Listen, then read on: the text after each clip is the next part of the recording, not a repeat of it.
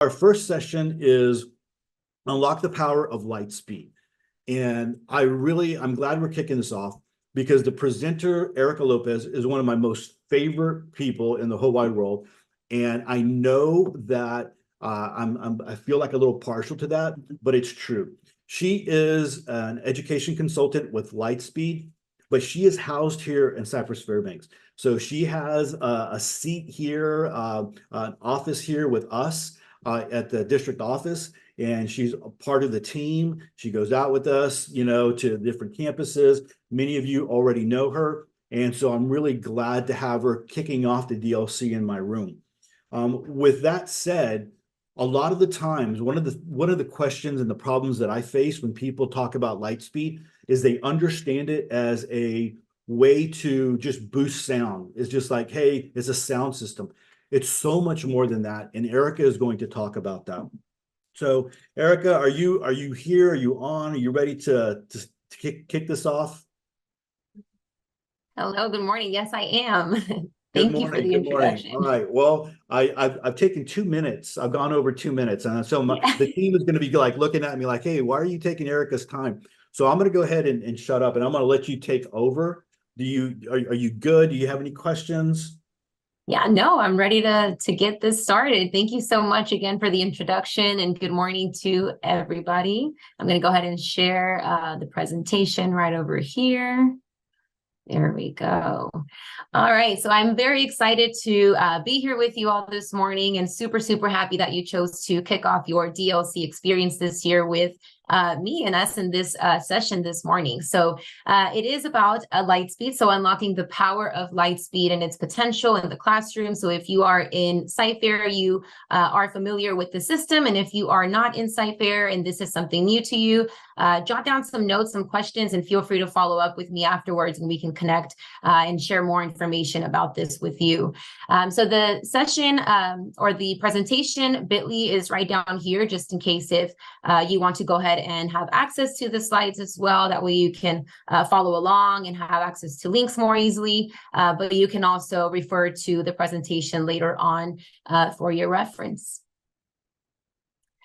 So as Todd said, we're going to get started first with the benefits of Lightspeed. So we are going to get to all the fun stuff and different ways that you can use the system, but I really, really do want to start with highlighting the significance of the instructional audio in the classroom. So why are these systems in the CyFair classrooms? Why is instructional audio such a great piece and tool to have in classrooms for all students?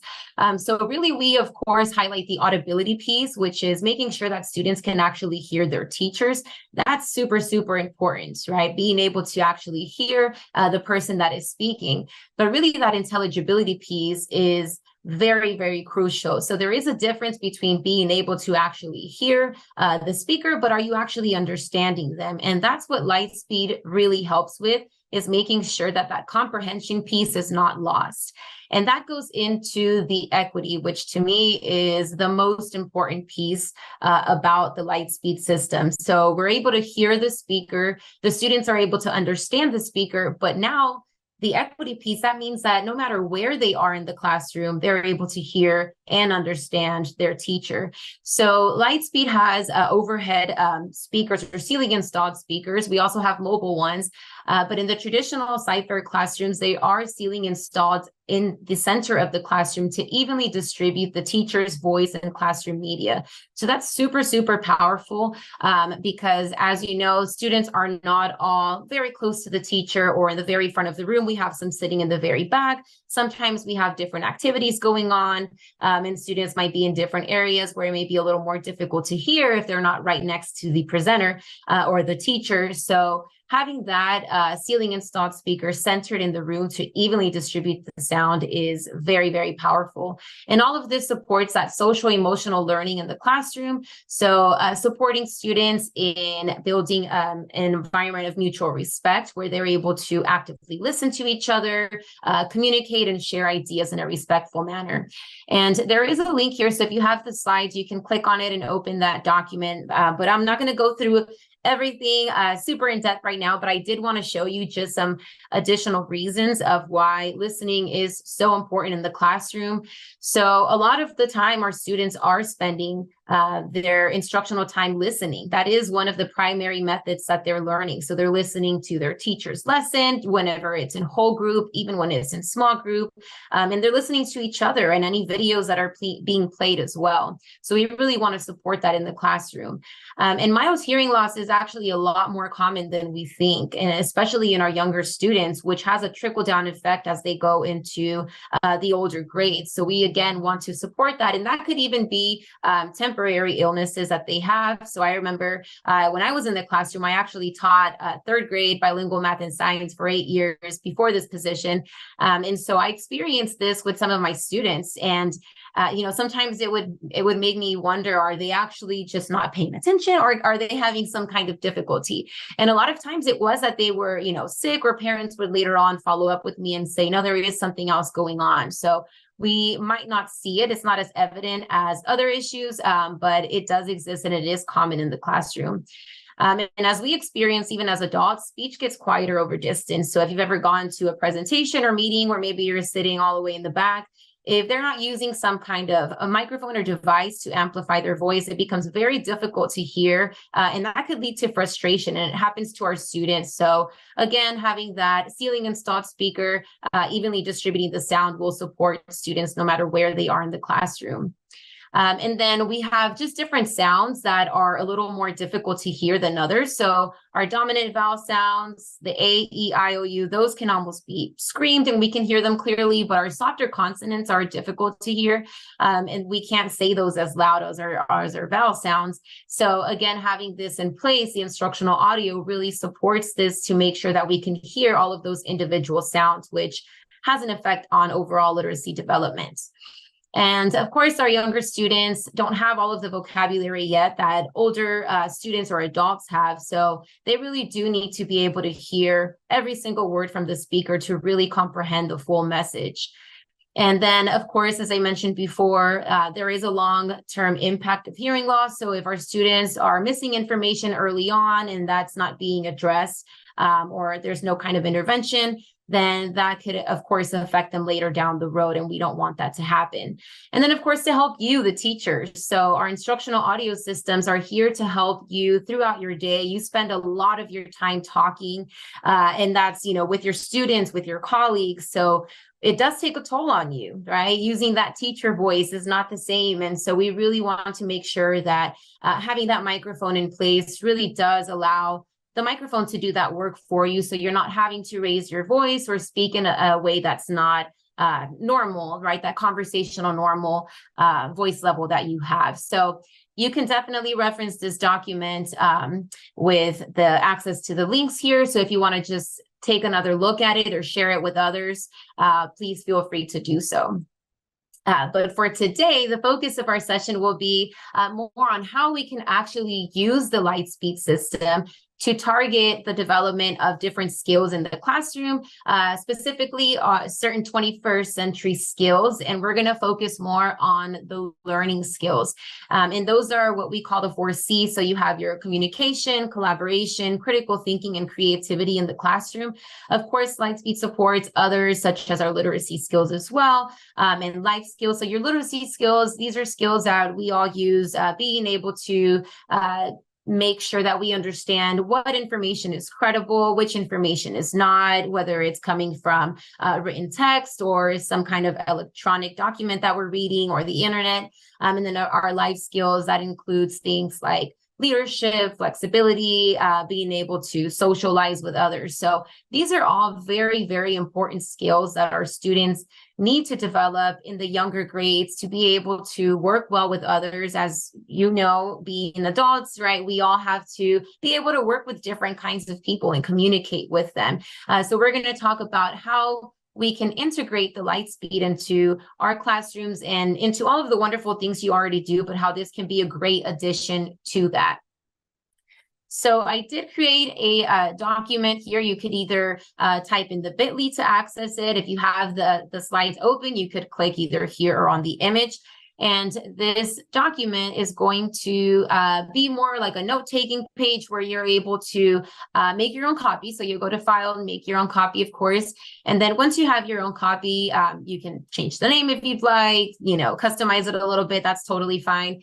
But the focus here is to help you be able to organize your thoughts as we're going through each of the different C's here. So we have communication, and the first row, collaboration, critical thinking, and creativity. In this first column, it'll be focusing on activities and strategies that you already implement in your classroom that involve this skill. So I am 100% sure that all of you already do some kind of activity in your classroom where you're having students communicate, where students are collaborating, where they're having to think critically and doing some kind of creative activity or work. But now we want to take it a step further and see how can we integrate Lightspeed now into these existing activities or into new activities that will help develop this skill even more. So as you're jotting down your notes, this is for your reference. I'm not going to make you share it with me or anybody. Of course, you're more than welcome to later on, with whoever you'd like.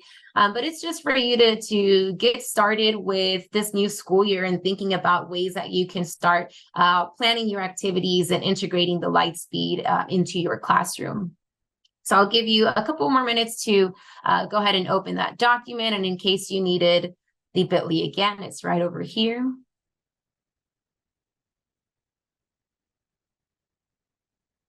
All righty. So I'm going to go ahead and get started with the communication piece.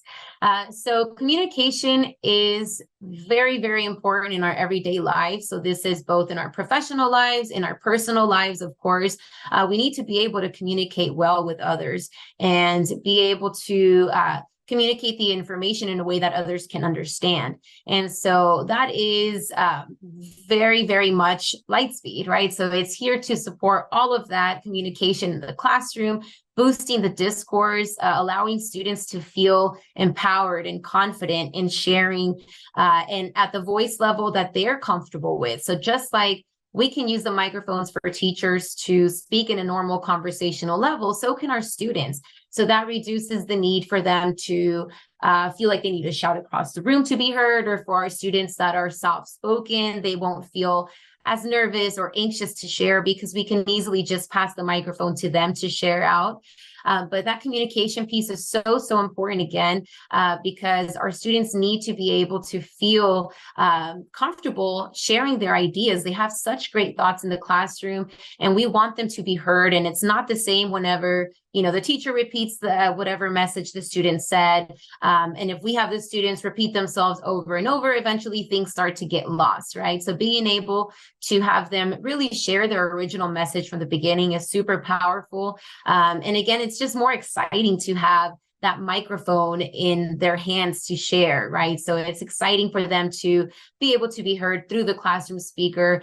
So we really want our students to have more of that communication in the classroom and be able to feel comfortable and confident. So some ways that we can use the microphones in the classroom are, of course, speaking to the whole class. So the microphones are called flex mics. So if you are in Lightspeed, or if you're new, or not in Lightspeed, sorry, if you are in CFISD and you have Lightspeed already in your classroom, or if you are new to the district, you'll have the Activate base in there that comes with 2 of these flex mics there. And so just with the simple push of a button, you're able to speak to the entire class. So that light up the top becomes blue whenever it's live to the classroom speaker.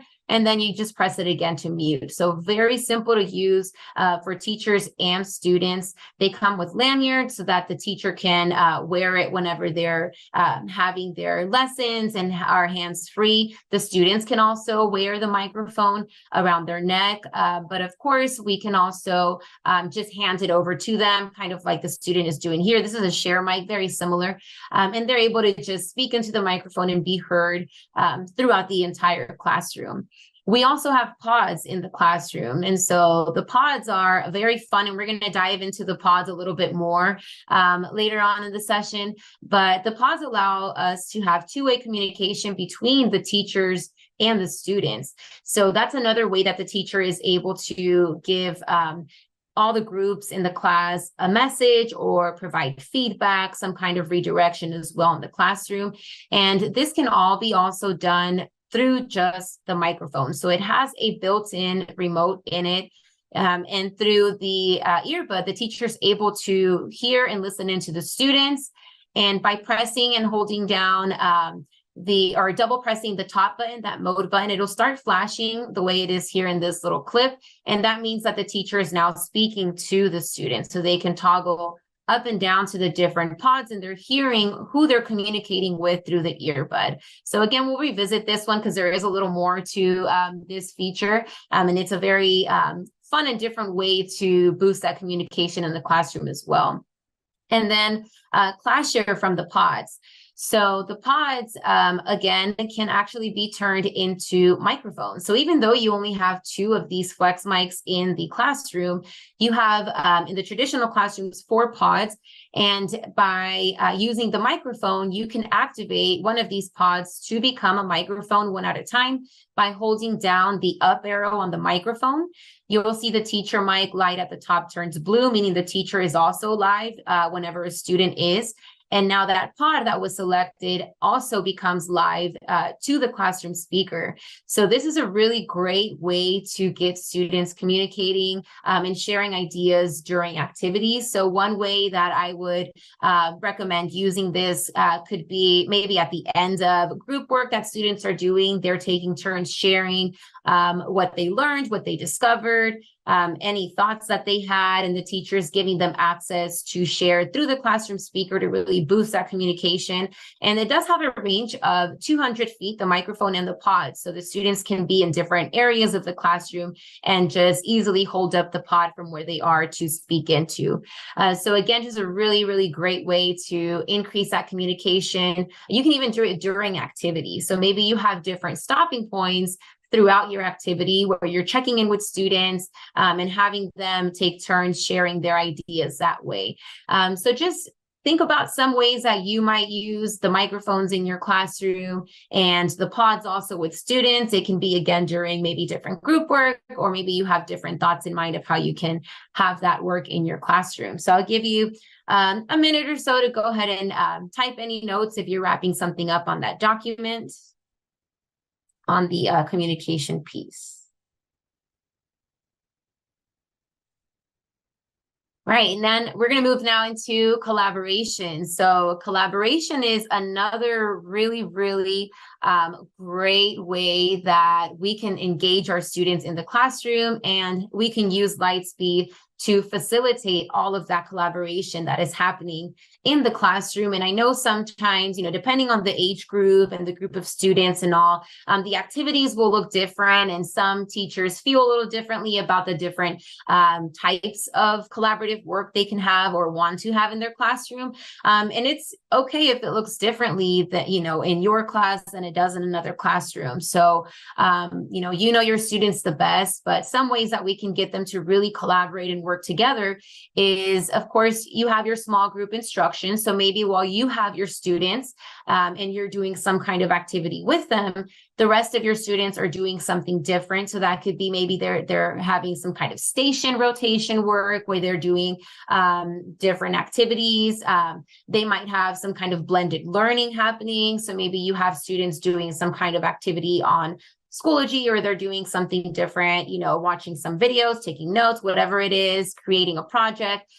So anything that really gets our students working together is super important, because again, we really want them to become familiar with how to, of course, communicate with others, but how to work with different personalities, right? And different learning styles, just as we do. And so starting from the very beginning and easing your way into different types of activities will really be a great way to boost this in your classroom. And then Lightspeed is there to, again, help you monitor that. So the pods, you can place them on different tables in the classroom. You can get creative and even put double-sided Velcro and even put them on the corners of the classroom. Maybe like if you're in secondary grades, You can have them take it out into the hallway. Of course, that depends, on your campus, if they allow that, or if I know I've been into many of your Cypher classrooms in campuses that have like those flex spaces outside in the hallway. That's another really great place that they can take a pod out there with them. And the teacher from inside is still able to monitor those conversations. So you're staying connected with those students, even though they aren't right next to you or right in front of you. Of course, hopefully it's a group you trust to be out there in the hallway, but you're able to tune in and listen into the learning that's happening in those authentic conversations. So as you know, students sometimes get a little different, right? Whenever we get closer to them, maybe they're doing some kind of activity and you're walking up to them to just listen in, and they might stop because they feel, shy, or maybe they don't want to say what they're saying because they feel like they're saying it incorrectly or whatever it may be.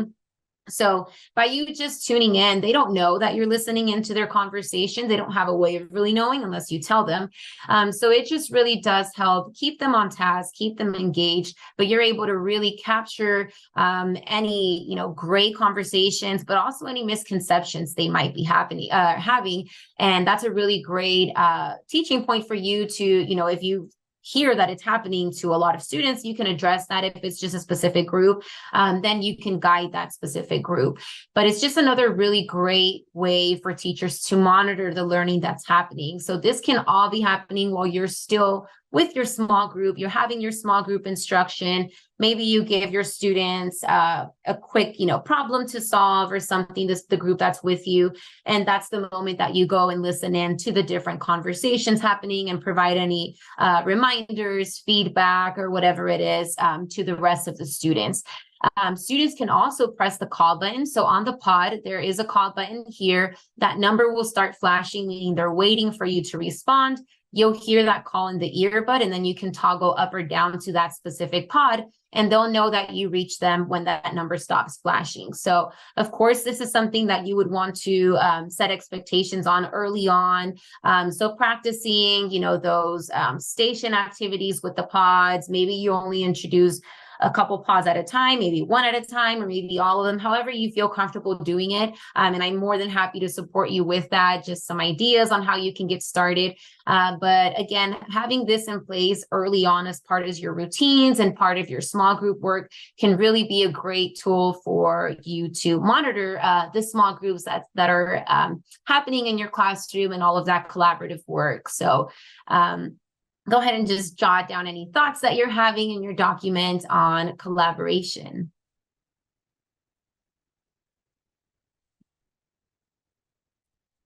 Okay, and then critical thinking is another super, super important one, of course. And it's one, as technology is becoming more and more, evident in the classrooms and in our everyday lives, we really want to continue challenging our students, of course, appropriately challenging them, nothing extremely rigorous where they become frustrated, but just the right amounts, right? And so we have so many tools now, so many wonderful tools that we could easily run to for help and answers, right?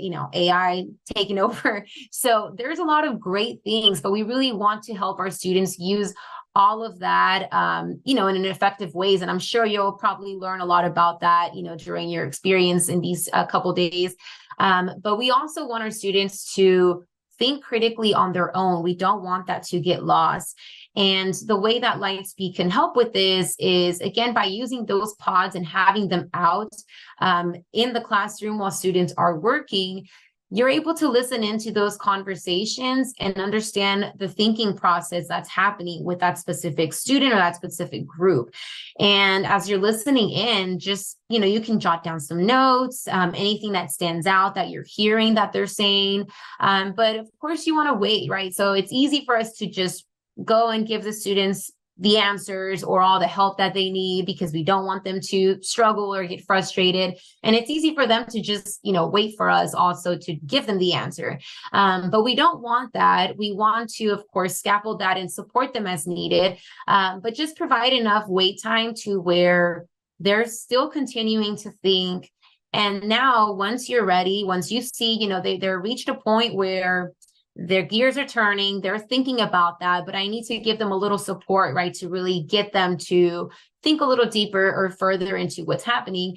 Now I'm going to go ahead and ask some questions. And this is where the type of question you ask can really depend on the activity that's happening in the classroom, the level of learning that's happening with that specific group. So as you know, in a classroom, you have all kinds of different learners. So you have your students who might just be really strong in something, but might need a little support in another area. And so this is where you can get creative in the type of questions that you ask that specific group. So it might be a simple, who, what, when, where, why type of question, again, depending on the activity, just to guide them in the right direction. But it could also be something a little deeper. So if you have a group that, that they're fast finishers and you're working, let's say, still with your small group, but you see that group from the corner of your eye, right? Or they're in the distance and looks like they're wrapping up, or maybe they let you know that they're finishing up an activity. Now from your microphone, you can easily let them know next steps or challenge them with a different question or a different task. So it could be maybe that they're doing some kind of science experiment or some kind of math word problem. And now you can ask them questions like, okay, so I see that, you discovered this. Now, what do you think would happen if we change this specific variable, right? Maybe it's this specific number in a problem, or what would happen if we add this extra step, right? And I'm not getting very specific because I want you to think about those, great questions. And again, it could vary depending on the content and the age group of the students. But just think of those questions that can really challenge your students to think a little deeper. You're still working with your small group. You're just communicating with that group quickly through the pod. Ask them that question, and then they're ready to roll, right? They're continuing with their work, but now they have something that's going to engage them, and they're thinking even further and even deeper. So we really want to provide and ask those super powerful questions that can really get our students thinking a lot more on their own, guiding them in the right direction, and not just, waiting or depending on all of the answers or all of the support right away. So this is something that, can take a little bit of practice, again, just like, getting to learn the system and how to use it. Asking the right questions can, of course, take a little time too, just depending on, how well your students from the beginning of the year. You start learning about them and, the way that they learn and their thinking process as you work with them more throughout the year. So this is something that, I feel very passionate about, is just that critical thinking piece. So just jot down any ideas that you have on your documents. And then Todd, if this is a place where you wanted to show anything, the code, I am ready. You got it. All right. So I'm going to go ahead, and I think I'm going to wind up taking over your share. So Okay. there we go. So guys, that is the code right there. We just ask that you don't put that into the chat. Write that down. It's really important that you have that for the attendance. There'll be a time where you're able to, at the end of the conference, there's forms that you'll be able to submit or not at the end of the conference, at the end of the day, submit your attendance. And you do it all at one time, right? So all the sessions that you attended, you do it all at one time. So write down that code. And so the thing is, like, we're kind of doing it right here, kind of in the middle of the session. Sometimes some of the presenters will do it at the beginning. Sometimes the presenters will do it at the end. So it's really, there's not a set time. So coming in and like, hey, has the code been shared or whatever, when you start at the beginning, who knows where it could be. So just want to kind of let everybody know that. People love what you're saying, Erica. There's 500 people watching right now. And so that's a lot of people listening about Lightspeed. I love what you're saying and how you're tying it into the 4 C's. I think it's really great. Awesome. Thank you. Yep, I'm going to leave this up for about 10 more seconds. And then, Erica, I think when I stop sharing, you're going to have to share again. Okay, sounds good. All right, so I'm going to go ahead and turn it back over to you. All righty. Perfect. Let me go ahead and share that back. Okay. All right, guys. So now we're here on creativity, and then with this one, and then moving forward, some of the things will be also kind of a little different. They might not all tie exactly into the 4Cs because this is our last C. So it'll be just some bonus things of how you can use the Lightspeed system in the classroom and some different features of it also.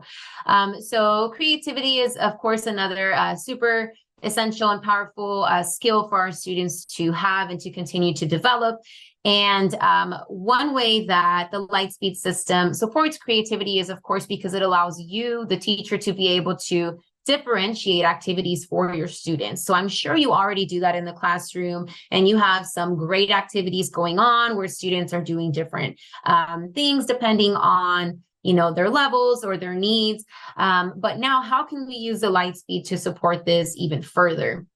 So one way that you can use that is, again, having those pods out in different areas. You're able to tune in and provide students specific directions. So maybe you're assigning different tasks through the microphone and the pods. That could be for different reasons. Again, it might be because you see that students are understanding things differently, and you need to now give one group a next step that is differently from the others.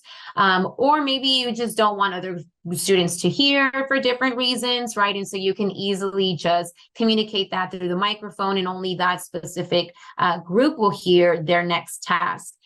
You can also, I didn't mention this earlier, but in the pods, they do have headphone ports.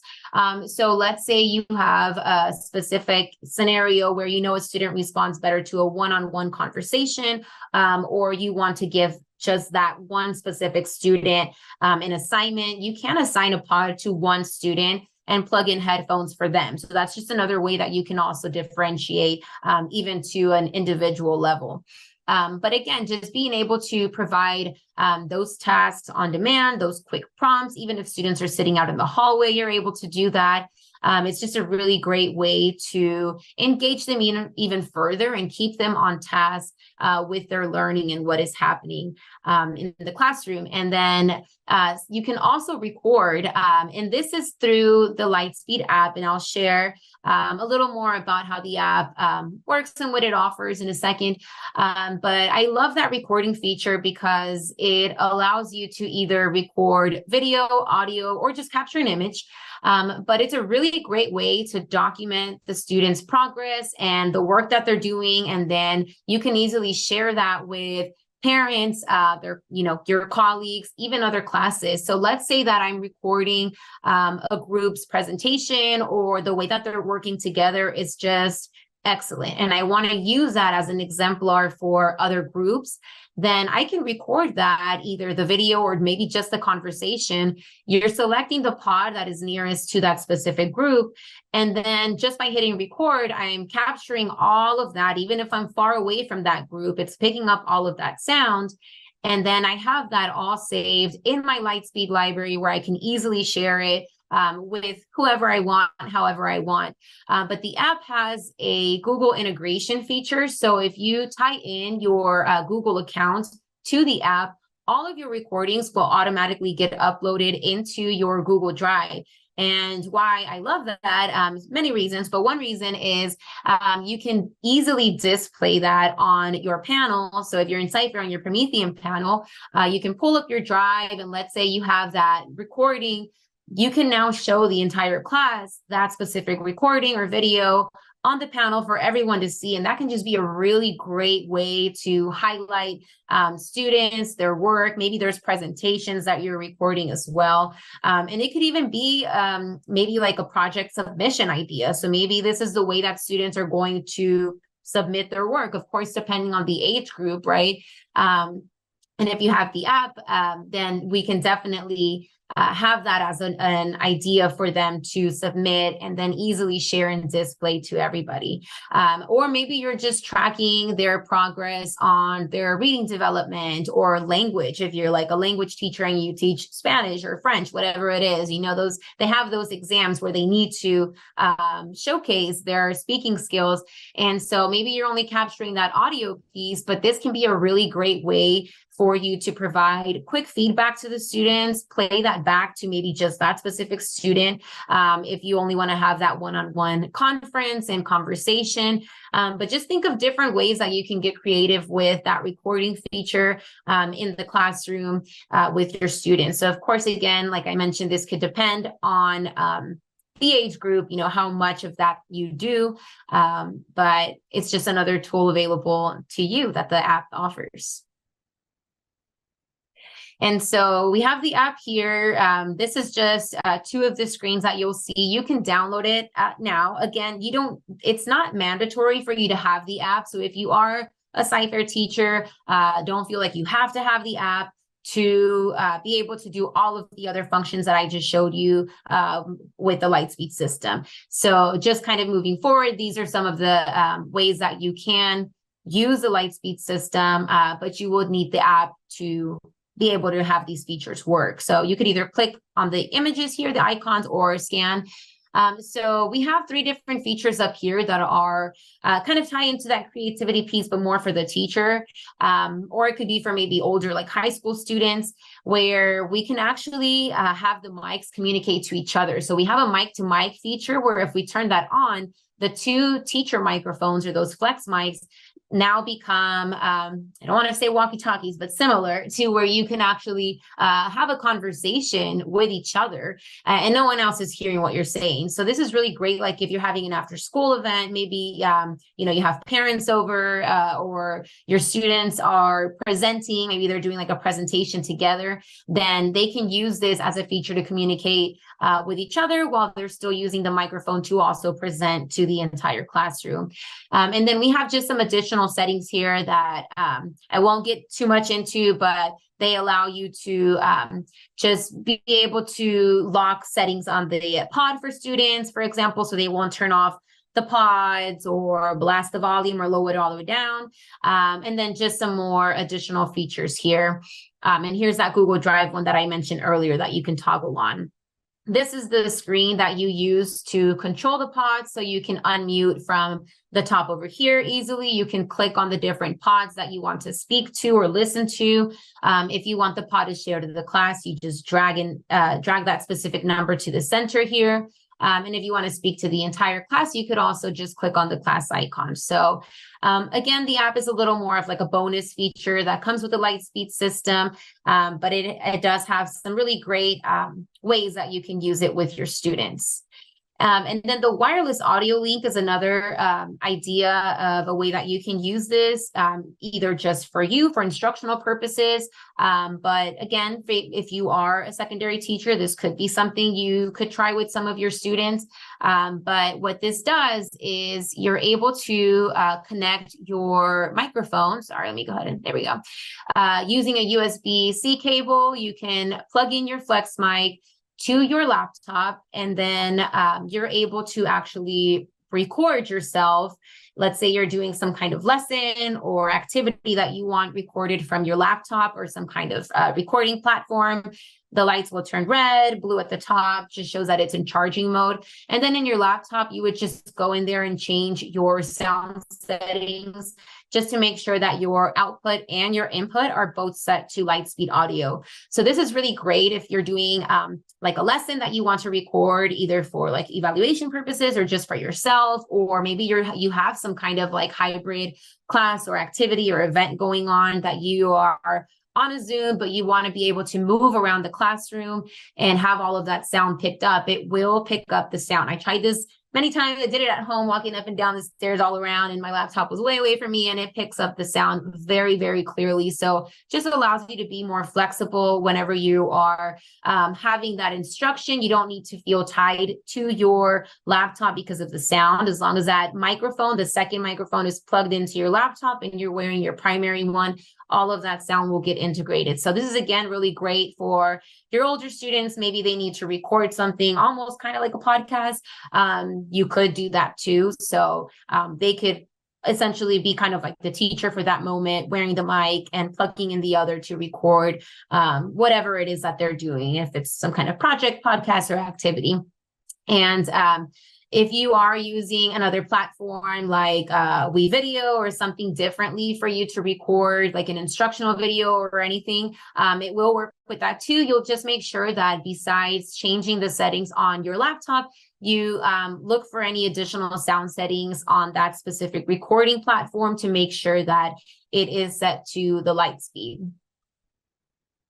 And then just some other ways that you can have this work with your classroom. Of course, the classroom media. So if you're already in CFISD, you know that this base plugs into your Promethean panel. You can hardwire it using an audio cable. So all of the sound from your panel, any videos that you're showing, are going to be played through the main classroom speaker. And that's really great because just the way that we want our students to hear our voices, equally, no matter where they are in the classroom, we also want them to have equal access to all the media that's being played in the classroom. So instead of blasting that, panel sound all the way up to where the poor students sitting closest to it are hearing it at a very high level, you can have it at an appropriate level, set to where it's evenly distributing the sound through that top speaker.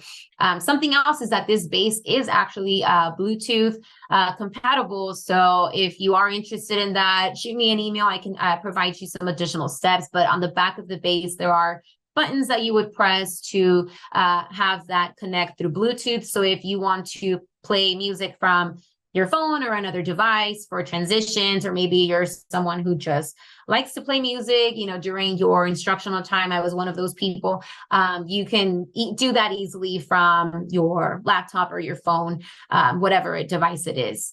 And then we also have the ability to integrate ALD, so any assistive listening devices. If you have students who do require one of those devices, like those microphones that you might wear for students who have like hearing aids, you can actually plug in their device to the back of the base as well using an audio cable and just wear your Lightspeed microphone. So not only are you supporting that specific student, but you're supporting all of your students. They're all able to hear you evenly throughout the classroom. And then something else is if you are someone who is in a larger space, so I don't know if we have any like auto shop teachers in here or any of you who might have a larger area, or if you're someone who presents in larger spaces, we do have the ability to link two of our mobile speakers together. So that way your voice is able to be evenly distributed as well in the classroom. So this could even be something, maybe if you have it at a campus level, some kind of event that I'd be happy to support you with as well. And so I know we still have a few minutes, so we have time to share some ideas and thoughts on Mentimeter. So this is just more for you to just learn from each other too. Maybe there's something that you thought of that you want other people to be able to have access to or to learn about. You can share it there. And then while you guys are getting in there, I'm going to look through and see if there's any questions. So you can click here on the link to access the Mentimeter. You can scan the QR code, or you can type in this code. And once you're in there, it could be something that maybe you jotted down on that Google Doc template or something completely differently. But it's here again, just to share any ideas that you have. So what are some ways that you plan on using your Lightspeed system this year? So did anything come to mind as we were going through the slides? Are there any activities that come to mind? If there's anything, maybe it doesn't answer this question that great, that's fine, but you have a great idea that you want to share, go ahead and share it on here for others to see. So I'll give us a couple minutes for that. And then let me look through our questions. Okay, so I did see some people said questions, some problems with students being able to hear this past year. Okay, so if your students had problems hearing you this past year using the Lightspeed system, let me know. It could be that there's something going on with the system itself that we can address. If they did have problems without you using the system, then hopefully now using it can support that. What grade levels is Lightspeed recommended for primary? So Lightspeed is recommended for all grades. And I'm going through the questions in the chat, so feel free to interrupt if there's something else you wanted me to address, Todd. But yeah, so Lightspeed is for all ages, all grade levels, the way that you use it can depend greatly on that specific age. So it might look a little differently the way you use it in high school than you might with pre-K, but you can definitely use it for all students. And I'd be happy again to go and work with you to model any ways that you can use that. It's again just setting those expectations early on and getting our students familiar with the system. Can the recording be downloaded and submitted, uploaded as a file to our appraiser for our end of year conferences? If so, what format does it show up as? Yeah, so the recording would be an MP4 file. So as long as you have that saved and downloaded in that same file, you can upload it that way. There are, different websites where you can record and download in different ways if that's an easier format for you. But that should be the way that it would come through. So yeah, and I love that. And that'd be really great for you to share with your appraisers. And a lot of, the 4 C's and all of that ties into T-test or a CF test, the way, Cypher calls it. And so you're able to target a lot of domains and dimensions by using your Lightspeed as well. The app right now cannot be downloaded on the Chromebooks. Let me see. So I know it can be downloaded to the iPads. If it shows as an application on the Chromebook, then it should. Todd, have you seen on the teacher laptops if that'll come up as an app there? I have not, but that's something that we can look into. Yes. Yeah. Okay. Because I hadn't either, but I mean, I don't know if anything's changed since then, but I know on the iPads it does work. It's not a web-based app at the moment, unfortunately, so it would need to be downloaded and installed to work that way. And then can you use the wireless audio link with one microphone? So you would need at least 2 microphones to be able to have the wireless audio link work, so that you have one that is connected to your laptop that's basically picking up all of the audio from the other microphone that you're wearing. Great questions, guys. And I love that we're sharing out lots of great responses here. Continue sharing that, and you should have access to see what other people are saying through here. I won't have time to go through everyone's right now, but I love, a lot of the different thoughts going here on the small groups. Structured literacy, I love that one too. Awesome. And student presentations.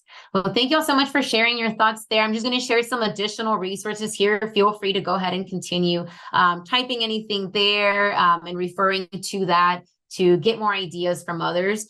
So these are just some quick resources. We have a Lightspeed Schoology group. So this is the group code. It's not a course, it's a group that you can join if you are in Cypher.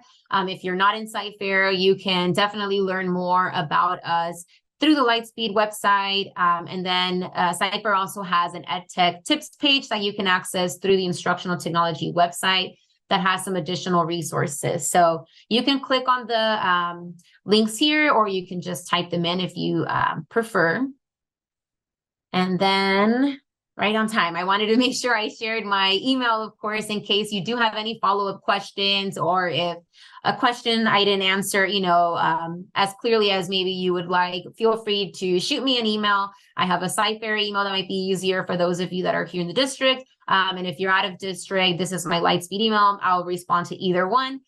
So feel free to definitely shoot me an email, any thoughts, ideas, questions that you have, or if you want me to go and support you with any training or starting to use the system, I'd be more than happy to. So I'm just really, really happy that I was able to spend this morning with you guys. And thank you for participating and sharing your thoughts there on that Menti.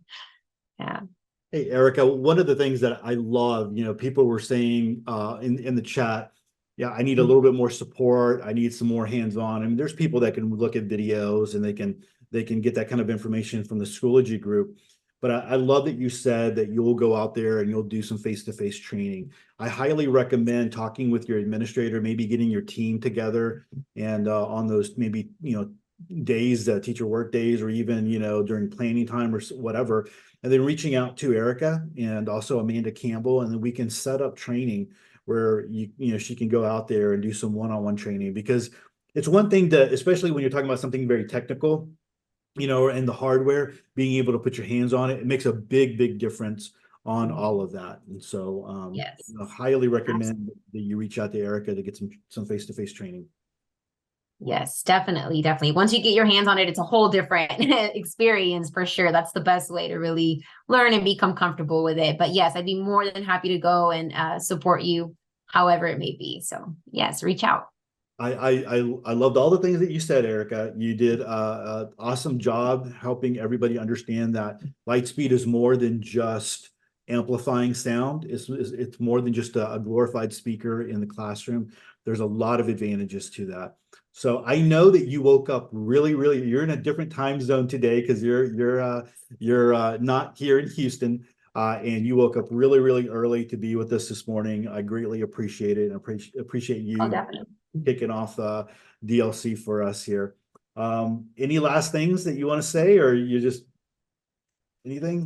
No, again, just thank you so much. And again, don't be afraid to reach out for whatever it is, any question, any support. I am here, more than happy to help, whether you're in district out, wherever you are, more than happy to help with, supporting you with this journey. And I wish you all a very happy 2 days of learning on the DLC, such a great event. And Todd, thank you again for that introduction. You're wonderful too to work with. So just really happy to have been here and to have started this experience with all of you. So yeah, just wish you all a great 2 days of learning.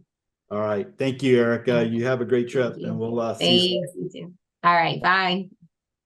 Well, everyone, we're getting ready to go into our break, right? Where you can, run to the restroom, get something to drink, get something to eat, all that good stuff. I know things came up about, what can we do if maybe the presenter said something that we didn't quite catch. You can always rewind the video, right? As I'm doing right now, you can always rewind it and listen to it again. You can go and listen to it at fast speed, whatever. If you click the live right next to the speaker on the YouTube, it'll go to where you are in the actual presentation. So I'm going to go ahead and pause it right here, but you can go ahead and do that and get that kind of information. All right, guys. So we're going to go ahead. We have a video that we will play during the break, and then we'll come on just a few minutes before to get into our next session. All right. So thanks so much, and we will see you really soon. Our 9 o'clock session is with Rachel Hoffpauer. She's going to be talking about Google Slides and Canva in the primary classroom. Rachel is a mom and a A&M graduate. She's a CFISD kindergarten teacher. She is a proud Walker Wildcat, and so we're really excited to have her. Rachel, are you there? Are you coming on? I want to ask you, can we do Google Slides and Canva in the primary classroom? Is that even possible? It is. It's really possible. I do it every single day.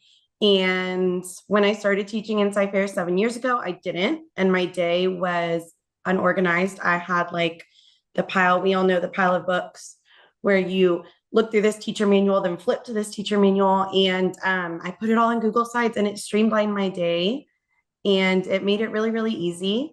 And it kind of takes those paper plans and puts them onto the beautiful Promethean board that we have in our room.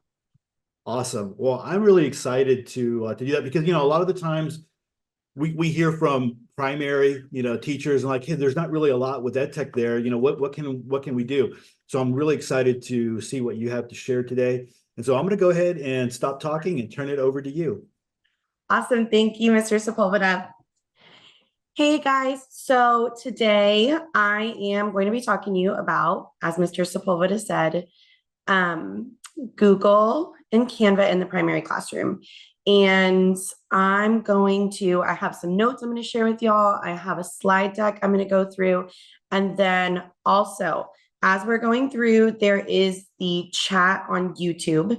I have a few questions I'm going to answer. And if you have questions for me, of course, put them in the chat. And let's get going. So let me screen share. Sorry, guys, I'm going to be honest with y'all. This is my first presentation. So y'all are my first group. So I'm going to screen share with you.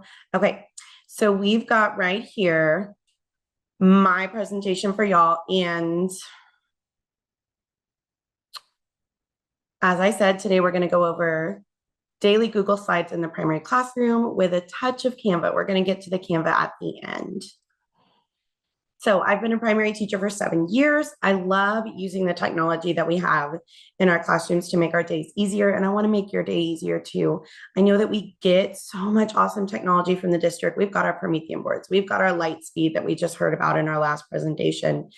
And then you can access Google with a teacher account. You can access Canva with a teacher account. And all of these are things that are provided to us. But if we don't know how to use them, especially in a primary classroom with our babies, it's kind of hard. You've got this giant board that you don't know what to do with. So I want to help you know what to do with it. Today, we're going to go through and see a sample slide deck. We're going to talk about where you can find a template. We're going to go through what a day looks like in slides. We're going to talk about copying and editing slides for the future days. And then we have some extra things that I added on the end if we have time for those. So let's see. So this, and actually really quickly, Mr. Sepulveda, if we want to go ahead and put up the code for attendance. And guys, if you can hop in the chat on YouTube and tell me if you've used slides before in your classroom, if you've never used slides before in your classroom, if this is something you already do and you want me to kind of give you some more tools for it, let me know, and let's do our attendance real quick.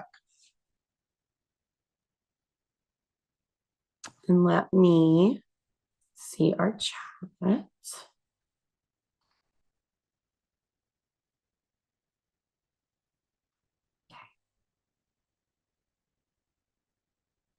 So let's see.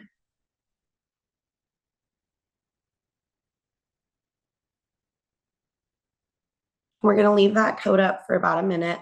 Y'all already know how to do the attendance code and everything.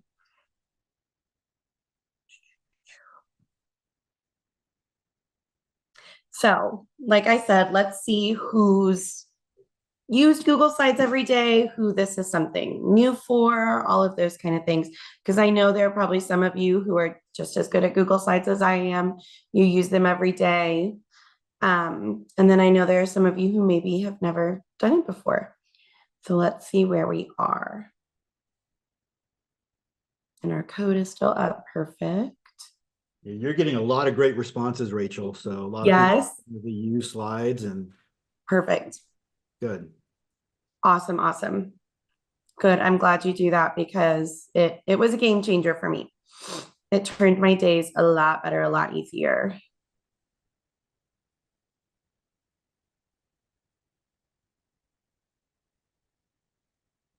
All righty, friends. All right. When I remove the code, you're going to have to share again. Okay, that's fine. Okay. Are you ready to go? Yes, let's go. Okay, guys. So I'm going to share with you again. And since a lot of us have already used slides before, I'm going to be a little quick in the beginning and we're going to dig into some stuff that's new and different. So finding and using a template. This that you're looking at right now is a Google template, this beautiful aqua and yellow and all of that. So the template for the slide deck that I'm using right now is from Google. When you open Google to do a brand new slide deck, it gives you options of templates. And before I forget, y'all are going to get notes at the end. Mr. Sepulveda is going to give us, let me move this. It's going to give us the link at the end for the notes. And this is what your notes are going to look like. So you are going to have a link to a video that shows you your basics of Google. You're going to have how to start a new slide deck, how to find slide decks on Teachers Pay Teachers, how to upload Google Docs or Google Slides into Canva, and then how to add GIFs and images and how to make a copy of it. So if you already know all of this, great. If you don't worry about taking a bunch of notes. You are going to get notes at the end that are going to be step-by-steps of everything I'm talking about. So let's get back to our slide deck. There it is. Okie dokie. So when you open a brand new one, you can get a template through Google. I'm going to show you that really quickly. Sorry, guys, I'm a little rusty on Zoom. I was so good at this during the pandemic. I was awesome at it. And I'm a little rusty on it. Okay, so you're going to open your Google Drive. You're going to click New. You're going to go to your Google Slides. And we're going to see right here, it's going to pop up. Do you see these right here? These are all your themes. So you can pick any of those as your slide deck template if you want. This is the one I was using on my slide deck for today. The other thing you can do is you can go, where are we? There we are. You can go through TPT and look on Teachers Pay Teachers for some slide decks too. My one for last year was a TPT slide deck, and you can find free ones, you can find purchase ones, whatever you think. And then they'll give you a pre-populated slide deck with backgrounds and text boxes and all kinds of stuff. And you just kind of pick from their slide deck, but you can go either way. So we are going to look at what a day in my classroom on a slide deck looks like.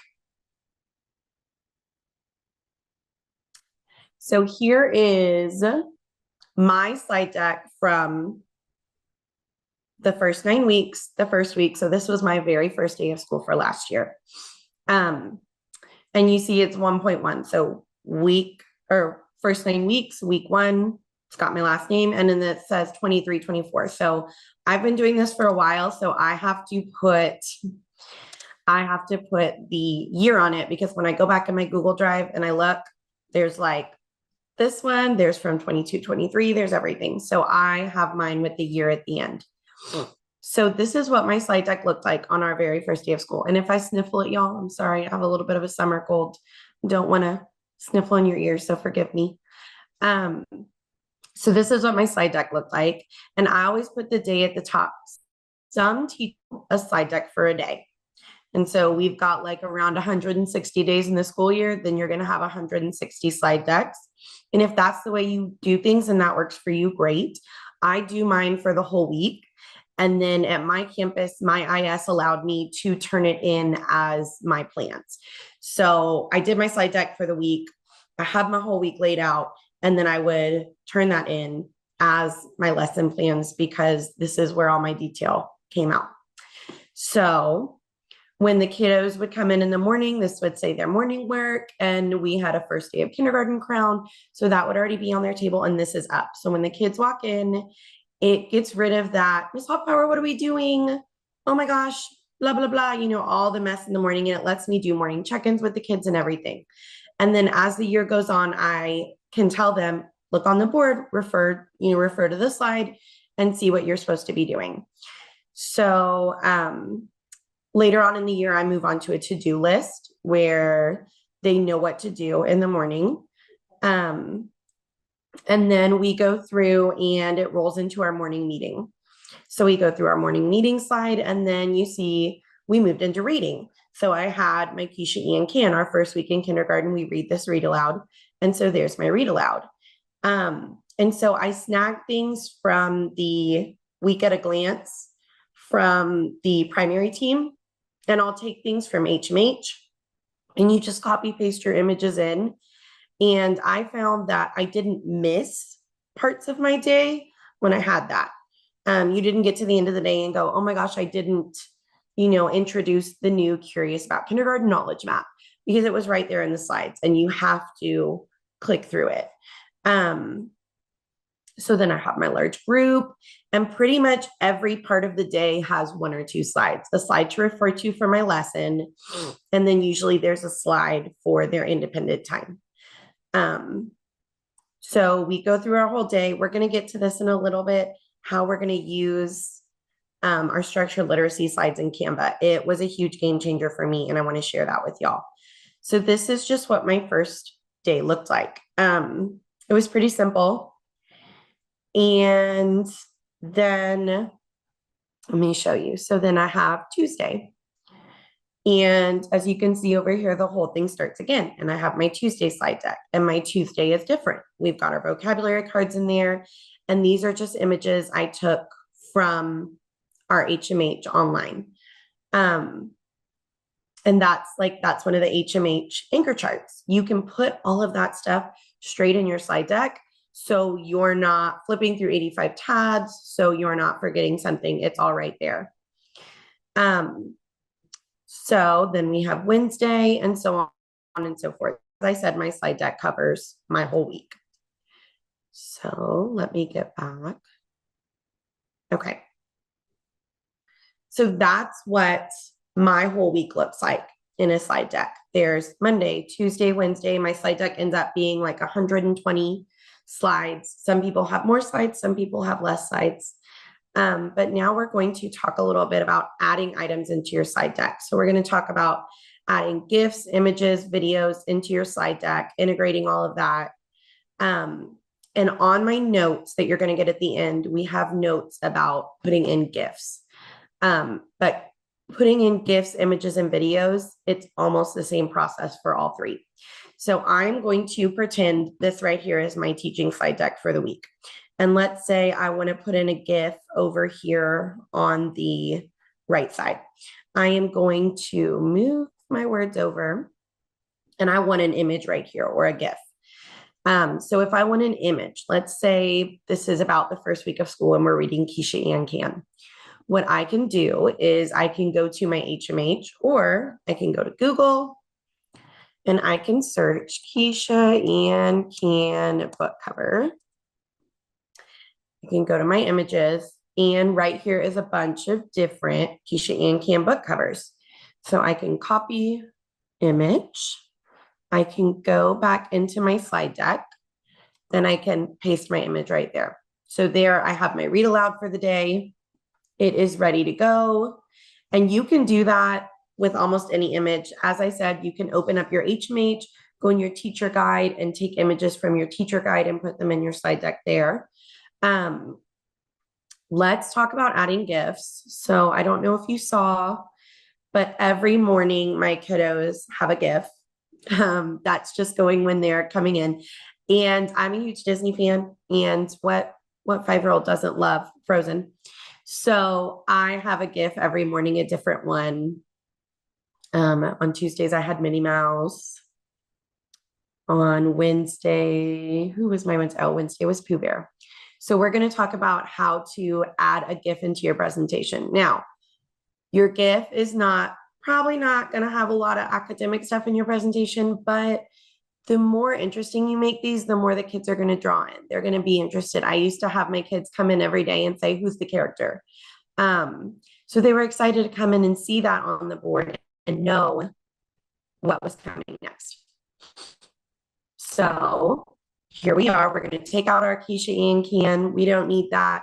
We're trying to add a GIF. So this, sorry, all my videos lagging a little bit. Okay. So this is directly in the notes, how to add a GIF. And we're going to go through it. Insert. You're going to go to image. Hold on. Mr. Sepulveda, am I frozen or am I going? Because I'm frozen on my screen. You're frozen on the video, but your audio is not. You might want to turn off your video just for a little bit. Okay, let's do that. Catches up on you, and then they can still see the presentation, what you're doing.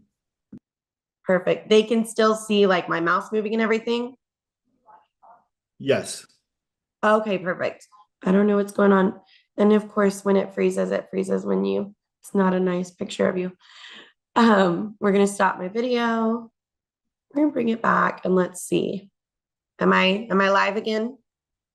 You're live, but while you're presenting, you can turn off your video and then just show the slides. It's up to you.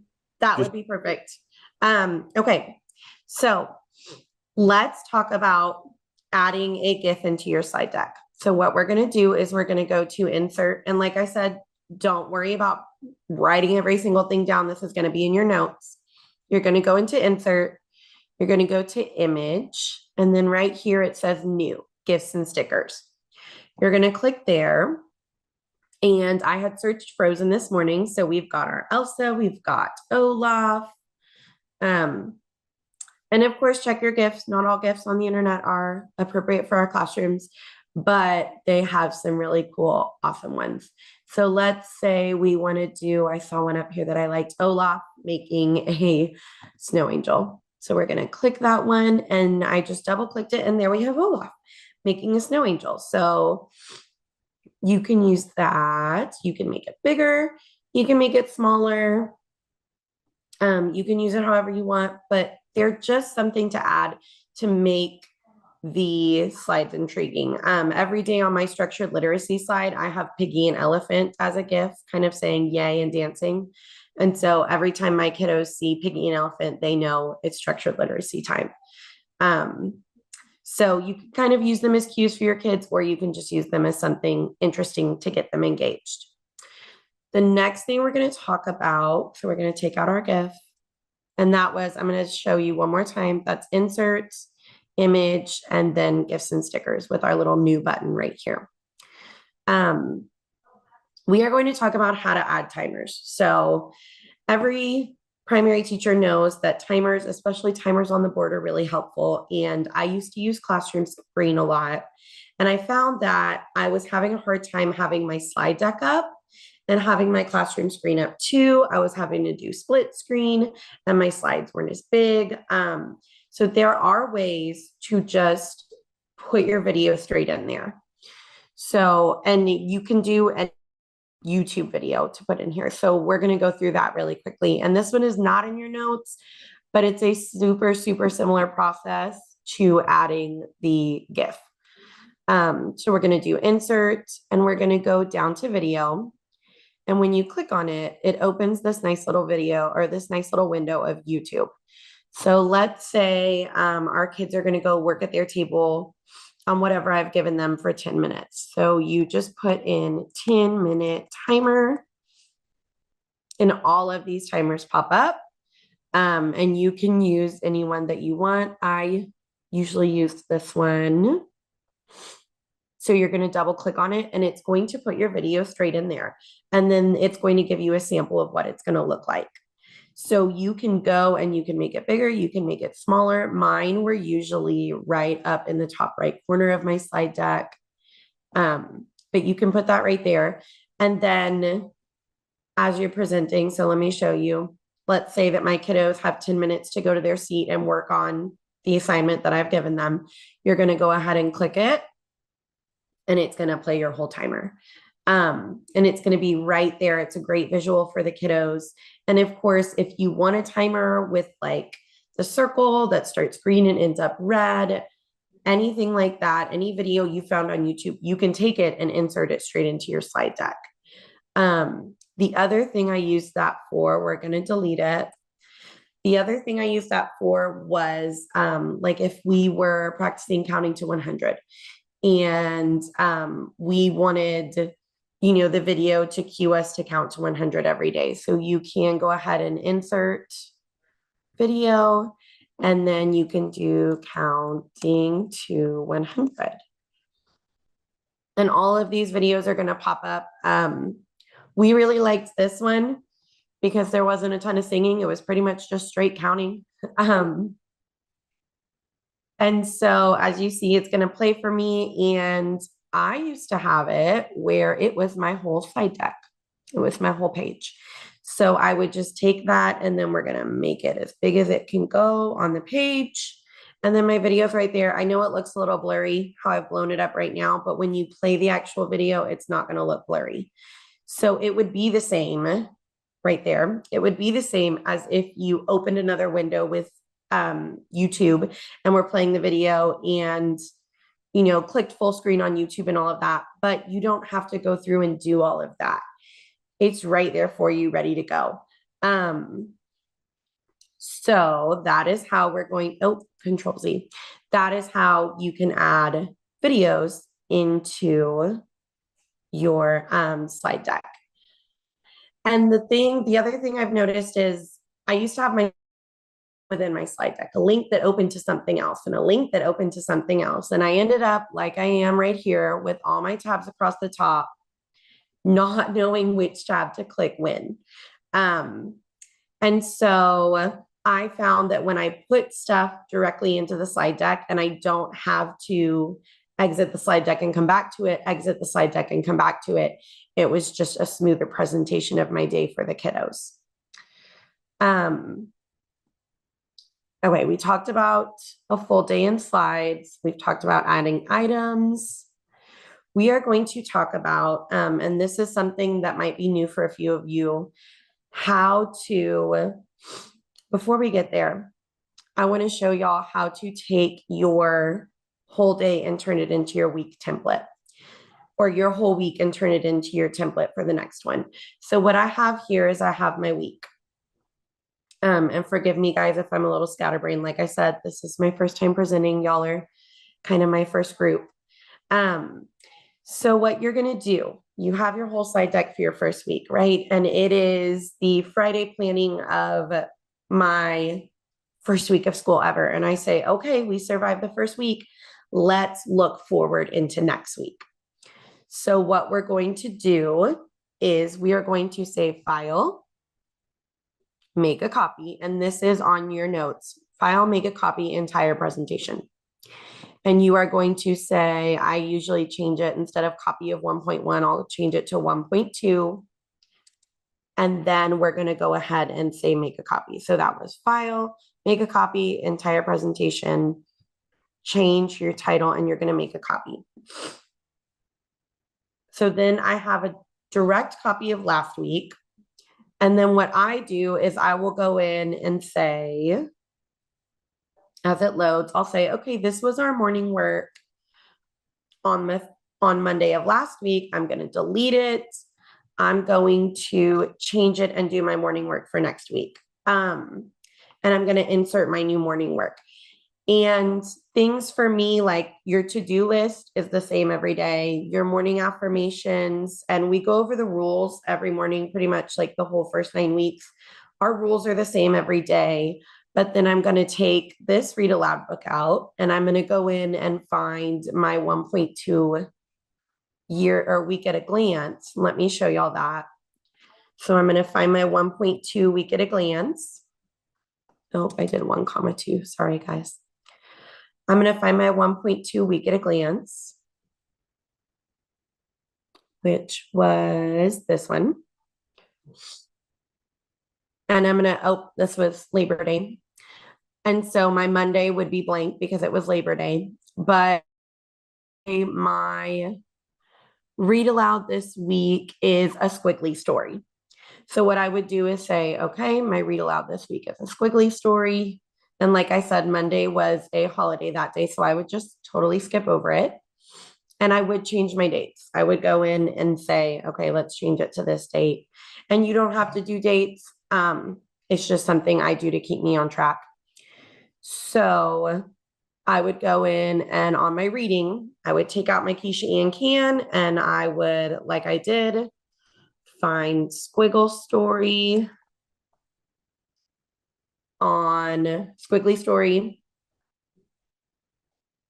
And I would copy my image and I would go ahead and put it in my slide deck. So then I know what to do. It's ready to go. And when this slide comes up, I know, okay, grab my book, get to going. It cut out me referring to my schedule and referring to a bunch of paper and just kind of let me present from my day and just roll through.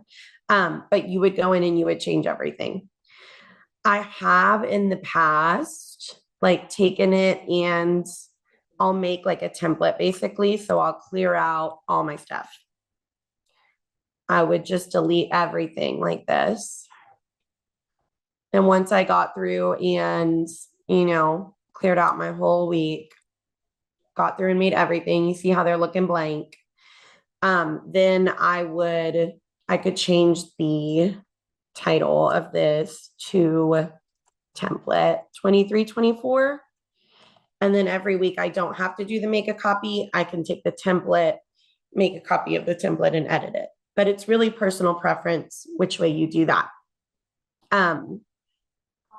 So now we're going to talk about the HMH structured literacy slides and putting them in Canva. So when we get our HMH slides, from, sorry guys, when we get our HMH slides from the district, they are right here on our week at a glance. So my team links them in our week at a glance lesson plans. So we've got them right here, lesson 6 slides. So I would click on it, make a copy, and these are the awesome slides that we teach for our structured literacy time. And as it loads, okay, here it is. There are some things that when we try to do them on the board, like letting the kids interact with it on your Promethean board, there are some things that don't work well in Google.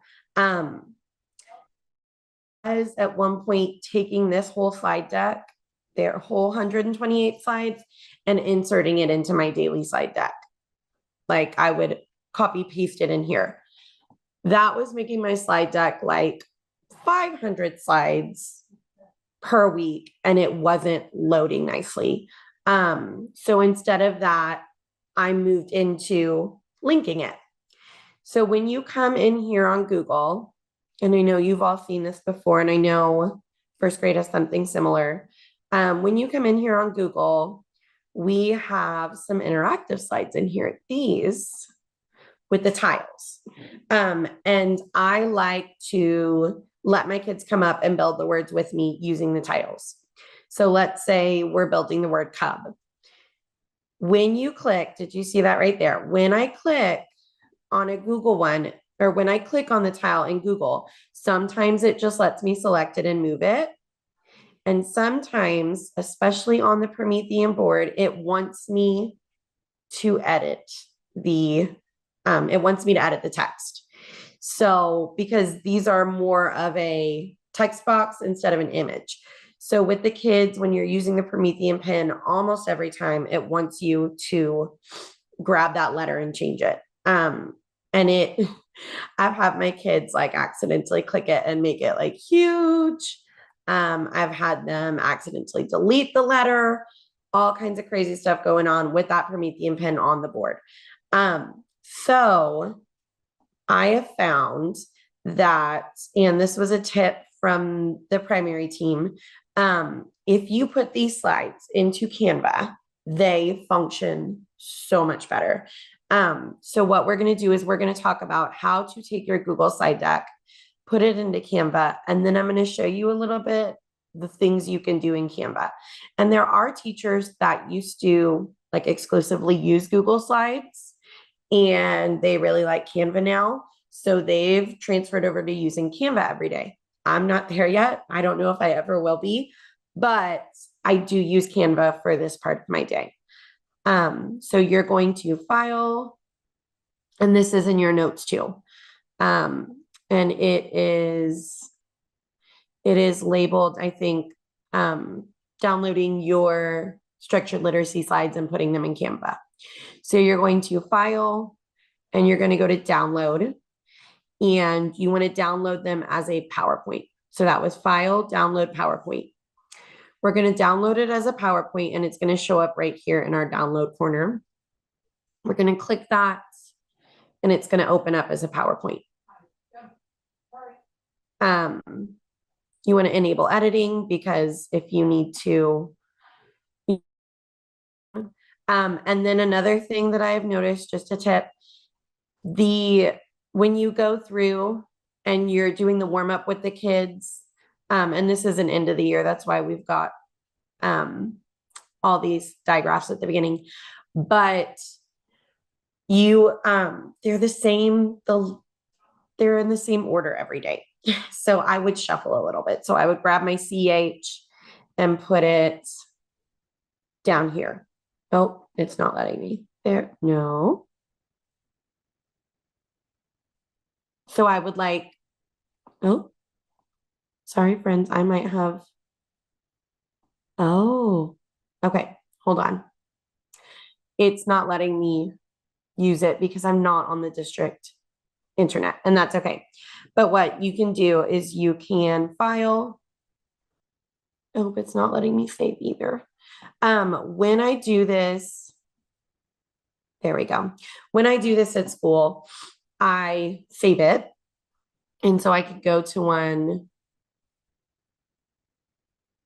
That's it. We can't get in. I can't get into my account right now. Okay. Sorry guys about that. But what you would do is, like I said, you would download it as a PowerPoint. And then I'm sure I have some over here. You're going to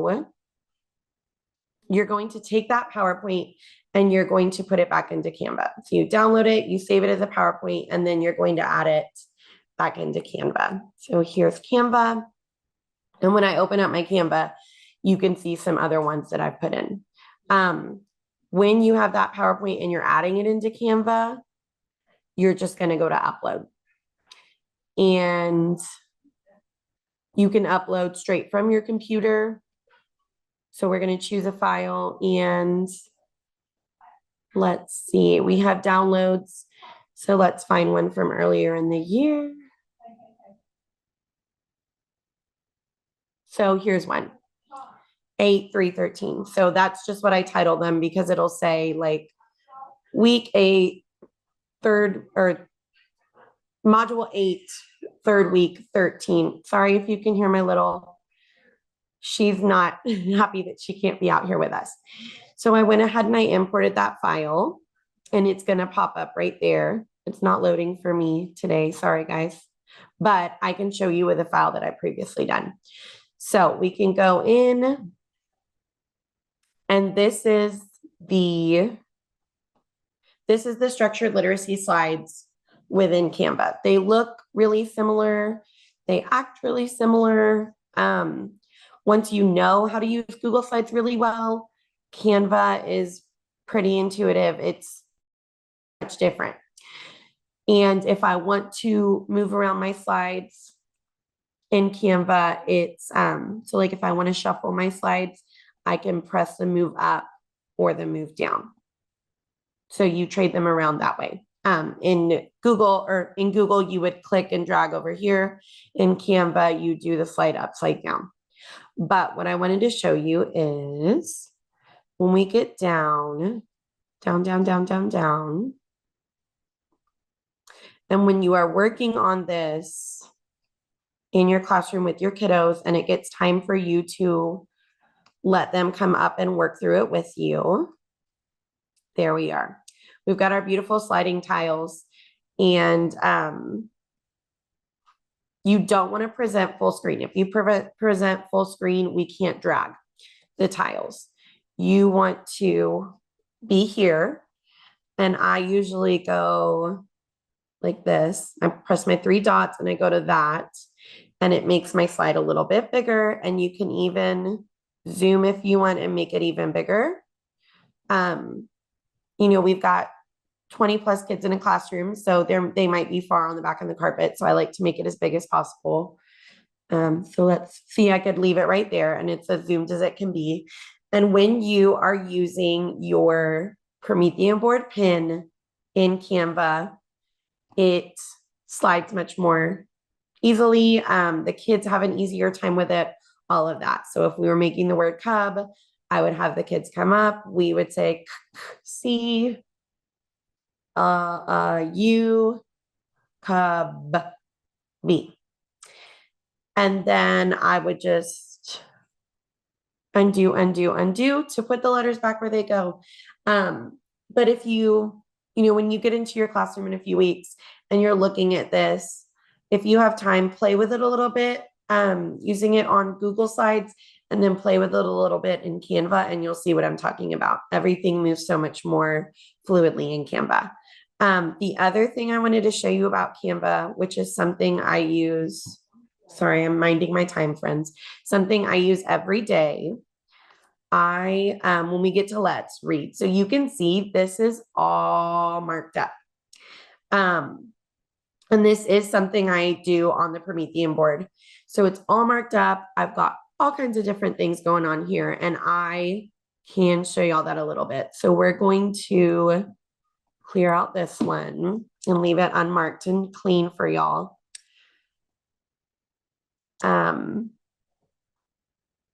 So when you get and I know y'all have taught this before, when you get the slide, there's no marks on it. It's just nice. So what we're going to do is I'm going to show you how to use markups on, or how to mark up on, we're just going to control. Okay. That's enough of it. I'm going to show you how to mark up your stuff on Canva. So you've got your slides up, you're going through with your kids and you want to read this slide with them. You can click draw and it brings up pen, marker, highlighter, all of this good stuff. So let's say I wanted to talk to my kids. I believe this week we were talking about U consonant E was the pattern we were going over. So I can click my highlighter, and then when I click here, I can pick whichever color I want. I usually use the highlighter because you can see through it. It's more of a transparent.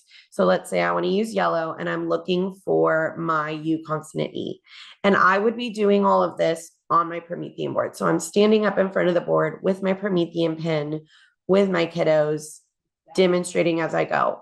Also, after you've done it a few times, you can invite kiddos up to come and do it for you. So I'm looking for U consonant E. So we would talk about, here it is in cute, U consonant E. We would go over to use. We see U consonant E. And then let's say I wanted to find some sight words with my kiddos. I can change it to, and you can do, your spelling pattern can always be yellow. Your sight words can always be blue.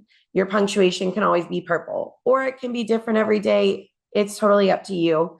I found that if I had done sight words in blue for like 3 days in a row, and then I did sight words in green, my class was like, no, sight words are blue. What are you doing? But so I is a sight word, and we can highlight our sight word. Have is a sight word.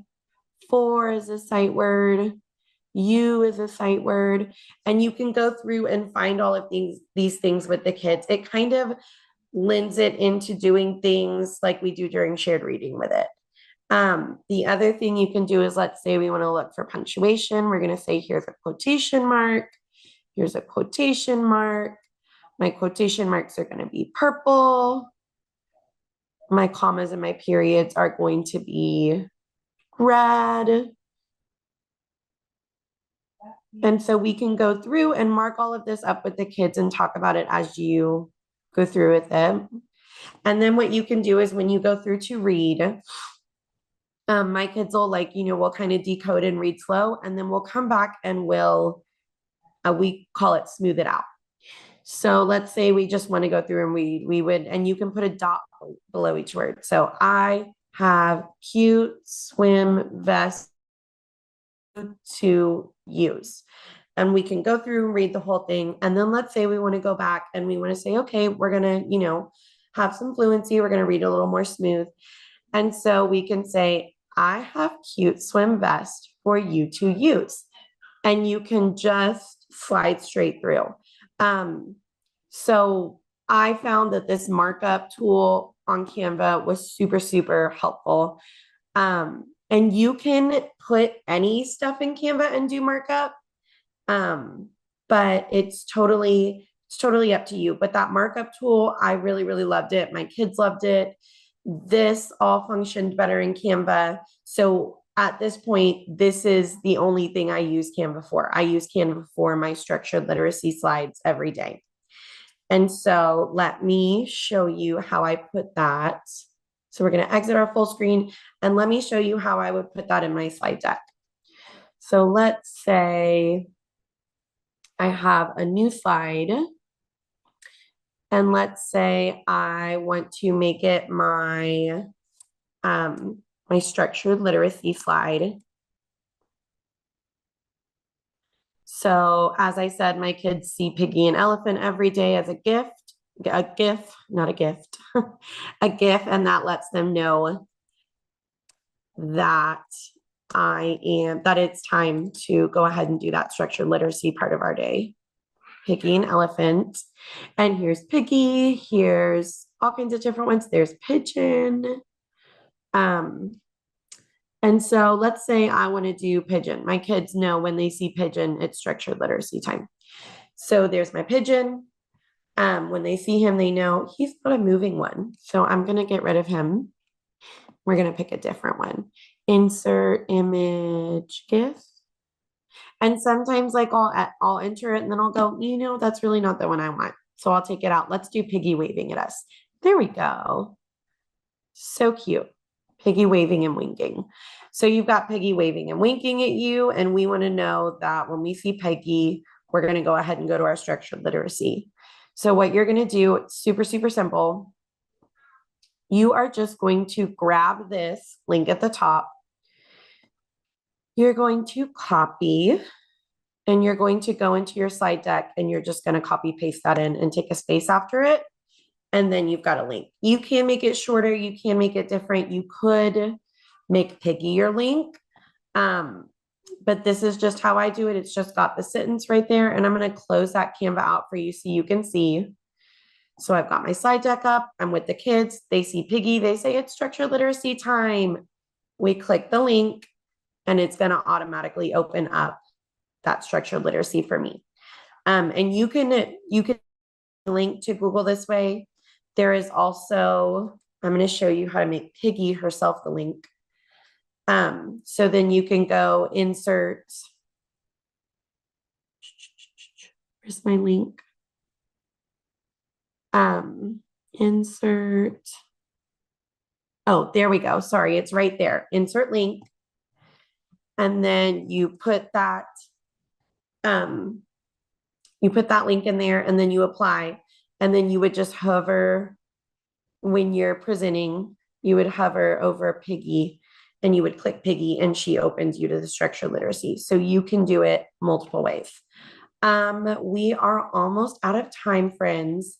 If you have any questions that you want to put in the chat,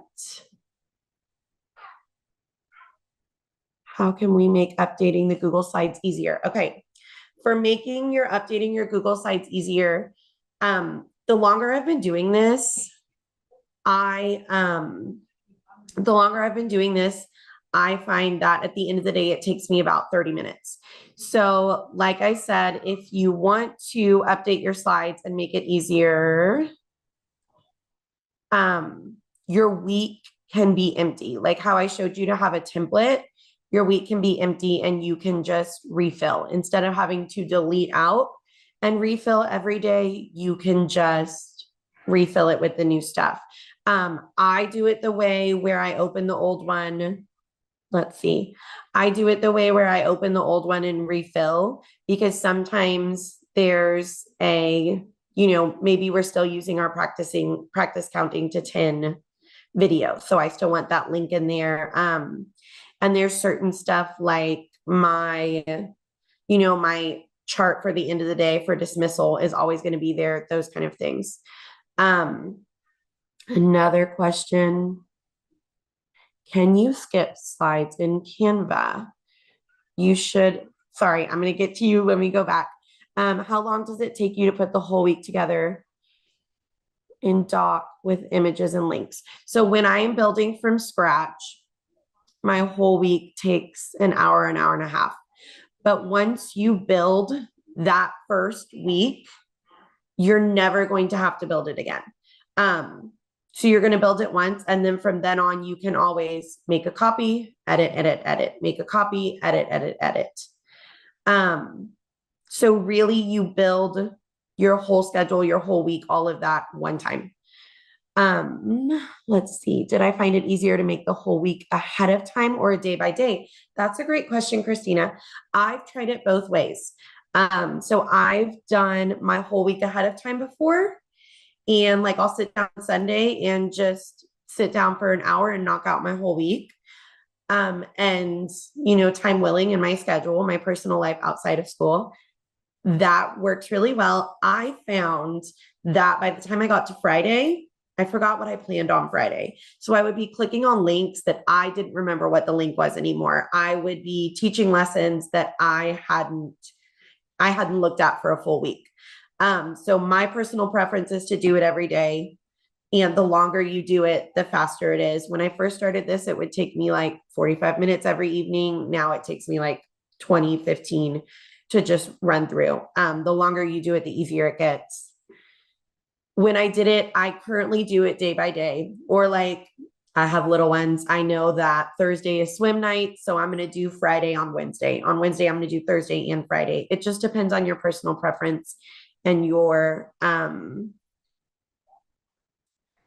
it depends on your personal preference, and it depends on your schedule in your life. And then do you do a table of contents for each day? It helps you go to the day immediately. You can. The other thing you can do that I've done before is, as I go through the week, I'll take all the Monday slides and bump them to the end. So my Tuesday becomes the beginning. I can show you that really quickly. So when I'm done with Monday, let's say it's Monday afternoon, my kiddos went home. I'm going to go through and click my Mondays,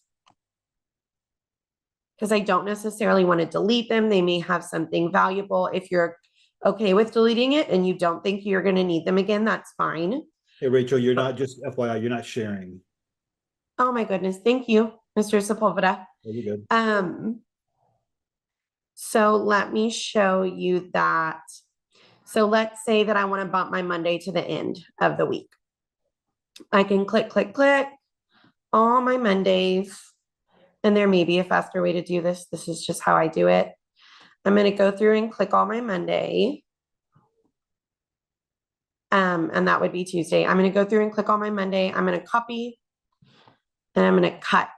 So I'm going to take that whole thing off, and I'm just going to slap them onto the bottom. So now I've got them down at the bottom. And so when I go to the top, my next day would be at the top. Let me go back. Do I have a table of contents? I do not, but like I said, you could, and I bump my day to the end. And so what happens is, at the end of Monday, I bump Monday to the end. My Tuesday is my slide one. At the end of Tuesday, I bump Tuesday to the end. My Wednesday is my slide one. Can you skip slides in Canva? So that is something cool that you can do in Google. Let me screen share again. So when you're in Google, you can like click on it and you can say skip slide. And it's got that little I with a slash over it, because when you go into presentation mode, you're not going to see that particular slide. Let me look in Canva and see if that's something that we can do. So you see right there in Canva that it has that hide page. So I selected my page. I selected my whole slide, and then I click that I with the cross out through it, and that hides my page. So page is hidden. Do you see that right there where it says page hidden? And then page 2, page hidden. But it might look a little silly when you go into it. I don't have a particular slide selected right now, so I can't press that button. I've got to select the whole slide. And then, sorry, friends, I've got to select that whole slide, the whole slide, not parts of it. Select the whole slide, and then I click that, and my page is hidden. And when I go into present, it would skip that. I think I had another question. Y'all have some really good questions. So for video to play for the kiddos, I found YouTube doesn't play sometimes, so you need to put it in Canva. I've never put a video into Canva instead of YouTube. I would think if it doesn't always play, that's an issue with it loading. So like if you put it into the Google and it won't, if you put it into your Google slide deck and you click on it and it won't play through Google, I would think that's an issue with loading or Wi-Fi or connection. I wouldn't necessarily, or it might be an issue with YouTube. So if you're finding it with multiple videos, then that's an issue somehow in loading the video through your Google Slides. If you're finding it with one particular video, that's probably an issue with that particular video. And then what's the maximum number of slides I have in a week? Depending on how complicated I want to be, I've had about 200 slides. If I'm being more direct with my slides and not putting as much detail into it, I've had, when I first started this, I think it was like 10 slides a day. So it was like 50 slides. but I'm talking 2017 when I was at 10 slides a day. And now in 2024, I'm over here at like 30 slides a day. But also at the beginning, it's usually less slides. It's usually more condensed. And then as the time goes on and the kids understand the format of the slides, I'll put more detail into the slides. I don't want to overwhelm them or overwhelm myself on the first day. Hey, Rachel, Yeah, but let me ask you a yes. question. Yes. When, when I was a teacher in the classroom, I knew the difference of when I came to class and I was unprepared, how Yep. frazzled I would get, right? Because I mean, like, Yes. you're responsible for all these students. You want to do a great job, but for whatever reason, life happens and you're not prepared. Then Yep. the opposite of that, when you are prepared, how smooth the day goes, right? And even if Yes. there's a hiccup, you're able to adjust. Did you feel the same way?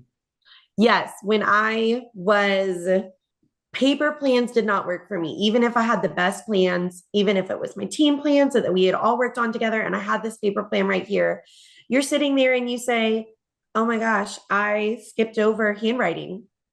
I just blew through that part of our day. And now it's the end of the day and we're packing up our backpacks and I didn't teach handwriting today. When you have that slide in there, you have to click past it. You have to view it. It comes up on your screen. So you can't forget things. Your day runs more smoothly. And then the thing I found is if something runs long, if you have an interruption in the day, like a fire drill or something, when you come back in, you just go right back to where you were. It's almost like a bookmark for you right there.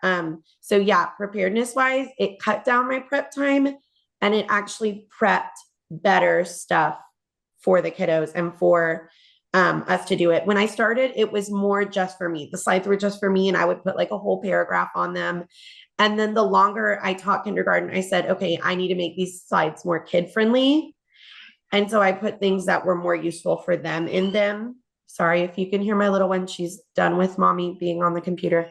But it made, yeah, like Mr. Sepulveda said, it made the prep so much easier and it made my prep faster. The longer you do this, the better you get at it. I do have, I have some teacher videos and I have a particular video on my teacher Instagram that is about slide decks and how I change my slide deck every day. My teacher Insta, let me pull it up for y'all.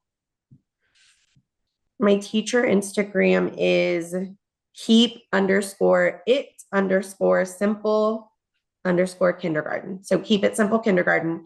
If you go there, there is a video on there. It's further back on there, but there is a video of how I change my slide deck every day. The other thing I have on there is there's some videos of me using the slide deck to teach structured literacy. There's a video of me using the structured literacy slide deck as I'm teaching. So you could go and you could look at those if you like. But yeah, like Mr. Sepulveda said, everything runs so much more smoothly. And we all know primary classrooms can be really hectic.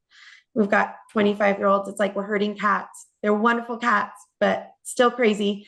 And so this made everything so much better. I bet you do a great job. You did a great job on this presentation. Thank you. Rachel. I greatly appreciate it. And we shared out your notes, and I know a lot of people were waiting for that. And so we're really grateful for doing that. Thank you so much for being a part of the Digital Learning Conference and sharing your knowledge with other people. We greatly appreciate it.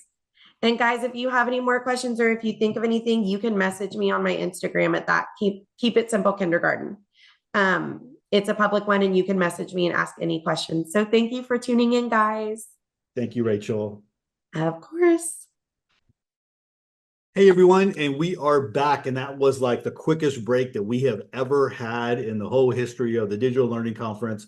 But that is okay because we're going in from looking at Google Slides and how you can use that in primary right into more Google productivity hacks. And so we are excited about this next session. We have Dr. Desiree Alexander with us. She is a pro at the Digital Learning Conference. I think we've had her every year, if I can remember correctly. And I think she was coming even when we were face to face. So we're really excited to have her. She is a great wealth of knowledge. She's a multi-degreed educator, speaker, author. She's got a great website, great newsletter that will give you, information and give you all kinds of tips and things like that. So again, her session is going to be called Fast Hacks Using Google for Productivity. And so really excited to see what she has to say. Dr. Alexander, we're glad to have you here. Are you ready to go? Yes, thank you so much, Todd. Yes, I've been coming to DLC since it was in person, so I absolutely love it. I thought so. All right. Well, I'm turning it over to you, and you have the floor. Okay, beautiful. Hello, everybody. I saw the wonderful session, or some of the wonderful session you had before this one. So I'm happy to follow such an amazing presenter. You see, I have my background going because I moved and my office is not set up yet. So you get to see, I get to act like I'm on the beach, even though I'm not. So what I'm going to do right now is share my screen, and we're going to hop in and get started.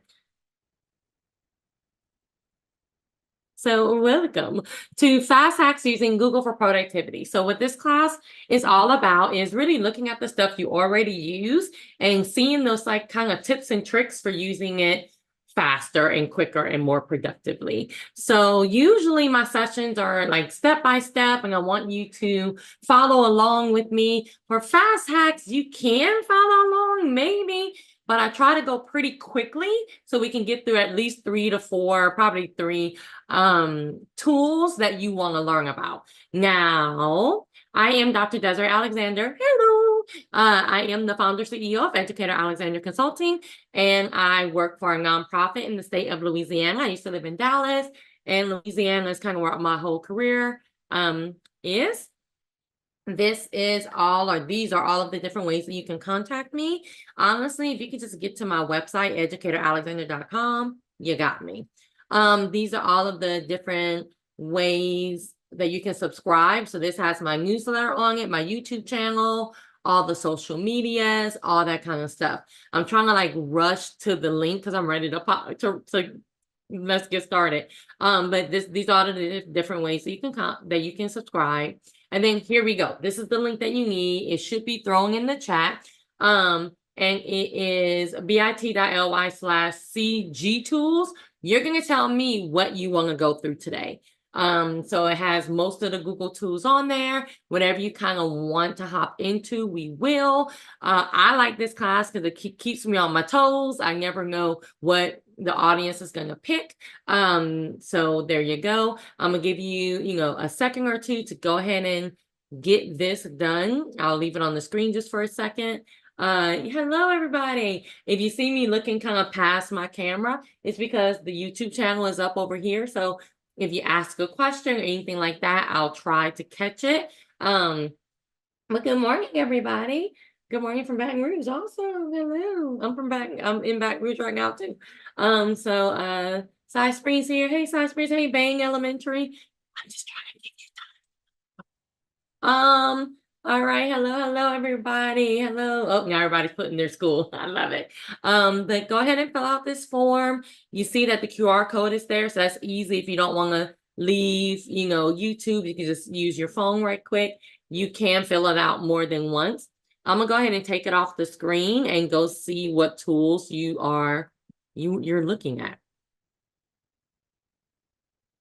All right, so let's see. We have 30% slides. Okay. So a lot of people want some tips for slides. We have Drive coming in second, Docs coming in third. Okay, I'm just gonna give it a second. All right, we're filling out the form. If anybody's just joining us, we're filling out the form that's in the YouTube chat to see what we want to go through today. So it looks like slides is still winning out, so I think we're going to hop on in. All right, tips and tricks for slides. And then I always come back here to see, so you can keep voting throughout the session. And I'll come back to see still Drive, still Docs is what's happening right now, but we'll see. So we're going to hop into slides and just some tips and tricks for slides. So again, if you want to work with me, go ahead and open up a slide deck. I am not I'm going to be hopefully going a little bit at a quicker pace. Hiding. All right. Google Slides. All right.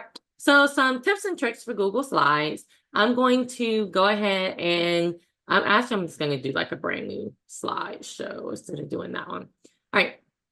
So I have my brand new slideshow.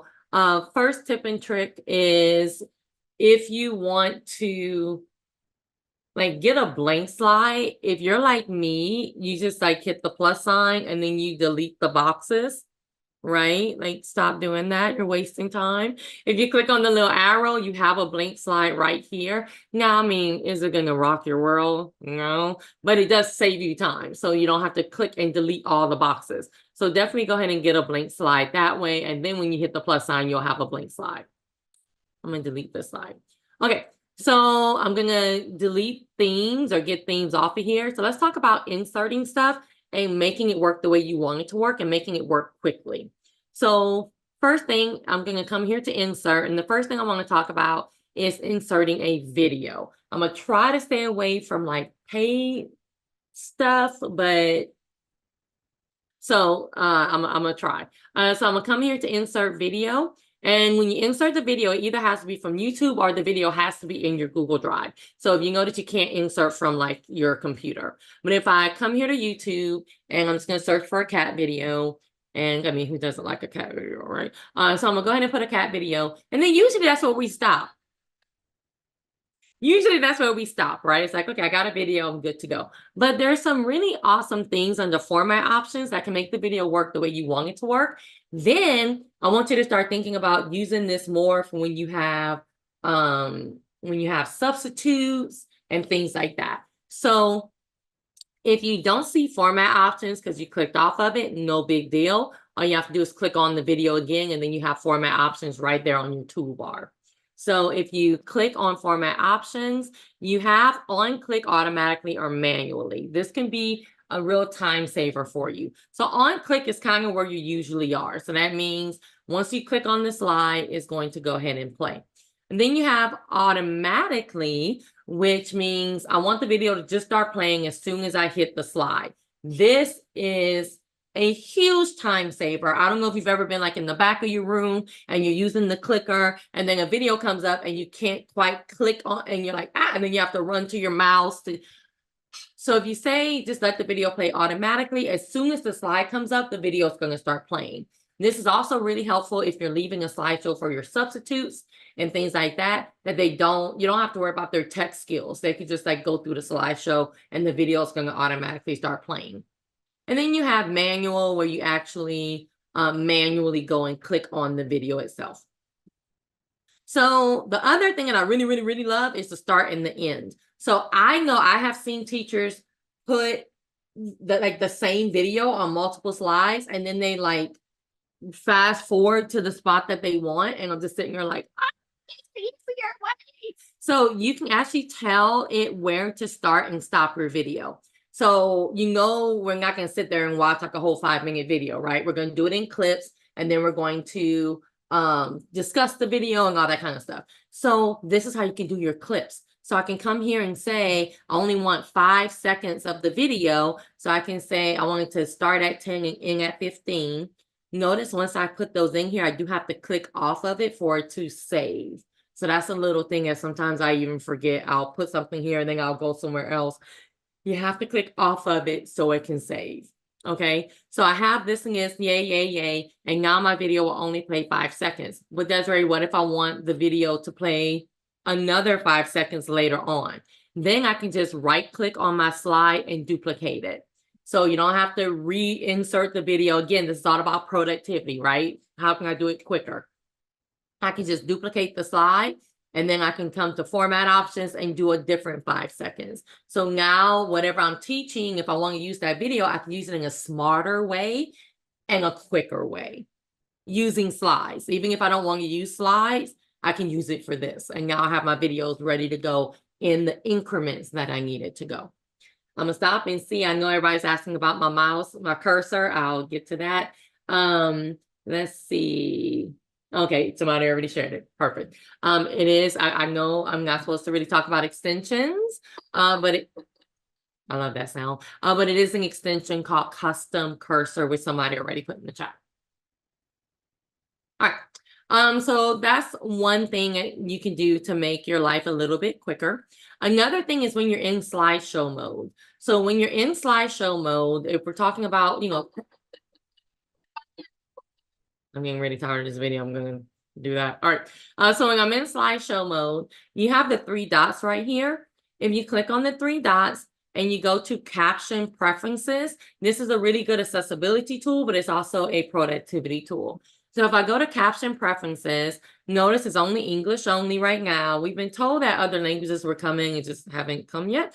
But you can put it at the top or the bottom and you can change the text size.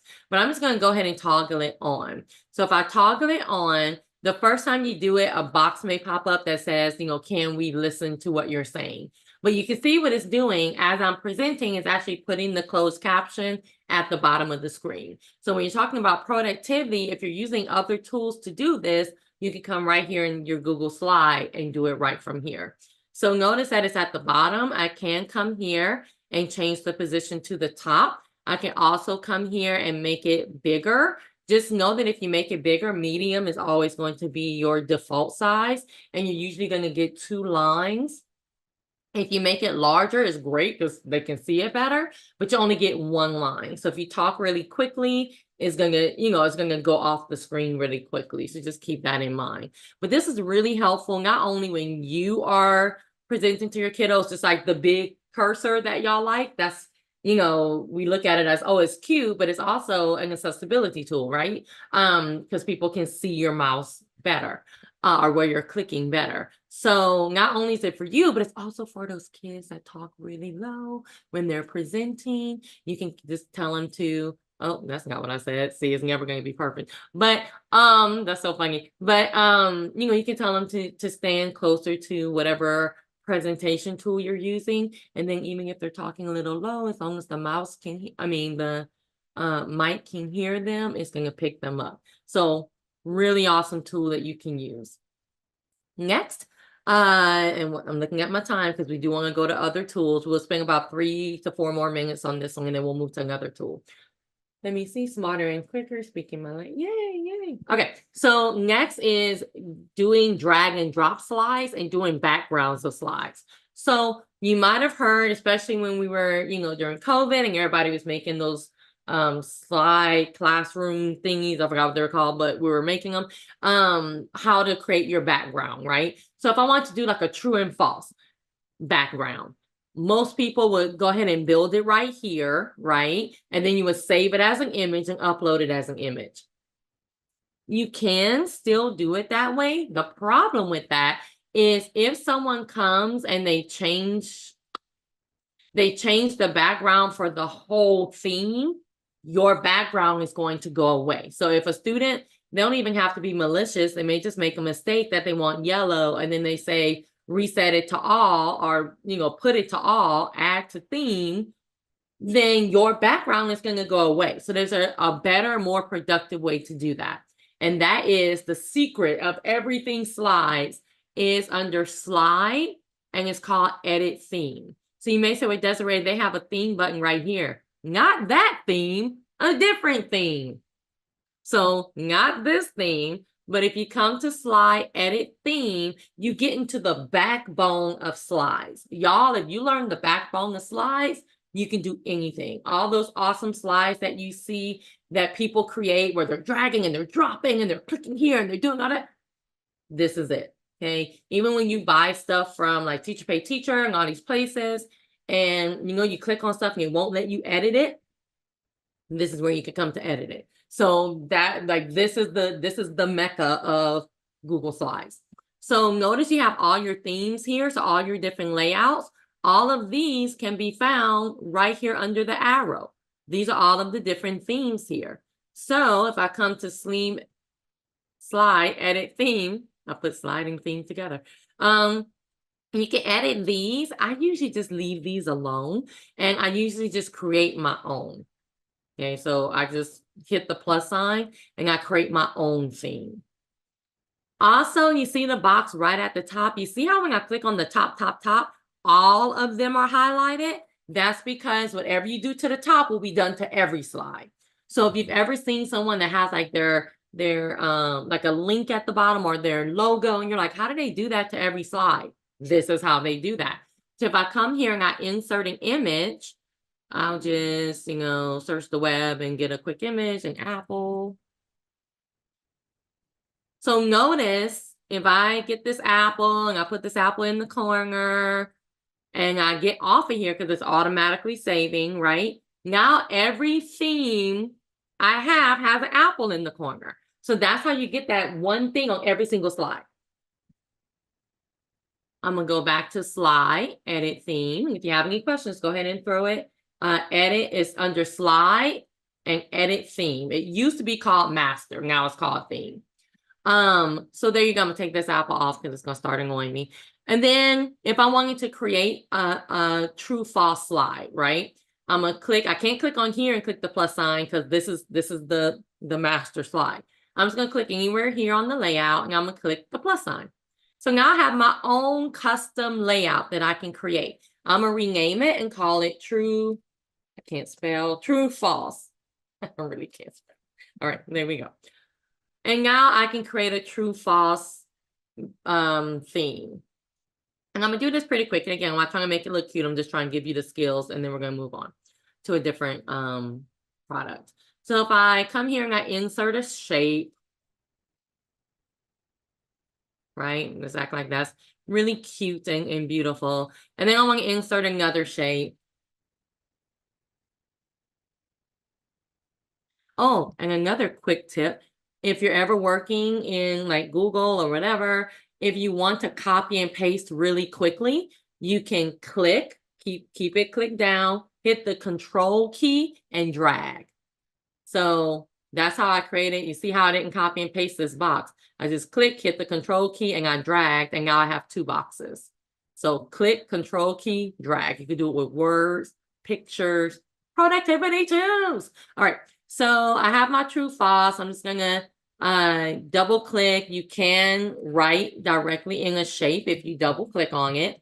Now, of course, I can do a text box and make it all cute, but I'm not going to throw that. All right, true false. So now I have a true false theme. I'm going to exit off. It's automatically saved. So anytime I want to create a true false background, I can come here and now I have a true false theme. What? I have a layout. So I can come here and use it and no one can edit this. Even if they change the background color for the whole slide, it's not going to be changed because it's not a background, it's actually a layout. So that's how you can do that. And now I can put drag and drop words and pictures all around and my students can drag and drop on top of it. I've seen, you know, high school science teachers use this. I've seen when we hear drag and drop, sometimes we think just elementary, but I've seen everybody use this for the stages of the cell, and then they have to drag and drop it in the right order and all kinds of stuff. So learning how to do this is really a game changer to use slides more than just a presentation tool.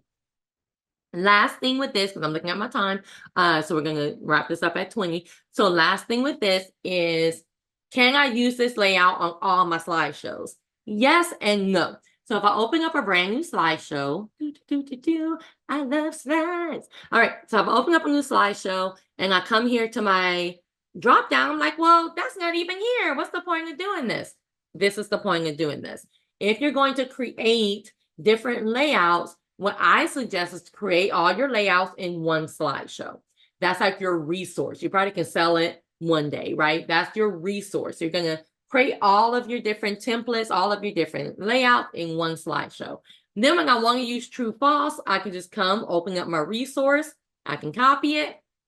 I can paste it. I don't want to link it to the other. I just do not link. And now I have this, and now it's in this slideshow as a layout.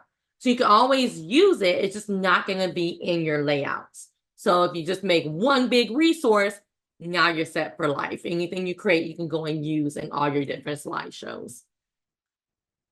All right, let me see if we have any questions. And while I'm seeing, I'm going to stop sharing my screen because this is a great time to get your code for today. All right, Dr. Alexander, when I share this, it's going to, well, you're not sharing, so There you go. I was gonna say it's gonna take over your screen, but you're not sharing. Get that code for today.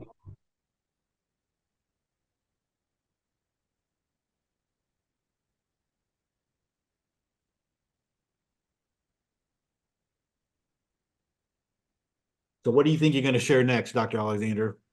It depends on, I'm gonna go back to that Google form. I think the next one was Drive, but we'll see if it has changed. I see people asking for like resources.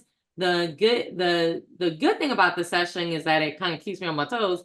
The bad thing is I can't give you a list of resources because I don't know what we're going to go through. But in the chat on the YouTube channel, I just put a link to Google Slides, like getting interactive with Google Slides. And you can see there's videos on there that go through exactly what I just went through, but some more stuff. That's perfect. I'm gonna dance break until y'all get the code. All right, I'm gonna go ahead. That's been about a minute, so I'm gonna go ahead and turn it off, take the code down and turn it back over to you. All right, 316. Okay, so you have the code. Let me share my screen again. We're done with you slides. Go away. All right, let's see what we have next. Drive beat slides. Okay, so let's go through some tips and tricks for Google Drive. All right, so when you talk about productivity, so if you want to work with me again, this is fast hack, so it's supposed to be fast. But if you want to work with me, go open up your Google Drive. So with Google Drive, you really can't talk about productivity without talking about organizing your drive. You can't talk about organizing your drive without talking about folders. I mean, it's just the way life is. So I'm going to show you some kind of tips and tricks around folders, and then we're going to hop into folders, and I'm going to give you some, hopefully, fast hacks. Okay, so in Google Drive, the first thing that's really, really helpful, and your district may dictate this, so you can see if it's grayed out. That means your district has already decided yay or nay on this. But if you go to the gear, your settings, and you go to settings, first thing is, they started the like home page and people like freaked out with Google Drive. You can come and tell it to start on My Drive again. So if if you click on your Google Drive and it always starts on home and you're like, why? You can come to the gear and tell it to start where you want it to start. Again, productivity. You can also change your appearance to dark mode, which helps some people's eyes. The only reason I don't have this one on dark mode is because it's the trainer one. And if I do that, people are gonna be like, why is it dark? As soon as it comes up on the screen. So you can, choose dark mode. I'm gonna scroll down. I'm skipping some stuff. Offline access. Offline access is really a great productivity tool for you and your students. That means that if you don't have the internet, you're in the airport, you're wherever, you don't have the internet, and you still want to do some work, but of course you don't have the internet. So what this means is if you turn this on, you have to turn it on when you have the internet. If you turn it on, you're going to be able to get to your Google Docs, your Google Slides, and your Google Sheets. You won't be able to get to anything else. Everything else in Google Drive will be grayed out. So when you click on the internet and it says like, no internet, you can still go to Google Drive, and Google Drive should pop on up, but everything will be grayed out except for Google Docs, Google Sheets, and Google Slides. Then you can still get to them. You can still work on them, but other people will not see it. So you can't call Sally and be like, Sally, do you see my work? Because you're really doing this like locally. It's saving locally. That's why it tells you on here not to save on a like public computer. Like don't turn this on a computer that's yours, or like a district assigned computer that's just for you, not one that you share with other people. But you'll be able to get to your stuff, work on it, and then as soon as you hit Wi-Fi again, it's going to automatically update. So you can still do your work, and other people, may not be able to see it, but you can still do your work. And then when you hit Wi-Fi again, the work is done. So very, very huge productivity tool. All right, we're going to get off of the gear here. The next productivity tool, I was like, why do I have all this untitled? That's because I just did slides. The next tool, and I'm on home instead of My Drive. The next tool is going to be using your starred. So a lot of us really don't use it. Some of us do. I see some people using it religiously, but a lot of us don't. So you see this little button right here that says starred. This is where you can come and do a favorite. So just like in Google, you have, or like Microsoft, you have your favorites, and Google, you have your bookmarks. Same thing for Google Drive. You actually have a bookmark for Google Drive. So if you're working on a project, if you want to get to something really quickly, then you can put it in starred. If you right click on either a folder or a file, you can come here to organize and add to starred. Once you add it to starred, when you come and click on starred, you are only going to see the stuff that you starred. You're only going to see your favorites, right? And I wish one day they let us start on starred. That would be really awesome, but we don't have that just yet. But then when you want to unstar, let's say I'm done with this project, I still want to keep it in my Google Drive, but I want to unstar it. I don't need it under my favorites anymore. You can just right click and you can unstar it. You'll go back to organize, remove from starred. But again, we're talking about productivity. We're talking about doing stuff quicker. So starred will definitely help you do that. Let me stop right here before we get to folders and see if we have any questions. Loving this so far. Yay. These are some really great tips. Yay. Okay. All right. I think we're good. All right. And if you have a question and I didn't answer it, please re-put it in the chat, y'all. I'm not trying to ignore anybody, I promise. No educator left behind. All right. So folders. So a lot of us are, well, some of us are good with folders. Some of us are not. The only way to organize your Google Drive is to use folders. I mean, it's just point blank, period. Now, I am a personal believer, I'm very type A, that you should not have loose files. Now, this is my trainer account, but if you see my real account, there are no loose files. Everything is in a folder. Even if you have a miscellaneous folder, everything is in a folder. Now, when you talk about folders, though, you want to talk about folders and subfolders. And you want to talk about making your folders work for you, not just like doing a whole bunch of folders. Let's talk about that right now. So when I click on the new button, you know there's 25 ways to make a folder, right? But I'm just going the old school way. Click on the new button, click on new folder. I'm going to go ahead and make my folder. I'm going to call it delete. Now, before I go ahead and create this folder, there's something I want to think about. Is this a super important folder that I want to work on and get to quicker every day, or is it not? If it's not, click create, you're done.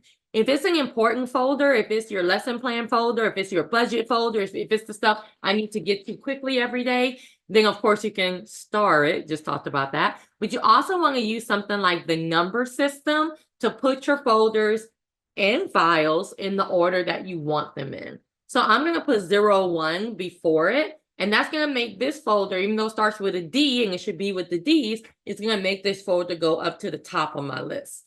So I'm going to hit create, and now I have 01 delete, 01 amazing, and then I have emojis, and I have asterisk, my mind just went blank of what they're called, characters. So characters go first, emojis go next, numbers go third. So if you want to organize using these, it's just going to help you be more productive, because my really important folders, the ones I use every single day, are at the top of my list, and I'm going to star them. So now I have both ready to go. Next, if I right click and I rename, I can now right click in this box. For some reason, when you create a brand new folder, not file folder, it didn't used to be like this. What in the world? What am I doing? Folder. Oh, I'm doing upload. New folder. It won't let you right click in the box. At least it won't let me right click in the box. You actually have to create it and then go back to it. I don't know why. It's just where we are, people. All right. So if I right click, you should see a button called emoji. That's on Chromebooks, MacBooks, I'll keep wanting to say desktop, laptops, probably desktops too. Is if your computer's not like super duper old, like you're still running Windows 94, then no, you're not going to see that. But if you're not, you should see an emojis button. This is a very quick way to get emojis if you want to use the emoji system versus the number system. So you see you have these little like black and white people at the bottom. That's where you can come to choose. You can do different like skin tones and things like that. And you can put the emoji at the front and it's going to organize by emoji. So I had somebody ask me one time, well, how does it organize by emoji? Like, why is the sunglass guy before the heart eyes? Because if you hover over each of these emojis, they actually have a name. So this is smiling face with sunglasses. This is smiling face with heart eyes. This is smirking face. This is, you get the point, face with rolling eyes. So face with rolling eyes is going to be before smirking face. So that's how that works. But you can add your emoji and then put your title. Have fun. And then I can say, okay, so you see how delete became before my 01. So, I mean, the emoji came before my 01. So you can use emojis in that way. And when we're talking about productivity, emojis can also help you find your folder faster because of the color and the, is visual. So if I have a money folder, I may want to put like a dollar sign or something like that, and it's going to help me find it quicker. The other thing that can help you find your folder quicker is giving your folder a color. So if I right click and I go to organize, notice that I can give my folder a color. No, you can't choose every color under the rainbow. You can only choose the colors they have here. And no, you can't organize by color. But you can change it to your color. Like all my budget folders are in green. All of my lesson plan folders are in orange. All my assignment folders are in red, whatever. And that's going to help you find your stuff a little bit quicker too, but you can't organize by the color. But again, we're talking about productivity, so it can help you be productive. I'm going to stop and see if we have any questions, and then we're going to get to subfolders, and then we're going to move on to a different topic. Do we need to sign in to access your materials? No, there are really no materials, quote unquote. So delete folder is a good time though. Why I never thought of it. Oh, gotcha. I was like, huh? Perfect. So yeah, anytime I'm doing a training, I label everything delete. So unless I want to actually use it later, then I'll give it a name. But that's a good way, because then you could go through everything, like go through your Google Drive, just delete everything. Everything that has delete. Another quick tip. All right. So subfolders and moving your stuff into your folders quicker. So this is when, if you have like 50,000 loose files, just get them into folders. Don't worry about this next tip until later. But once you already have your folders, I want you to one day like look at your Google Drive and say, okay, why do I have so many folders? Because if you open your Google Drive and you have 25,000 folders, you're doing something wrong. You're still not organized. So what that means is you want to start making some of those subfolders. So if I have a folder called Lesson Plan 2022-2023, Lesson Plan 2023-2024, and now I just made one for Lesson Plan 2024-2025, that can all be under a folder called Lesson Plans, right? So I can have one folder called Lesson Plans, and all those other things can be subfolders. I can have one folder called Assignments, and all those things can be under that. That's what you want to start getting to, is what are your front-facing folders, and then what can be behind it. Front-facing means, what do I need to see to make this make sense as soon as I open up my Google Drive? But everything else can be subfolders. I'm going to give you a peek into my real world. Let's see. Nope, that's not my real world. Too many accounts. All right, so if I come here to my real Google Drive, so you can see, like I have some number folders, and the ones I get to over and over and over again. Then I have some stuff like ed tech companies. I work with a lot of different ed tech companies. They all don't need a front facing folder. All that can be under ed tech companies. So if I'm looking for Google, if I'm looking for Mike, if I'm looking for Cami, I know exactly where to go to find it. Former jobs. Yeah, I want to keep all that stuff, but I don't need to see every school district I ever worked with looking at me in the face, right? When I come to Google Drive, that could be under former jobs. Events that I have coming up. So you get my point. So everything can be under a bigger folder that you want to think about so you don't see too many front-facing folders when you open up your Google Drive. How do I move stuff into these folders? And how do I create a subfolder, just in case you don't know? To create a subfolder, I'm just going to open up the folder. It tells me that I'm inside the delete folder. And then I can come here and create my, subfolder one, whatever you want to call it. But now I can have a folder in a folder. All right, dragging stuff or moving stuff into your folders, and then we're going to move on. So moving stuff into your folders, you have two ways that I personally think are a little bit easier. One is the drag and drop method. So a lot of us will come here and we'll do this and just waste our whole life, right? And then we'll drop it and then we'll have to go inside to put it in a subfolder. Let's stop the madness. All right, so one thing we can do is a little caret, the little button right here by my drive. If you click on that, it will show you all of your folders. And what I want you to do is I want you to keep your eye on Classroom. So if I come here and I want to put it in Classroom, I can just simply drag. But notice if I hover over, it now shows me all of my subfolders. Yay! And now I can move it into the subfolder pretty quickly. Some people are like, Desiree, my fingers, I'm so butterfingers, I'm never going to be able to do that.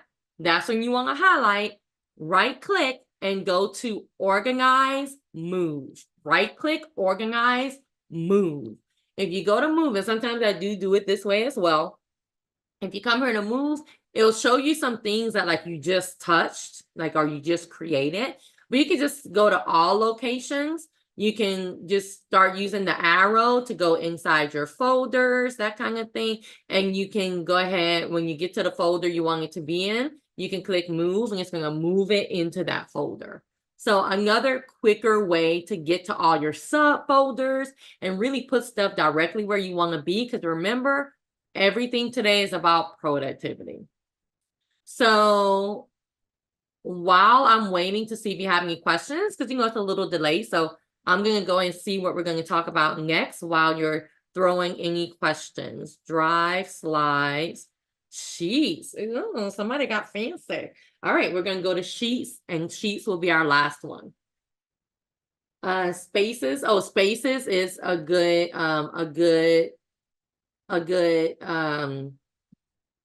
productivity tool. If you come to the gear and you go to settings, you can say show workspaces. So mine doesn't show workspaces because I honestly don't use it. But it is a good way to organize your stuff as well. Only put stuff that you want to see. So a lot of people swear by, well, it used to be called Spaces, now it's called Workspaces. But yeah, definitely look into that.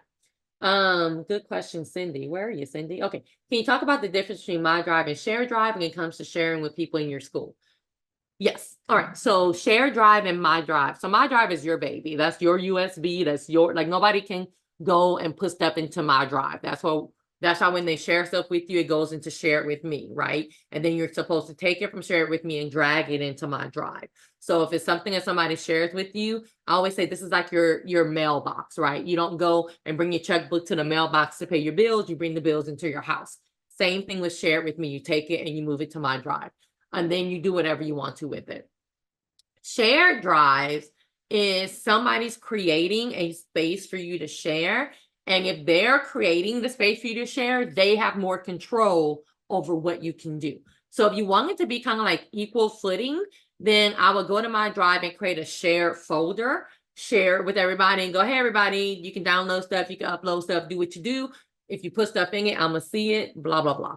Shared drives, if I come and create a shared drive, that means I have more control over what you can do in that shared space. So that means I can say, I don't want anyone to download anything. I can say, I don't want you to share with other people outside of who this shared drive is shared with.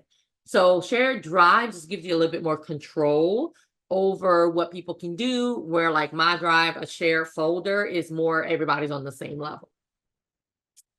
Hopefully that answered your question. Is there an undo when you drop into the wrong location? Not really. You can always try Control Z. So if I drop into the amazing folder and I say move, If I hit Control Z, it undid it. So Control Z will hopefully work if you haven't moved on. So if I drop delete into amazing and then I open up amazing, it's not going to do it because you've already done a different action. So just like if you make a mistake, just kind of like hands off and then Control Z, and hopefully that will fix it. I'm now obsessed with custom cursor. I may or may not have a Mickey Mouse cursor right now. That's awesome. Man, this is fire. Thank you, author. Okay. Okay, I think we're good to move on to Google Sheets. I'm trying to see what screen to put this on. I'm going to come here and I'm going to give you this Google. I know we only have like 9 minutes, but we can get through some stuff. Google Sheets. All right. My mom is like, I'm tired. All right. So I'm going to put it in the chat as well. So you can have this resource. If you see the big Google, the big YouTube button, that is a YouTube playlist that you can, use. And then the Google Sheet button is a sheet of data that you can use, especially like during trainings and things like that. Yay. And the link is in the chat. So I'm just going to use this, make a copy of it. And let's go through just some quick Google Sheet tips. I'm going to click on Let's Play. And we have all kind of data here that we can play with. I did see one of the tips, column stats. I saw that on the rotating thing. And I remember teaching column stats when I did a Google Sheet session one year. And a lot of, we had some district people that were like, what? I was like, yeah. So I'm so happy to see that being shared. I was like, not to say I'm the only one that shared that by any means or stretch of the imagination, but I was very happy to see that being shared. Okay, I gotta get rid of this Dan Jones guy. Why is that your picture? All right, so Google Sheets, I just saw somebody say Google Sheets intimidates me. Agreed. Before I learned Google Sheets, Excel intimidated me. I'm better with it now because I learned Google Sheets. But it intimidates a lot of people. So when I do a Google Sheet session, I only show you stuff that you can click and do, even formulas that you can click and do. So that's all we're going through today are things that you can click and do. And I'm glad YouTube is here because you can go back and watch the video and all that good stuff. So some things you can do, I'm gonna show you some stuff. All right. So first thing I'm gonna show you is to freeze rows and freeze columns because it can be a game changer when you're dealing with a lot of data. So you see I have a header row. This is called a header row when you have actually information on the top row that tells you what the data is. But when I scroll down, I have no clue what I'm looking at. What is this, right? So what I'm going to do is I'm going to freeze rows and freeze columns. So if you go to View, Freeze, I'm going to freeze one row. View, Freeze. I'm going to freeze one row. And now when I scroll down, what magic is this? And now I can see exactly what I'm looking at because that row has been frozen. What? You can also freeze up to 2. But sometimes we have like student first name, student last name, and then we're dealing with grades and stuff this way. But by the time we come this way, I don't know whose grades I'm looking at, right? So again, I can come to View, Freeze. I can freeze up to 2 columns. And now I'm seeing my student first name and last name as I'm moving over. What? So what if I want to freeze more than 2 rows or more than 2 columns? If you want to, let's say I want to freeze up to row 5, and then I want to scroll down. What I'm going to do is I'm going to come and highlight row 5 by clicking on the 5. And then I'm going to come to View and Freeze. And now I can freeze up to row 5. And now I can scroll down and there you go. So if you need to freeze more than, 2 columns or 2 rows, you literally click on it and then you can do it that way. All right, let's move on and do some more awesome stuff. Sorting and filtering. So I'm trying to think through my mind, like what's going to give them the most bang for their buck in 5 minutes. All right, sorting and filtering. So to sort your information is saying I want to see my information in a certain way. So for example, you have region and rep right here. I want to have all the regions together. So I want East Coast together, Central together, West Coast together. All right, so what I'm going to do is I'm going to click on the empty parking lot. The empty parking lot, it will highlight the whole sheet for you. Okay, so again, I see people doing this, you know, productivity, do it quicker. Click on the empty parking lot, it highlights the whole thing. So now I'm going to come to data and I'm going to go to sort range and advanced. And you may say, well, Desiree, why aren't you using these? I'm about to show you. Okay, so I clicked on the empty parking lot, I went to data and I went to sort range and I'm going to advanced. So when I click on advanced, I need to come here because my data has a header row. I don't want the header row to also be sorted. I want the header row to always stay at the top. So that's why I come to advanced. So now I can say I want to sort by region from A to Z, or you can do Z to A. I'm going to do A to Z and I'm going to click sort. What? So now all my central are together, all my East Coast are together, and all my West Coast are together. Yay! But now I want to get a little fancy. So I want to sort my region, but within my region, I want my representatives to be in alphabetical order. I'm going to click on the empty parking lot. I'm going to come to data, sort range, advanced, same place we just went. Data has a header row. I'm going to say I want to sort by region first. Then notice you have a handy dandy button that says add another sort column. So I can add another sort column and say I want to then sort by representative. So I want you to sort by region first. Then within the region, I want you to sort by representative. And now I can click sort. And you'll see that I have all my central together and then I have my representatives in alphabetical order. The reason why I click on the empty parking lot is because I want all the data to stay together. I don't want to just sort one. I want all the data to stay where it's supposed to stay. That's why it's super important to click the empty parking lot. And then probably the last thing I'll be able to show you is filtering. So if I click on the empty parking lot again, and I go back to data, you see create a filter. So y'all, you can go down the rabbit hole with filtering, okay? You can save different filter views. You can do a whole bunch of stuff. We're just gonna go through with the, again, productivity with filtering. So create a filter. And notice what it did. It put these little like funnels right here. So now if I want to filter, I really just need to see West Coast. So I'm going to come to region. I'm going to click on the little funnel. I'm going to click clear and just click on West Coast because that's all I want to see. So now I'm only seeing West Coast. Think about, I only want to see my students with Fs because those are the ones I need to go put hands on, right? Those are the ones I need to invite to tutoring. And it's so much that I just need to see my Fs on the screen right now. This is how you can do that.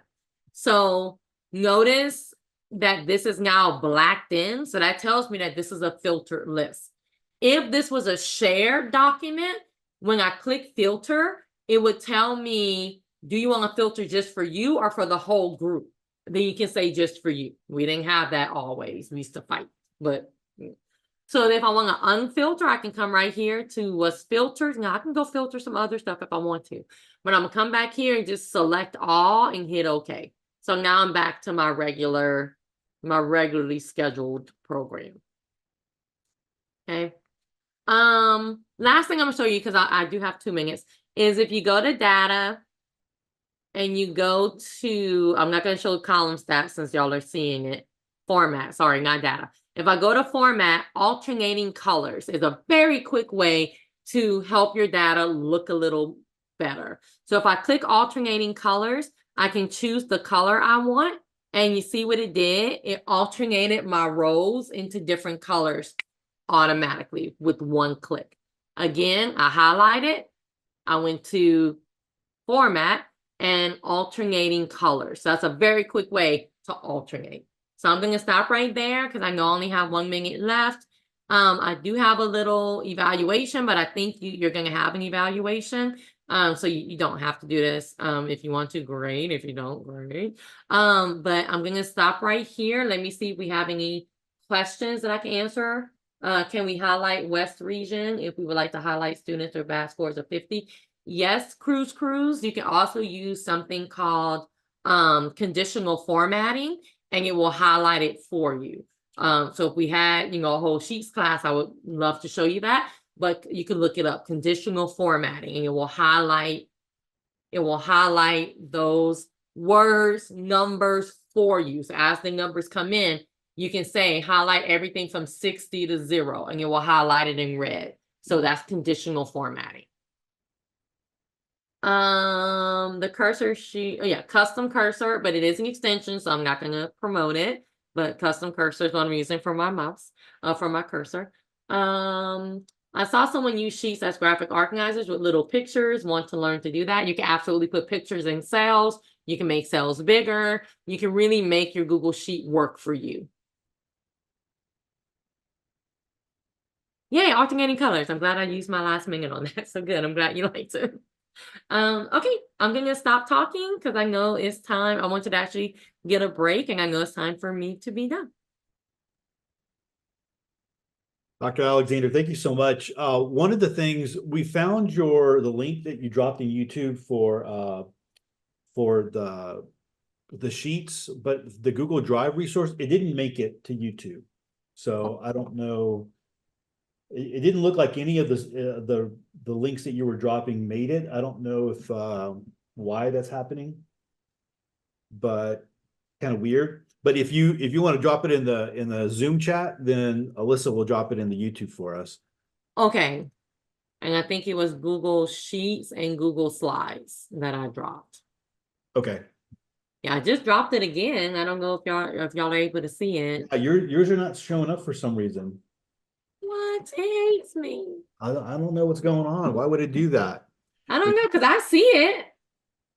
I see it. It's right after Siobhan Martin and right before Javier Gonzalez. Are you logged into to YouTube? Yeah. Huh. I don't know why. It's not Right. I see it on the list. I don't know. But I'll drop it into the chat, and if y'all can share that would be amazing. I just dropped one of them. Perfect. We'll do that.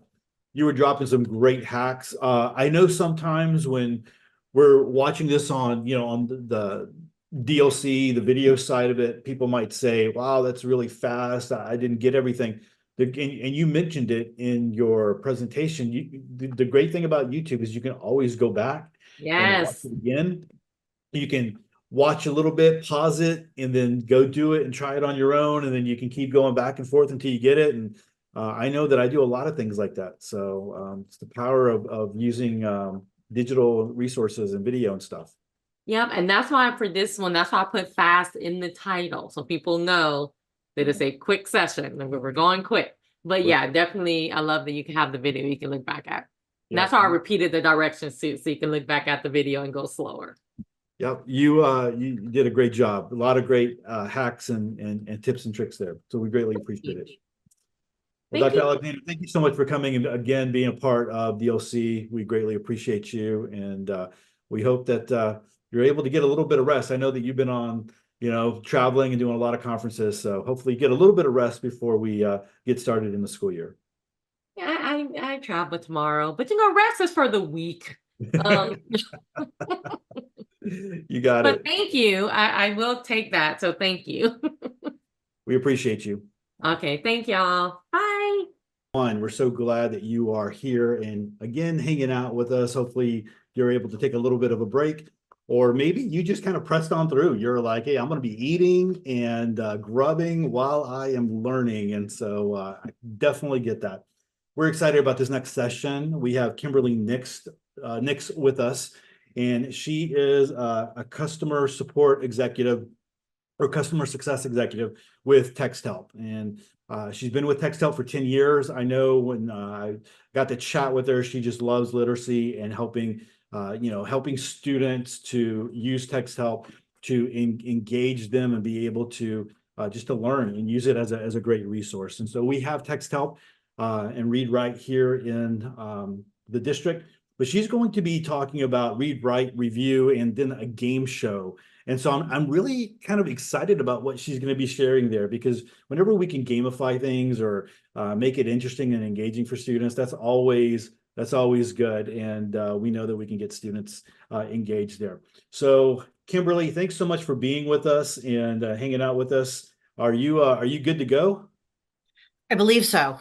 You can hear me, you can see me, and you can see my screen. I can see you, I can hear you, I can see your screen. I think we're ready, and The trifecta, we're ready to rock. the trifecta. So I'm going to go ahead and bow out and turn it over to you. Thank you very much. Well, welcome. I rarely get to say happy high noon. This is truly going to be a lunch and learn. If you're eating, just be careful not to get it on your keyboard because this is highly interactive. It's all about your participation, or it isn't as much fun if not. So what I wanted to do is to differentiate instruction. I know some of you have used Read and Write. Some of you have used it for years. Others of you may be new to it. So I wanted to make sure that there was something for everyone, and there will be. So again, my name is Kimberly Nix. I go by Kimberly. I was psyched that Todd introduced me as such. It's been a lifelong struggle.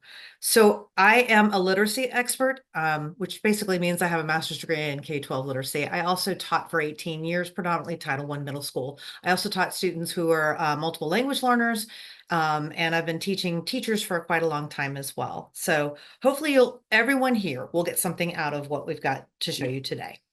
So I decided, since we're Read and Write, I would call this Read and What Tools. So what we're going to be doing is, in a game show format, we're going to be reviewing some of the tools, but we're going to be looking at some of the practical applications. So for those of you who know the tools, this is going to give you some ideas of when you can apply those tools, as well as those of you who are maybe not as familiar with our tools are going to get some brief information about how to use those tools. So like I said, something for everyone. Oops, there we go. So first thing, I just want to make sure everyone can hear me okay. I could ask you where you're from, but that would be silly because everybody would like the same thing. So instead, I decided, tell me one word to describe your mood. And one thing I didn't think about, because it is lunchtime, you may be hungry.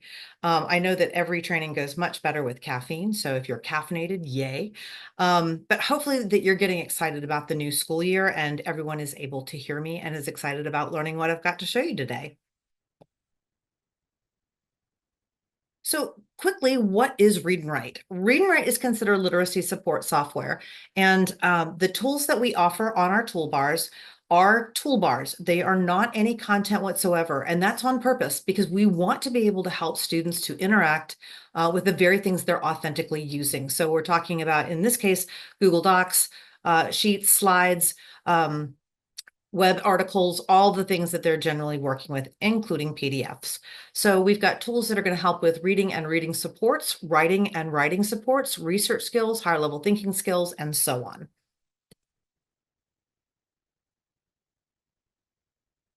All right, so how do we play the game? This is how we're going to play the game. We have 4 scenarios. We have 2 of them that are giving you ideas for a particular type of student. So I'm hoping that you'll recognize a lot of these kinds of kids who are definitely in my classes. Then what I'm going to do is give you 3 or 4 tools that I'm going to demo. So I will demonstrate how to make those tools function. And then I'm going to ask you which ones of those tools are going to apply to the particular situation or scenario that I have presented to you. And then you're going to weigh in using the chat, letting me know the letter of the multiple choice question that you think is the correct answer. And then we're going to find out if you're correct or not. All right, so let's get started. So we're in round 1. We're going to look at 2 different struggling learners. So here's our first one. And this is one I think that most of you can relate to. I know I had several kids just like Michael in my own classroom, especially in the back to school time period. So Michael is a middle school student. He is already disrupting classes. Prior records indicate that he's barely passed for several years and doesn't have an IEP or a 504. So while you research his broader needs, which tools would you recommend that might help this student with skill gaps and engage successfully in classes now? So thinking about, you don't know much about the student, which tools are going to help the student right off the bat before you can find out more about them? So we're going to look at 3 different tools. The first one is our text to speech. So we're going to look at being able to speech enable text to be read for students. And I like to say with students because it really is not going to be beneficial unless they're paying attention and looking to identify the words as well. We have highlighters. We have 4 different colors of highlighters, and we have a couple different things that we can do with those highlighters. So I'll talk about those as well. And then I'm going to talk to you a little bit about a lesser used, but very, very powerful tool called web search. So let's look and see how those can be used by everyone. Okay, so I have a sample Google document that I have pulled up. Now, I want to show you, first of all, the text to speech. So I'm going to show you a little bit about how we can get it set up for use in the settings. To launch the toolbar, if you've never done so, you're going to click on the purple puzzle piece and it will lower the toolbar into place. So we're looking at the play, pause, and stop buttons.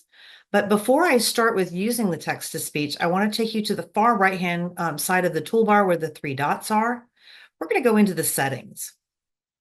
So there is a new section in settings. I'm not going to go into in very much depth today, but I'm going to talk to you a little bit more about our back to school webinars and some that you can find a little bit more information about this. But we do have 3 different views of the toolbar. So we have a horizontal view, which is traditionally read and write. We also now have a way for you to see the toolbar on the side, or a vertical view. And then we also have a 3rd section that's called writing, and writing is just going to pull up tools that you need for writing.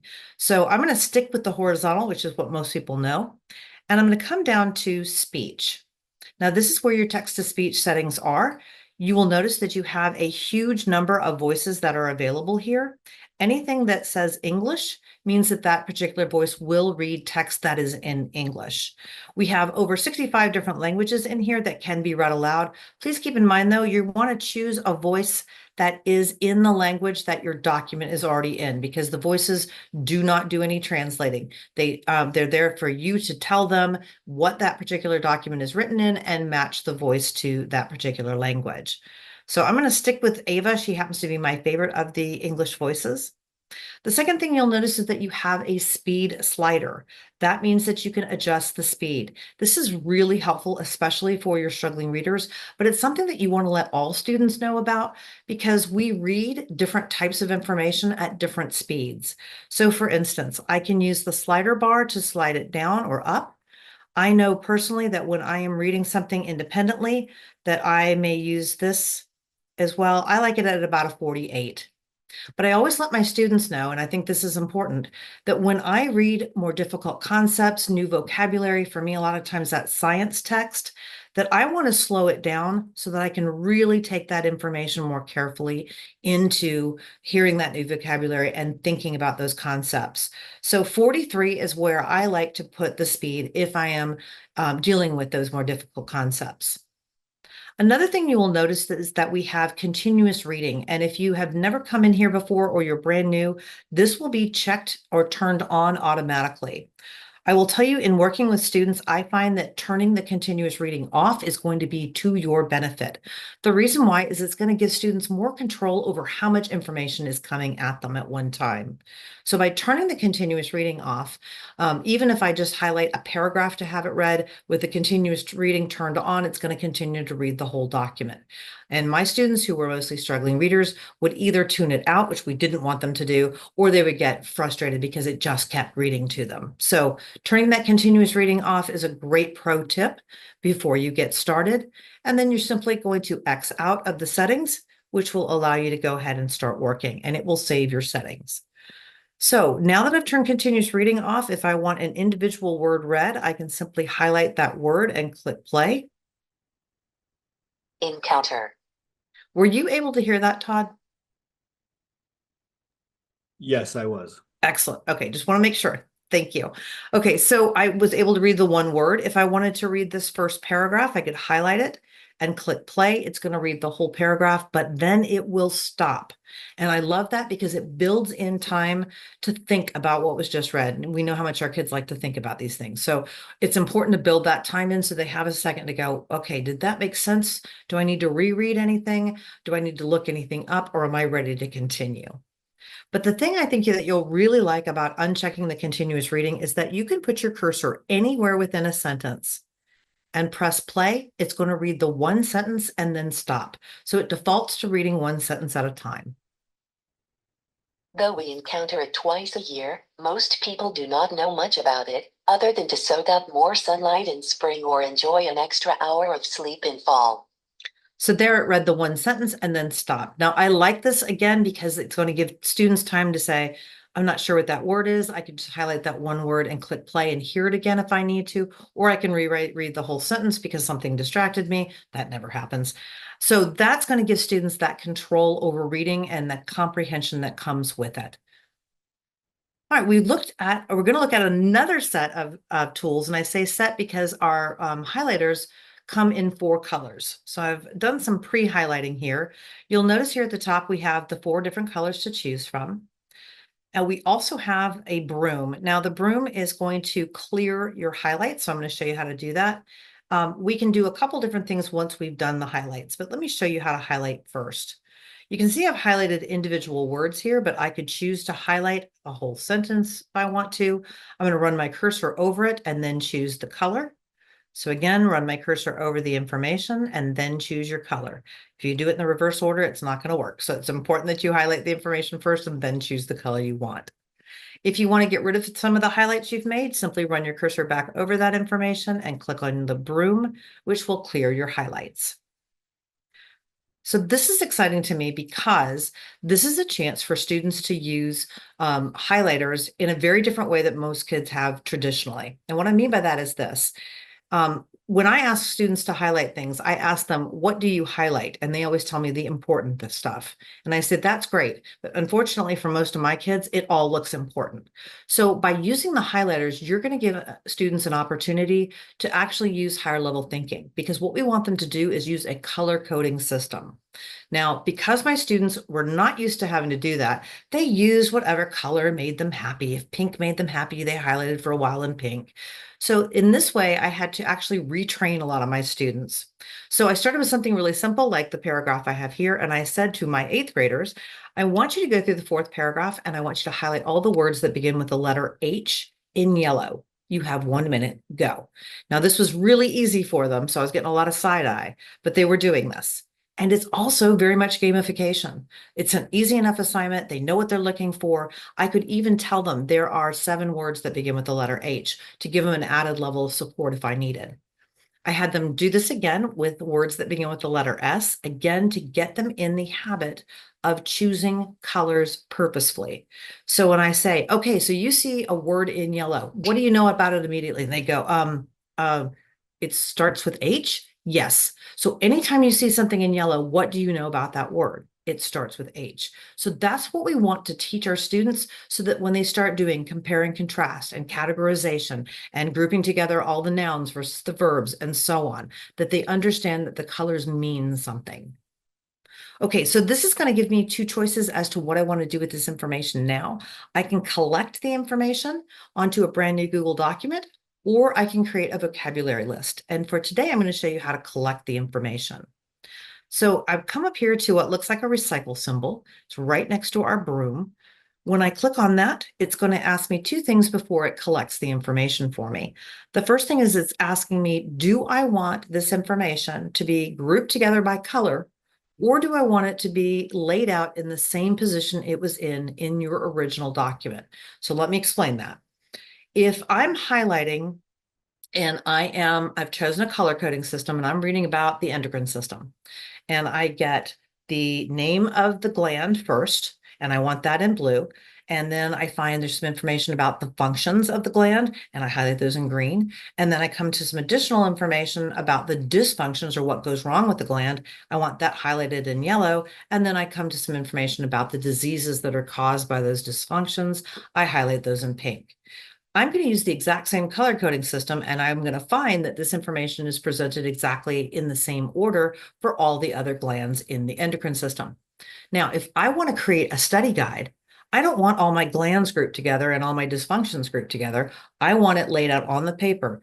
Gland, function, dysfunction, disease. Next, gland, function, dysfunction, disease. So by clicking position, you are choosing it to be laid out on the brand new Google document in the order it was in the original document. The next thing you have a choice of is, do I want to pick all the colors to be collected? In this case, I am going to turn off pink and blue because I only highlighted information in the green and the yellow. When I click OK, it's It's going to let me know that it is collecting my highlights for me. It's going to automatically open up a brand new Google Doc with that information collected as I asked.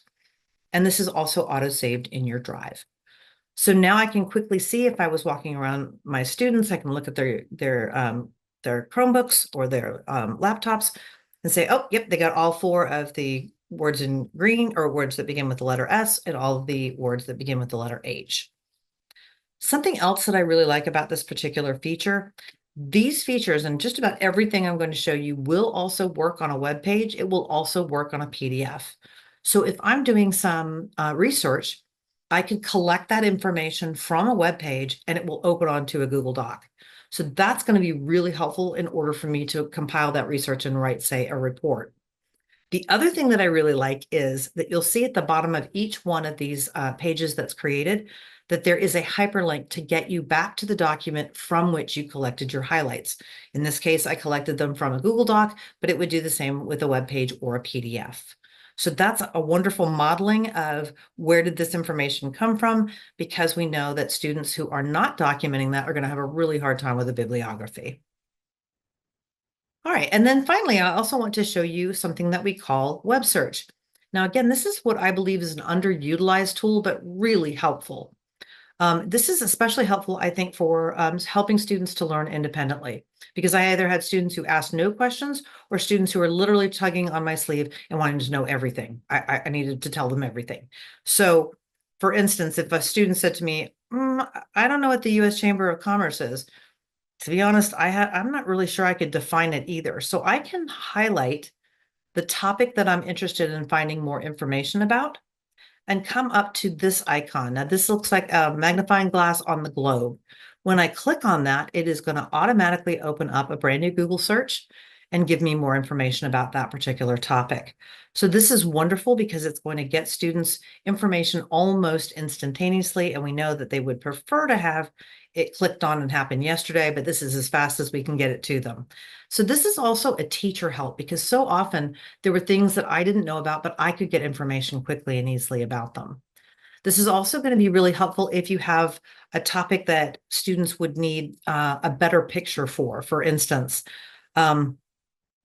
I had students, we were reading in a 3rd grade classroom about going to a petting zoo and feeding the animals pellets. And the kids said, what's a pellet?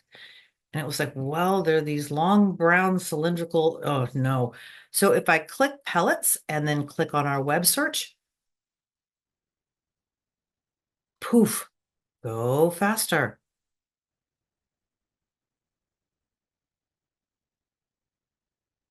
There we go. You can see that by getting an image, it's much easier for students than it would be for me to try to describe what a pellet was that we're going to be feeding animals. So this is a really, like I said, really great feature, and I find underutilized. So I'm hoping this is something that will get you excited so that you'll want to use it as well. Okay, so let me go back to our slideshow.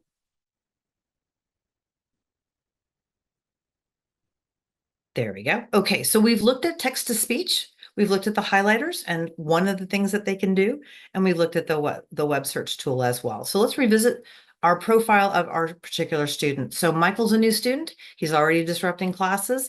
We don't have any prior records for him. We don't know that he's doing very well, and we don't know what if he has an IEP or a 504.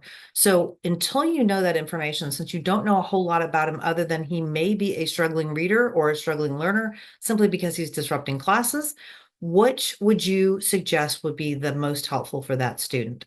Is it A, text to speech, B, highlighters, C, web search, or D, all the above?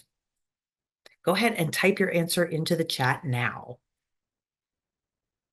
And cue the Jeopardy music. I'm not going to give you that much time. I can see a lot of you are right on it. Excellent. Good job. So, drum roll. So text to speech would be the thing that I would recommend the most. The other things are going to be helpful, but if we have a student who is struggling for a variety of different reasons that we don't know about, Giving them that text to speech is going to level the playing field and hopefully help them to be able to get into some of that information and be able to participate in class until we can figure out what other things the student needs. So if you got that right, I want to see positive emojis. And if you didn't get that right, I still want to see positive emojis because good for you. You're trying and you're learning, and that's what it's all about. All right, so this is kind of a place where I wanted to talk about what I recommend as my top 4 starter tools.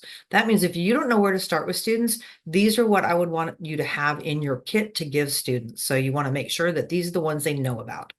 We just saw text to speech, and that's going to be a huge help for the reading support. We have talk and type, which is speech to text, and I will demo that later on in our presentation, but that's going to allow them to speak, and it's going to get it down on the page. You don't have to train it, and I find that the accuracy is really good.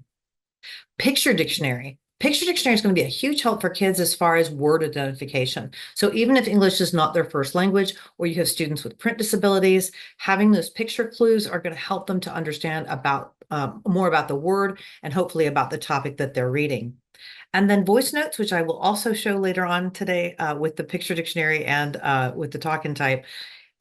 Voice note is going to help with verbal responses. So again, if you have students with print disabilities who would be better served by being able to speak their response instead of typing it, this is going to be a tool that you would want to make sure that they were aware of. So that's what I would say are the starter tools. Any questions about that? Seeing none, moving on. Okay, let's go to our example student number 2. So Brittany is a 5th grader. She struggles with focus, ADHD, and executive functioning skills, especially on web pages. And that's true for a lot of students. Anyone who's easily distracted, our web pages have so many things that flash and move and play, makes it really hard to concentrate. So I want to see what tools we could recommend for Brittany, and honestly, any student who struggles with focus, especially when you are using them on a web page. So here are the 4 tools that I'm going to demonstrate for you. Hover speech, which is going to help them to read. Screen masking, which is going to really narrow down what they're looking at while they're reading. Screenshot reader, which is also going to allow them to read any text, even if it is embedded within an image. And then simplify page, which is going to get rid of the distractions so that they can really focus in on their reading. So let's look at doing that. I have pulled up an article because it is July for a little while longer. And you'll see here, I have already launched the toolbar. All I did was click on the purple puzzle piece. The toolbar for the web is a little different in that you can move it around the screen or put it in a place that you can view it more easily. So the first thing that we want to look at is our hover speech. Now, why do we have hover speech? Well, we recognize that when you get on a web page, in order to have something read out loud, you would have to highlight it and then click play. That's not easy for all students, especially those with fine motor issues. But what if you wanted to hear some of these hyperlinked articles? Well, if you try to highlight them, you're probably going to hyperlink to the article itself. So hover speech is available only on web pages, but when you turn it on, it literally will allow you to simply hover. No clicking, no highlighting. Scream for ice cream. And then I can hover. July is National Ice Cream Month. So this is allowing me simply to hover over the information. July is National Ice Cream. The information that I want read, and it will read it for me. It will respond to pause and stop, but to turn it off, simply click on it again, and that will allow it to stop reading every time you hover over something so that you can use other tools. All right, so what are some of those other tools? Well, one of them is screen masking, and screen masking's icon looks pretty much exactly like what it does. So you can see that it is going to mask the screen. You can see I've turned it on. This nice little control panel pops up, so I can drag that around if I want to put it in a particular place. And then this will make it much easier for me to get to the settings. So I'm going to click on the settings. You'll notice that the first thing that I'm going to do is to come down to the reading light height. I want it to be smaller. And in fact, I generally make this small enough so it's about enough for 2 lines of text, maybe 3, but I would say 2 lines of text work well. You'll notice that the background color is the gray, but if I add a lot of opacity to it, it's going to make it really dark. So I can choose how dark I want it to be. If gray is not your jam, we have our quick color menu. So we have all kinds of colors you can choose instead. So if I like purple and I think, nope, that's not the shade I like, I can drill down to the exact shade of Grapple that makes me happy. So I have this. I also have a reading light. Now that's going to help me. As you can see, I can move it down the screen in order to read. But if I'd like it to be a contrast color, maybe yellow. Ooh, that's pretty bright. I want to ease up that opacity. And then I'm simply going to come up here and X out. And you can see that I can bring this down and I can move this along as I'm reading. That way, if I squirrel, it's not going to take me 20 minutes to figure out where I left off. Also, it will work at the same time as the text to speech. Just please know by design, it will not move down the page automatically. And that's because we discovered very early on that elementary students have been doing this long enough that they will click the text to speech, and then they will look around the room and poke the kid next to them. And I said, what are you doing? And they say, I'm reading. I'm like, no, we want them to pay attention to the text. So that's why it will not move automatically. We want them focusing in on what's being read. So once I turn this off, you'll notice I can turn it back on. It did save my settings until I come back in here and choose to make other settings. Now, there are a couple other ways to use this, but this is something that I'll be doing in another training for another day. I wanted to give you a good taste and get you excited about trying these things. So here I am on this article and I'm thinking, oh, this is cool. I'd like to see this because there's always good infographics and stuff out there. But if I wanted to have this read, you can see I can't. It's part of an image. So how do I get this read out loud? That's what we have the secret weapon or the screenshot reader for. Screenshot reader is going to allow you to read text within an image. So think table, chart, map, graph, diagram. I'm going to click on the icon itself. I have a crosshatch. I'm going to draw a box, getting all the information I want read in it, making sure I get it all in there, and then let go. It's going to run it through an OCR system, which means optical character recognition, and then it will read it aloud for me. Come on. Most popular ice flavors by state. Well, it shouldn't have skipped that. I could redraw the box, but I wanted to point out a couple of other things on here for you. So I can reread it by clicking the play without having to redraw the box. If I draw the box around a lot of information, you've got the plot, pause, and the stop buttons. This is an underutilized button that I really like. If you click the copy button, you can copy the information you have the box around and you can paste it onto a Google Doc and ask for more information. So something that I would do is ask my students to tell me about their favorite flavors of ice cream and what they would think that different states would like and why. So I could make this into a writing to show what I now know, now that I've finished reading. That helps solidify what they're understanding and what they're reading. And then the last thing that I'm going to show you with being on the web is what we call Simplify Page. Simplify Page, you can see on the far right-hand side, when I click on it, it is going to open up a brand new tab and it's going to pick up just the article and the related pictures. That means all the extra stuff gone.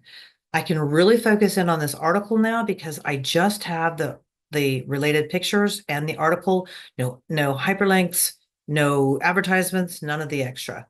Ooh, this would be a good writing assignment about what the ice cream says about you.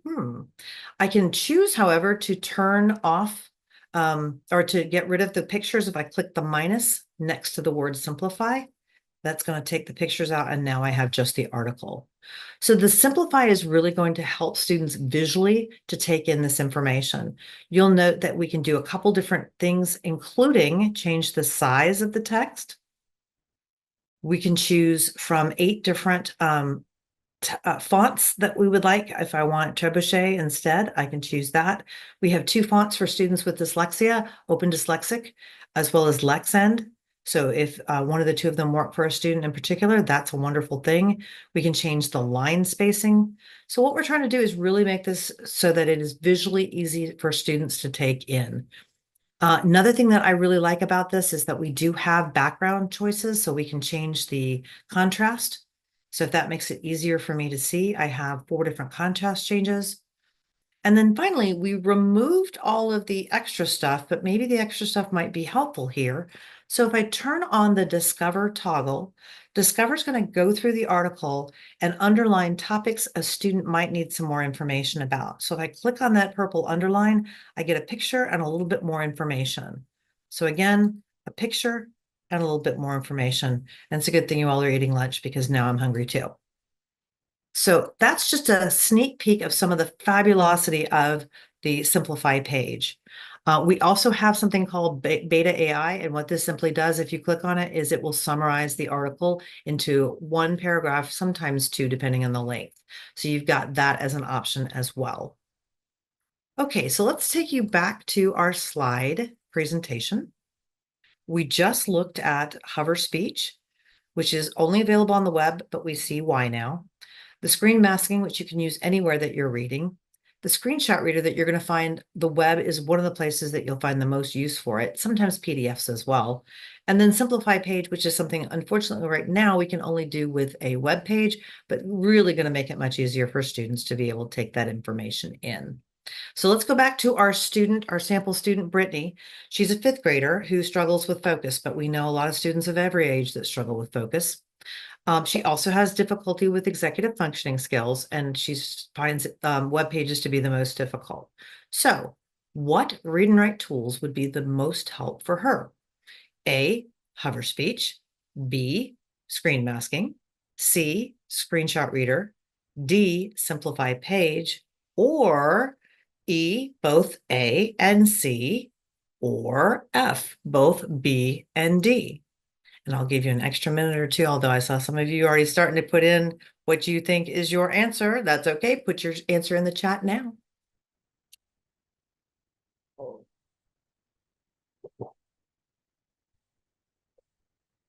Okay. And we've got 5, 4, 3, 2, 1. Let's see if you got it correct.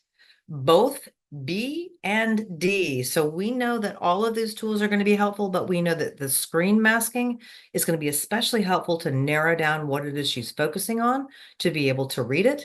And the simplify page is going to make it visually much easier for her to take that information in. If you got that correct, positive emojis. If you didn't, you're still learning positive emojis. And good job. All right, let's continue on.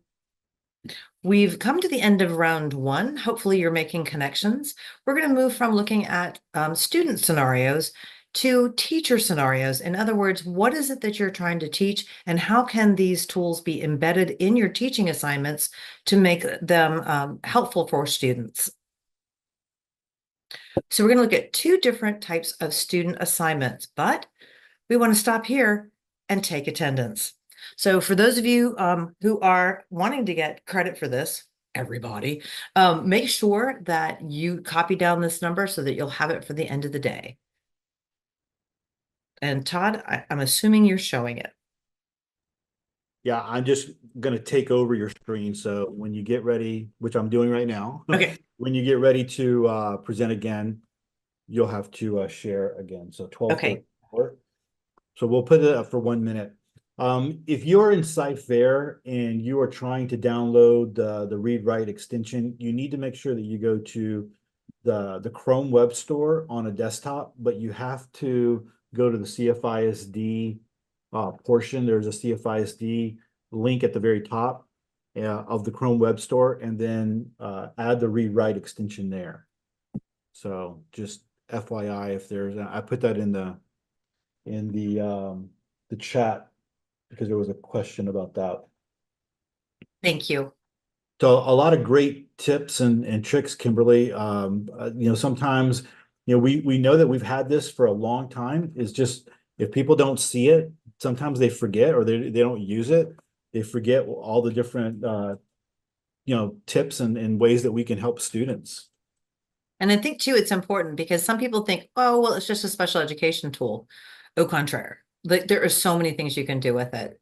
Every student has an area of weakness in literacy, and some just need some tools to make them better and faster at things. So really, this is something that all students can benefit from. So I'm hoping that's coming across. So Sarah asked the question. I'm going to go ahead and turn my sharing off. It's been a minute, and so I'll let you go ahead and start sharing again. But Sarah asked the question: is it automatically on Chromebooks? It was automatically pushed to every student Chromebook, but they have actually removed that ability. Students will have to add it because it was having an issue with Performance Matters, and we were having that issue with assessments.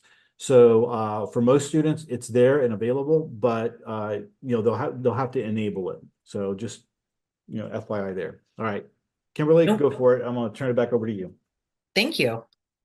And I'm making a note of that because I want to check into my tech department to find out why that's happening. Because if you're having that, others will be too. So, okay. So looking now, we're going to look at some assignments. So the first example assignment that I have here is, as part of a unit on the cell, biology students will reference a PDF diagram that has been provided to them, and they're being asked to describe the components of the cell and explain their function.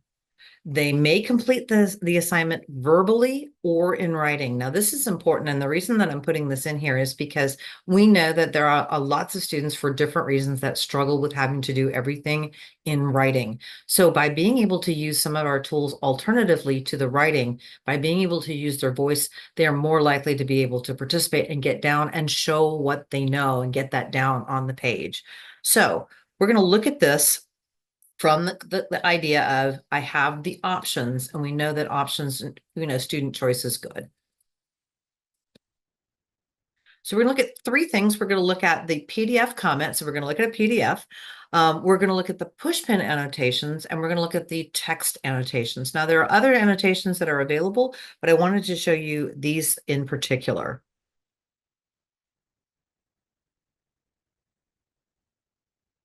Okay, so I have pulled up a PDF. Now, this PDF is a diagram of the cell. So you can see when you open this with Orbit Note, which, by the way, when you come to a PDF in your drive, you can right-click and open it with Read and Write, or you can right-click and open it with Orbit Note. Either one will open it up with Orbit Note. Orbit Note is the PDF toolbar. So you can see I've done some things here already because I wanted to make sure that you were aware of things that we can do here. So the first thing is I want to show you the PDF comment box. So if I wanted to make a comment, you can see what I've done here is I've highlighted that particular word, and I've gotten a comment box to pop up. So I'm going to slide over here. In the comment box, I have a variety of tools that I can use. So I can type. I can use our word prediction to help me type if I want to. I can use our talk and type, which is speech to text. So I could click on this and speak, and it's going to type it for me. I can click the play button and have it play it back so I can hear it. I could also, as a teacher, and I go into a lot more depth in this one. We have our back to school webinars. I'm doing a whole session on just how to use Orbit Note and how to set up assignments for success, especially for teachers. So we can attach a picture or an image or a GIF. So if a GIF would be helpful. Or you can also have a link to another document. So you've got lots of different things that you can help a student with. What you can see that I've done up here is I've used our voice note. Voice note is going to allow me to speak, and it will record my voice for up to a minute. So I was able to speak what a ribosome does. Ribosomes are made up of RNA and protein, and they help with protein synthesis. That was my best example of a student who was speaking there, what it would sound like. So I was able to highlight this. Once I highlight this, you'll see that little add a comment pops up. And then I simply click on the add a comment, and I get all these different tools to choose from. So that's one way, and that gives students an option. There we go.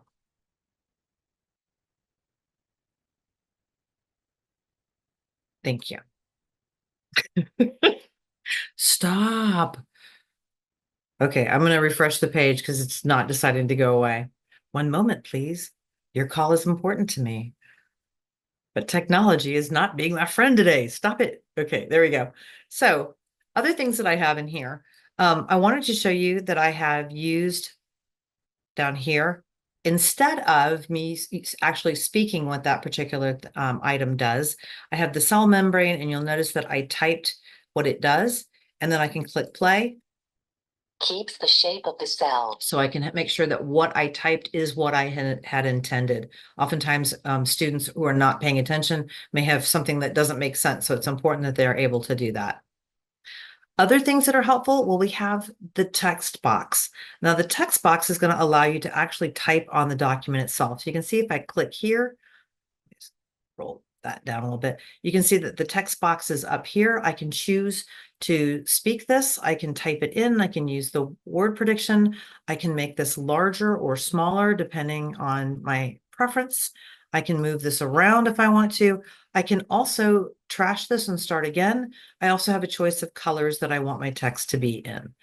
You can see what I did down here. Now, this is only going to be for some students, but I like the fact that I was able to make this as small as possible. So I just typed it in right here, right underneath what a cytoplasm was, exactly what the cytoplasm function. So again, this is going to depend on the student, but this gives plenty of choice depending on students' comfort level. Another thing that I like and that we have instead of using the text box is being able to use our pushpin annotations. Now, pushpins we generally use because there's not enough white space. Obviously, there's plenty of white space here, but students may find it just cluttered to use the text tool. So if I click on that pushpin, you can see I've already typed in what the cell's nucleus function is. And let me show you how I did that. I click on the pushpin, I click where I want that pushpin to go, and I can just put my information right in there. Blah. And then when I click off of it, you'll see that the pushpin is there. So another choice of ways to get that information down. And then finally, I wanted to make sure that you knew you can do all kinds of other things on here. You can see that I use this box. We have shapes drawings. We have freehand drawing so that if students want to add other annotations, they can do so on a PDF. But hopefully that this has given you an idea of different ways that you can use those annotation tools and show students how to use them so that they can show what they know, again, by being able to have different choices of the different tools. So let's take us back to this biology assignment. Provided a PDF. It gave them a description or a diagram of a cell, and we're asking students to tell about the cell, the different parts and what their functions are. So if students can do this in either writing or be able to do it verbally, which tools would you recommend? A, PDF comments, B, pushpin annotations, C, text annotations, or D, all the above. And because we are running low on time, I'm going to go ahead, and we've got lots of people playing along who get it. Let's go ahead and get you. The correct answer is D, all the above. And hopefully you got that because I showed you lots of different ways to do this. But just a nice thing, because especially if you are, you use a lot of PDFs, I think giving students that different choice of ways that they can best show what they know, they're going to more likely interact with that PDF, which shows what they understand. Okay, so good job for everyone. I know that most of you got that one right. Last one, and this is good because this is a template that you'll get to take from here. The assignment is, many of your students in class do not have background knowledge about an upcoming unit or topic. They don't have that academic vocabulary that goes along with that particular topic. What read and write tools would be helpful to prepare your students to be successful with that particular topic? So we're going to talk a little bit about voice note, picture dictionary, and dictionary. And I want to show you, and you will get this template to use. You're going to get a lot of things as a bonus here at the end. So this is something that I created because I thought it would be really helpful for students to be able to choose, again, which way that they learn new vocabulary, because so much of what students will have to learn as far as vocabulary is not going to be directly taught. So we want to make sure that they have different ways that they know will work for them. So what I've done here is I've basically given a template so that you can choose by using listening, speaking, reading, and writing, all of the ELA skills, and then using the tools that we have. So what you would want to do is in the column for vocabulary word on the far left-hand side, you can see this is parts of the body. and you can change this to whatever you want, but we know that learning vocabulary on the same topic is going to be much more helpful than random words. The picture dictionary, one of the things that you may or may not know, so I'll come down here and show this. When I hit the picture dictionary and click on a particular, there we go, arm. So you can see that I have a choice. And if I want to click and drag that picture onto the document, that will let me show. Now, this is good too, by the way, because this is showing you that arm is a multiple meaning word, and we have a lot of them. Here's another one, heart. So in this case, we're talking about a part of the body, but we could just as easily talk about the symbol. So the picture dictionary is a great way for students to interact with text. They can find the definition in picture form and click and drag it onto the document. So that makes it fun. We also have our dictionary. So if I click on the dictionary, you will notice that I can click and drag it wherever I'd like to go. If I wanted to, so we're back here on heart, I can listen to each one of these definitions because these look like bullet points, but they're actually play buttons. So I can have each definition read out loud if I wish. And then I can copy and paste the definition onto my document if I wish to do so as well. And you can use this at the same time you're using your picture dictionary if you wish. So you have that as an option. Talk and type is simply going to allow you to speak and it will type for you. So you'll see here that I wanted my students to either type what they're going to, or use the talk and type to say how they're going to remember that definition. Or in a lot of cases, kids can't hear themselves say the word and they can't remember the word. So have them say the word over and over again. Have them say it at least 3 times so you can hear it. The voice note is going to be an option as well. You would simply highlight where you want your voice note to go and then click on the voice note option. That will let you place it on the side. And then finally, we also have the translation tool. So if having that word translated is a help, you've got that. This is a great opportunity, by the way, for you as a teacher to set this up exactly how it's going to be helpful. So you can eliminate columns if you want to, take it down to something like 1 or 2. You can add more back. You can reuse this. But this is something that I wanted to make sure that you had in your arsenal of things that you could use with students. And I am keeping an eye on the time. Okay, so going back to the slideshow, your choices were in helping a student attain new vocabulary, voice note, picture dictionary, or all of the above. Typing it in now. Dun, dun, dun. Poof. Yes, again, it is all of the above. There are lots of ways that we can use these different tools, and I just wanted you to get a smattering of those. Okay. Everyone is a winner and everybody walks away with something. So I wanted to make sure that you knew, just for playing, everybody here will have access to this document. On this document, I have given you resources that you can use, including what you just saw, and a variety of other things to get you started for the year. You'll also have access to this slide deck so that if you want to retool it and use it with your students, or you want to use it with other teachers, you absolutely can. I also wanted you to know, if you're sitting there thinking, well, I'm new and that was a lot of information and I'd like a little bit more, please know that TextHelp, my company, puts together an absolutely free back to school webinar schedule. We do 2 different webinars a week for 10 weeks, from starting next week and going all the way through the 1st of October. If you can't join them, please sign up anyway. They will send you the recording. You can watch the recording. You do get a certificate of attendance if you watch the recording or if you are on it live. So you can see we have a lot of the ones that are coming up for Read and Write. We have 6 different sessions that are coming. If you go to your slide deck when you get that document, you can click on each one of them. They will hyperlink you to where to sign up for this information.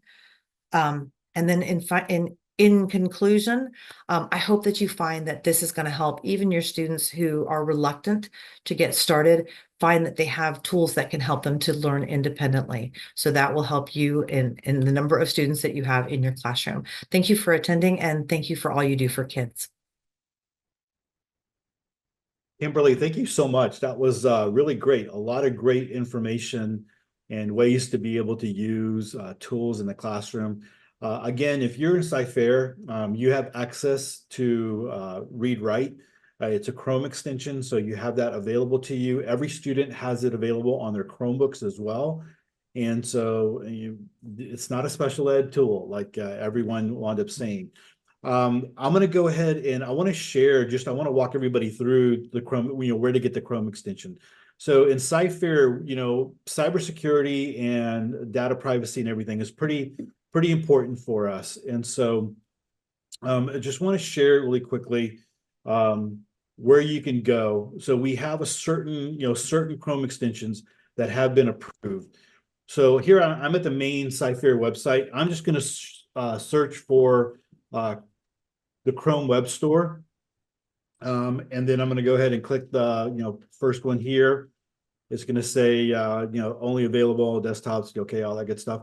You'll notice at the very top up here, we got Discover, Extensions, Themes. We have a specific tab for CFISD staff apps and extensions, okay? So when you click on that, you'll see all the ones that are available to us.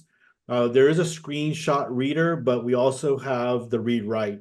And this is the one that you want to go ahead and you want to enable. When you click into that one, it will allow you to add it to Chrome. And you should be good to go there. You might need to sign in with your Google. When you sign in to read and write, you might need to do that. I can't remember. It's been so long since I've done that, so I don't know the actual steps for that. Kimberly, do you know when you first enable it? So it will authenticate through the email address of the user, their profile. So you shouldn't have maybe one permission box that will pop up once you started to use it. I do want to make mention though, when you talked about the screenshot reader, so you don't have to install the extension for the screenshot reader, but because of what it does, the first time you click on that tool on your toolbar, it may pop up and ask you to install it if you haven't. It is a separate installation simply because of all that it can do, but you don't have to do it from the get-go. The first time you want to use it, if you click on it, it'll pop up and prompt you to install it. Okay, perfect. And again, it works, in Google Docs. It'll work with PDFs and it'll work on websites. Some websites you might need to just wait a little bit as it's loading. I noticed that sometimes it just kind of, depending on the website, it might take a little bit to load up. But again, Kimberly, thank you so much for sharing all the information you did with us. We greatly appreciate it. And we hope that you have a great rest of your day. Thank you. I wish the same for you as well. It was really good working with you again. Thank you. Thanks, All right, Kimberly. take care. Bye. Well, everyone, we are going to take a little bit of a break. Up next, we have Dr. Tarver. He's going to be talking about innovation in education, and it is going to be awesome. So right now, we're just going to go ahead and go into a break. You have about 8 minutes to go take care of your needs. Get up, stretch. Send us a tweet or an X. I mean, is that what they're calling it now, right? Over on X or Twitter, and tag us at CFISD DLC. And we will be back at the top of the hour to get into the next session. All right. So we will be seeing you real soon.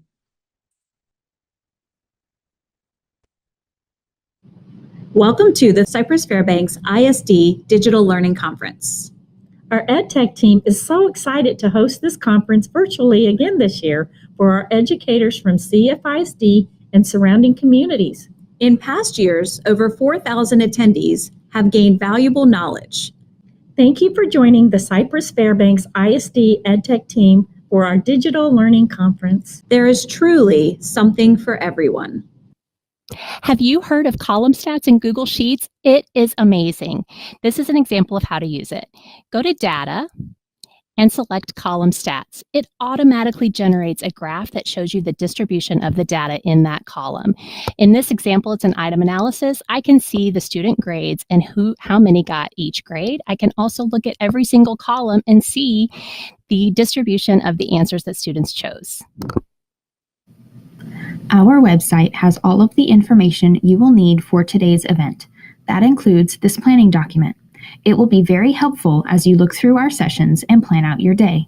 While attending the sessions, type or write down the attendance codes for each session. During each session, the presenter will pause and share an attendance code with you. You will need to write the code down and keep it until the end of the day when the attendance forms open. Then you can submit all the codes from that day at one time. Remember, you must have the codes in order to submit. You will also need to be watching since the attendance codes will not be shared in the YouTube chat during the sessions. The attendance forms will open at 4 p.m. and you will have until midnight tonight to submit your codes for credit. The EdTech team would like to thank our wonderful business partners. Due to their generosity, we will be able to provide some fantastic prizes. You can enter to win these prizes in 2 ways. The first way is by submitting your attendance at the end of each day. The second way is to submit the feedback form that will be sent after the event. It's time for the conference.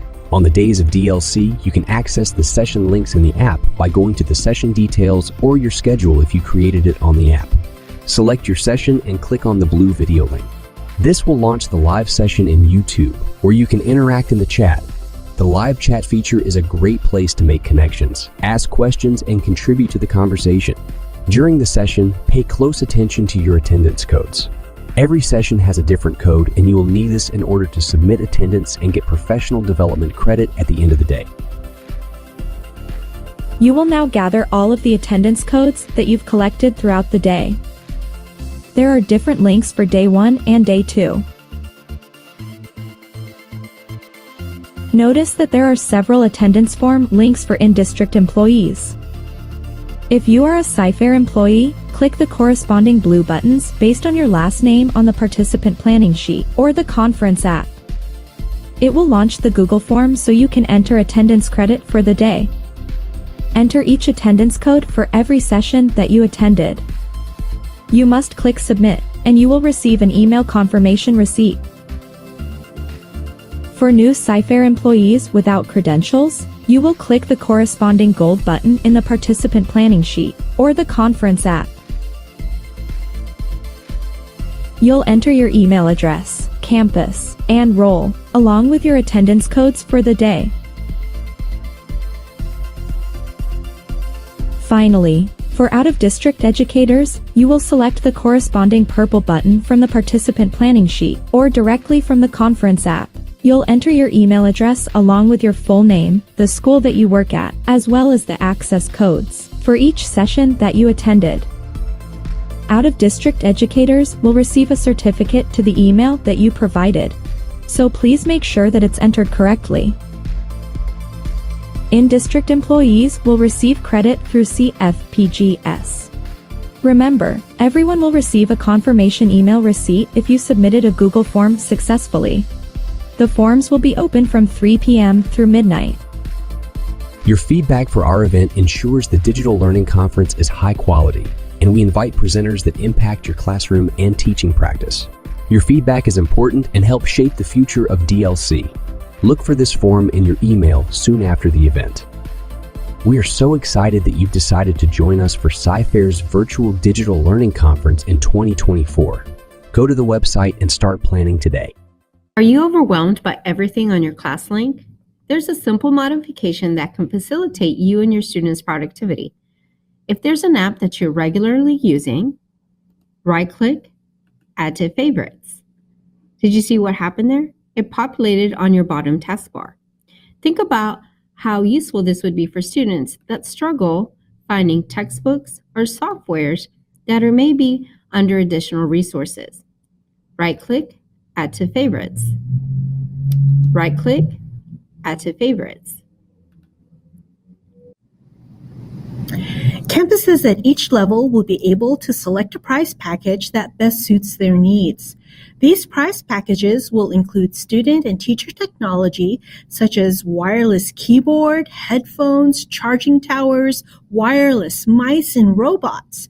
Don't forget to submit your attendance each day and complete the feedback form sent after the conference to help your campus win one of these amazing prize packages. Have you ever wanted just a tiny bit of a YouTube video that you found online to show your students? The new YouTube Clip feature will allow you to do just that. From your YouTube video, click on Clip at the bottom. This will open up a pop-up where you can... All right, everyone. Hey, welcome back to, I guess we are at the 1 o'clock hour now. So excited about getting into this next session with Dr. Tyler Tarver. You know, he does a little bit of everything. He's done a little bit of everything, right? And talking with Dr. Tarver, I think you're going to really enjoy hanging out with him. He loves helping teachers, right? He's got 120 million views, 500,000 subscribers across the internet. He's you want to go check out his website over at tarveracademy.com. He's written a couple of books, one called The Baller Teacher Playbook. I don't know what that's about, but you know, it's something that you probably want to go hang out and go check out and see what he has to say about all that. Again, he's done a lot of things. He's been a teacher, principal, director, dean, assistant soup. He's got certifications in everything. A lot of Google and a little bit of Apple, and we won't hold him accountable for the Apple. We'll just let him go on that one. But a lot of Google, and we're just really excited about all the things that he's going to share with us today. So, Dr. Tarver, are you ready to go? Yes, sir. Ready to rock and roll as long as you can hear me. I can hear you. You sound good, and we'll just kind of turn it over to you. I know that you said if there was any slides or anything that you're going to share, you'll share it along the way. And I know that people always ask that in the chat. So when you share that, we'll throw it in the chat for people whenever that's comes up. So with that, I'll turn it over to you, and it's all yours. That sounds perfect. Thank you guys so much for having me, even if you did not have a choice. And I really appreciate that. So I'm super excited to be here. And I'm going to pull my slides up, and I'm going to turn into a much smaller quadrilateral with my face in the corner. So I'm going to go ahead and do that. And it's got a link where you can get that. I'm sure they'll toss it in the chat. So I'm going to toss that on there. There we go. So hopefully you can see, my screen. And then in the bottom right-hand corner, I have the link. It's bit.ly/Tarver Future. I'm checking the chat. Bobby said, how about them Hogs? Go Razorbacks. I'll tell you this, in basketball, we won it all in 1994. Don't forget that, okay? Don't forget that. So in the chat, as everybody's jumping in, if somebody would toss the link in the chat, it's bit.ly/Tarver Future. I've got links, I've got tutorials, I've got resources in here, and I want to give them all to you. I want to give you all my resources. That's actually what I'm going to start with here in a second, because we're educated. I've been an educator at these things, and it's like, it's great, and I love to hear people's ideas and thoughts and get the why. But also, we really like free stuff. Am I right? Kind of got an amen. All right. So the chat, be active in the chat. I'm sorry. I'm really emotional because I love talking to you guys. And so what I'm talking about today is innovation in education. I've gotten the chance to work with some incredible educators, and I have gotten the opportunity to try some things. Try some things with education, whether it's flexible schedules, whether it's computers. We were, one of the first districts to do AI. We were one of the first districts to have waivers from the state where students had less screen time. I'm about to jump in. Bobby just said their husband is Ken, and he was on the 94 championship team. What are the odds that I just said that a second ago? Oh my goodness gracious. That's it. That settles it. We all get a raise. We all get a raise because that happened. Pending admin approval, of course. Okay, so we're going to jump in. I'm going to start chatting with you guys. And if you have any questions, toss them in the chat. I know it's like a little bit of a delay, but it's not a big deal because I'm just going to check it and keep rolling from here. Let's get cracking, okay? Just in case you just wanted to make sure that I wasn't just like some 11th grader running for student council vice president on here. Dr. Tyler Tarver. Doctor is my new first name because it was expensive and I wrote a really long paper. So super excited to have that. And I am director of learning and development. I've also got some Google certifications. I've got an Apple Distinguished Educator certification. And thank you for not holding the Apple against me. I have it because I love some of their hardware, but I know in the chat, what do you guys have? Are you guys one-to-one? What are you one-to-one with? Is it Chromebooks? Is it iPads? If you said that about Apple, I'm guessing not iPad. I'd love to know in the chat. That gives me a little context coming through. But I have carved out a lane for myself in helping teachers besides speaking and doing this. I also have created a plethora of resources, free resources for teachers on my website, tarveracademy.com. So I always tell people, if you tune in while I'm talking, if you tune in for 30 seconds, this is the most valuable 30 seconds you can tune into. Y'all ready? tarveracademy.com/resources. I'm about to save you $3,000 to $4,000 worth in free resources. Y'all ready? I'm going to walk you through this so you can get it. tarveracademy.com/resources. tarveracademy.com/resources. Somebody wants to talk. Actually, you know what? I'm in here. I'll toss it in the chat. I don't even care. Watch me cook. All right. tarveracademy.com/resources. You ready? It's going to take you to a blue screen. Okay. So I toss these on my Instagram, my TikTok, my Facebook, my YouTube. I'm always showing like tips and walkthroughs and things like that, and even talking a lot of ideas. And then I just try to have some fun. But one of the things that people really love is the free stuff. And I'm going through the resources, and it leads to this. It leads to this. tarveracademy.com/resources. And then if you want to be on my email list, and I'll send you free resources as I make them, put in your email. But I'm going to go ahead and tell you a little insider information. It does not matter what email you put in there. You can put in that Hotmail account from when you were in high school that you're high school, college that you're embarrassed about. You can put a fellow teacher's email. You can put your boss's email. It doesn't matter. Put in any email and hit get access. Y'all ready for this? It pops up a Google Doc, and I have a few $1,000s worth of free resources for you. I've got digital notebooks, okay? Plethora of digital notebooks. I've got lesson plans, curriculum maps in there. I've got ChatGPT prompts. Is anybody using ChatGPT? That's what we're going to talk a little bit about today. But ChatGPT, Gemini, those prompts. I've got cheat sheets on that. And I'm just going to go ahead and tell you guys, and we're going to, because we're talking about innovation education, I'm going to go down every rabbit hole I think can add you value. There we go. I'm going to toss in right here. This is what you need to see. Classroom AI policy. In the chat, do you already have a classroom AI policy? If you don't, you need one. You need one. The link should be bit.ly/Tarver Future. Somebody asked about bit.ly/Tarver Future. I'm going to check that real quick to make sure that link goes to this presentation. It does. You should be good to go. All right. And I'll toss it in the chat as well. What's happening? You made me, you got crazy in there. Okay. So here, you need an AI policy for your classroom, because as fast as the world is moving, this AI is our next big jump. Okay. So the internet was a big jump.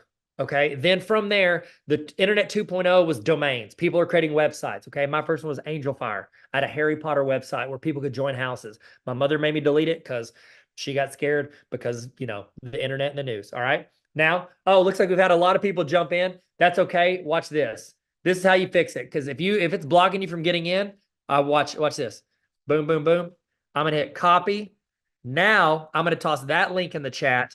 If it's blocking you because Google only allows 250 people in a doc at the same time, I just gave you a link to this where it'll make a copy. Now it's yours and you won't have to worry about it. So I threw that in the chat as well. Okay. So if you don't have one, I have a classroom AI policy example. You can go in, file, make a copy. Please don't request access. Please don't request access to this. Okay. I will not give you access to it because this is my template. Hit file, make a copy. All right. Somebody said AI was blocked on students' devices. Here's the deal. If a student has a data plan, they have access to all this stuff. Okay. So you still need an AI policy, and it's different than academic dishonesty. Okay. Because they don't view it as plagiarism. They don't view it as cheating, because they view it as a collaboration, because they've been using the internet in collaboration with everything they do. They are practically cyborgs at this point. Okay. When you're creating one, file, make a copy, and then clean this up. These are the two things I highly recommend you have in here.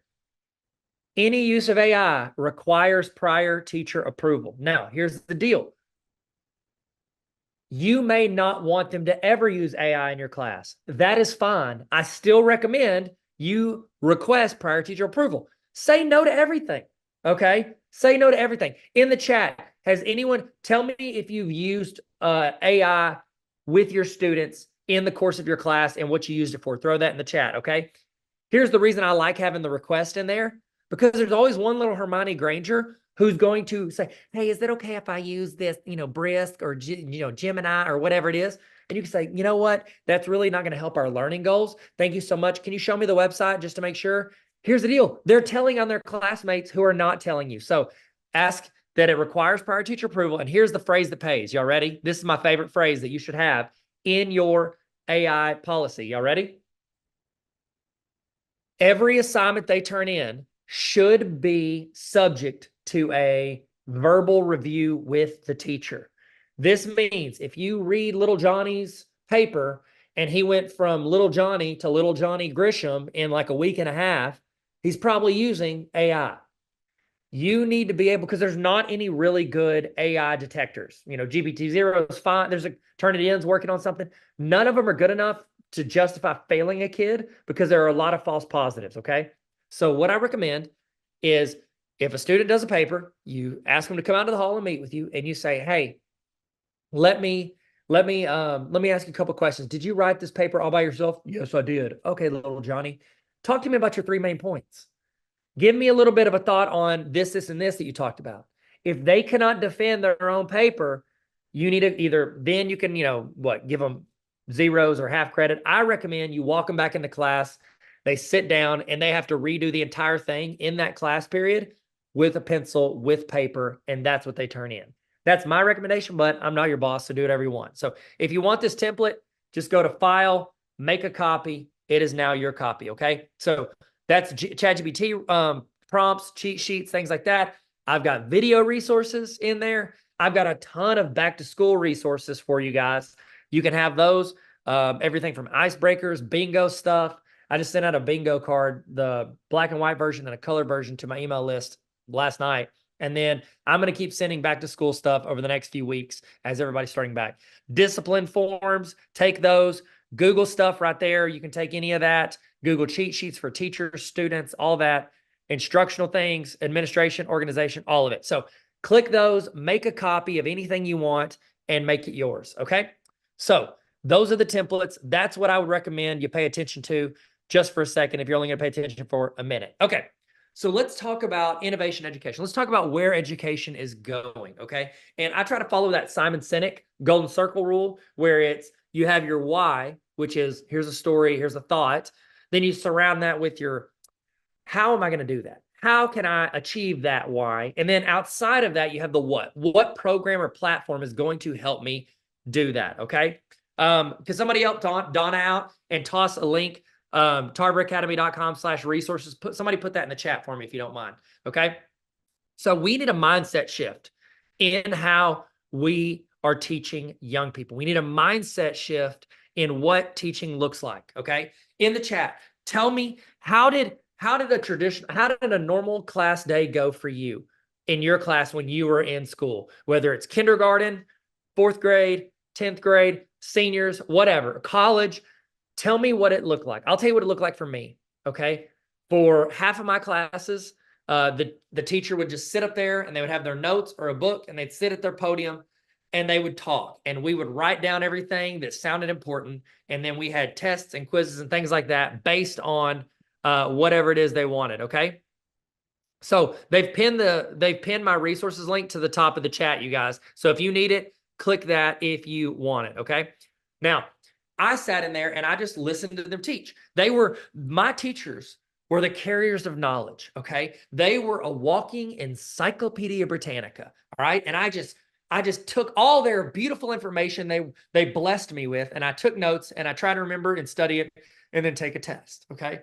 In Arkansas, we use the TESS evaluation model, and out of a scale of 1 to 4, 1 being the worst, 4 being the best, that is a 2 out of 4, a 50%, if you will, for teachers that teach like that now, okay?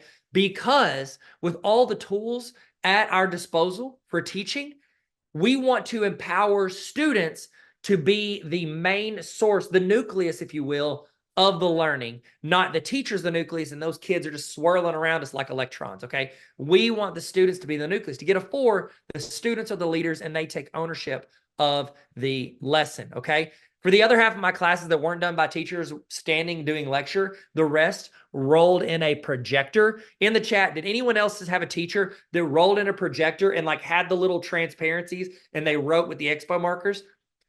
That was like my favorite teachers did that in high school. And so when I became a teacher, I was teaching math. I was like, well, my favorite math teacher taught like this. This is how I want to teach. So I went to the library, and the librarian, the media specialist, she was like 45 years my senior. I walked in and I was like, hey, do you have any projectors so I could write on it?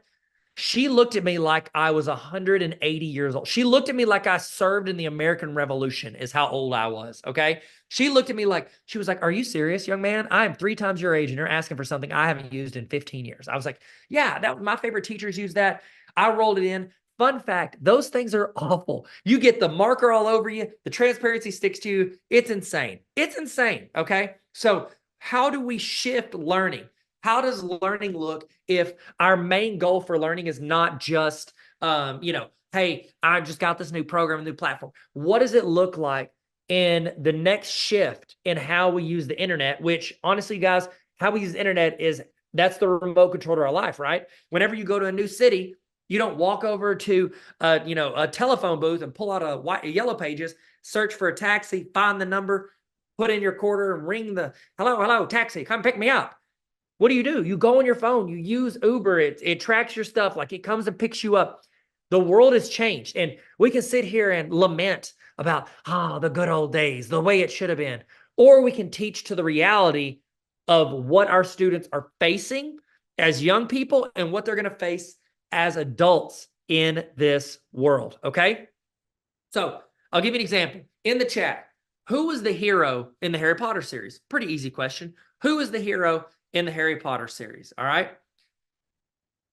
I mean, the books are literally, a lot of people are like, well, their books are named after him. A lot of people would say Harry because Harry Potter and the things that happened to me throughout the school year. But here's the deal.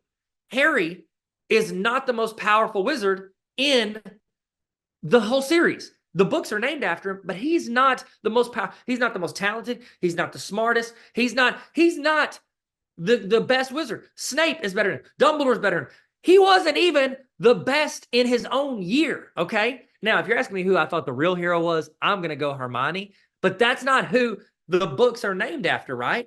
Somebody said Ron's mom. Respect the game. You know what I mean? Ron's mom was fantastic. She was actually, I've seen some breakdowns. She was an underrated wizard. Here's the deal. Harry is considered the hero of the series because he is who we were following. They call this in movies and TV, they call this the hero's journey. We are witnessing Harry's development from this little kid who feels like an outsider and that he doesn't have a place until he is literally saving the entire human and the muggle and the wizard race. He is saving all of them, okay? The reason is because he is the hero, okay? These 3 right here, they are guides. Dumbledore, as he's the most powerful one in the series, but he is the guide. It's not Albus Dumbledore and I'm really good at everything, so I defeat the bad guy in the first book. It's Harry's story that we are following. Very often in our classrooms, whenever I was a student, I was watching the teacher present. Who's the hero in that scenario? The teacher. They are the possessor of all knowledge. I'm like, yes, who do you think most influenced the Norman invasion with regards to how it impacted the English language? They have the answers to that, okay? So whenever I'm sitting there in that classroom, me taking notes, that makes me I'm an audience member. That teacher is the hero, okay? We no longer need to be the heroes in our classrooms because we are no longer the #1 source for information. You know who is? The little cell phone that the students have in their pocket, or if they're in kindergarten, first or second, maybe they do, or maybe they don't have it in their pocket. The internet now has access to all knowledge that anyone wants to learn at any given time. If you wanted to learn in the chat, tell me the last thing you went and learned on the internet. Here's the deal. When you're trying to learn something at your house, if you don't know how to do it, you don't just like raise your hand. Like I'm trying to change the oil in my GMC truck. If I don't know how to do that, I don't just raise my hand and a certified GMC mechanic walks out and leans over and goes, "Hey, sweetheart, how can I help you today? What do you need help with? Let me walk you through it." And then they walk up behind me like Patrick Swayze and Ghost and help me out, okay? Now, here's the deal. What do you do when you don't know how to do something? You Google it. You YouTube it. You ask ChatGPT. You go to these places, these sources of information that we now learn from. How do we empower our students to be the hero? To do that, the first thing we have to realize is that we are not the hero of the story in our classroom. Our name may be on the door. We might have the biggest desk in the room.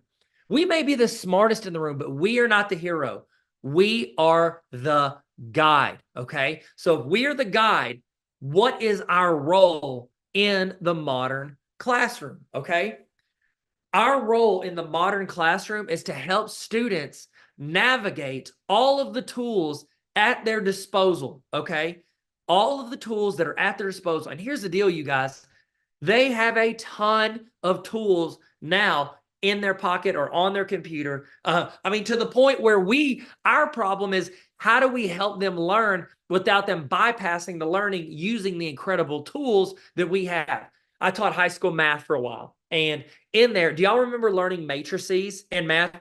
In the chat, if I gave you a 100-point test on matrices at the high school level, what do you think you would get on that test? Throw that in the chat. What percent out of 100 would you get if I gave you a test on matrices?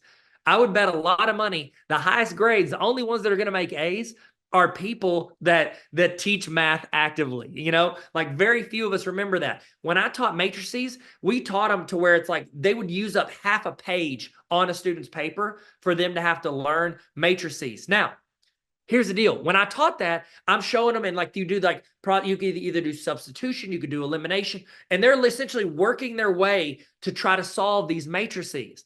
And then in my curricula, in my lesson teaching, as soon as I got done spending like 2 or 3 days teaching them how to solve matrices by hand, okay? As soon as I got done with that, I would have them, all right, guys, pull out your calculator. Now, what I want you to do is I want you to go here, and we would take like 2 steps. They'd plug in the number from the matrices, and it would literally do any equation they wanted. Any part of that equation that used to take them 5 to 30 minutes per problem, they can now do in 5 to 30 seconds, okay? And it never failed. While I'm teaching that, those students, some student would go, Mr. Tarver, why in the world do we have to learn the long way to learn the short way? And I'm like, I give them the whole spiel that we always give, like, well, it's problem solving, it's you're learning elimination, there's, pieces. There's stuff that we teach that we know students aren't going to learn or use. They're not going to use the rest of their life. Okay. We just saw a bunch of, professional educators range from 0 to 95% on what they would do on something that was graded for a grade in class whenever they were in school. Here's the thing. If you can roll in these platforms and these programs on top of the learning, they might not ever have to use quadratic formula or parenthetical citation or whatever it is you're teaching. They might not ever have to use that again the rest of their life.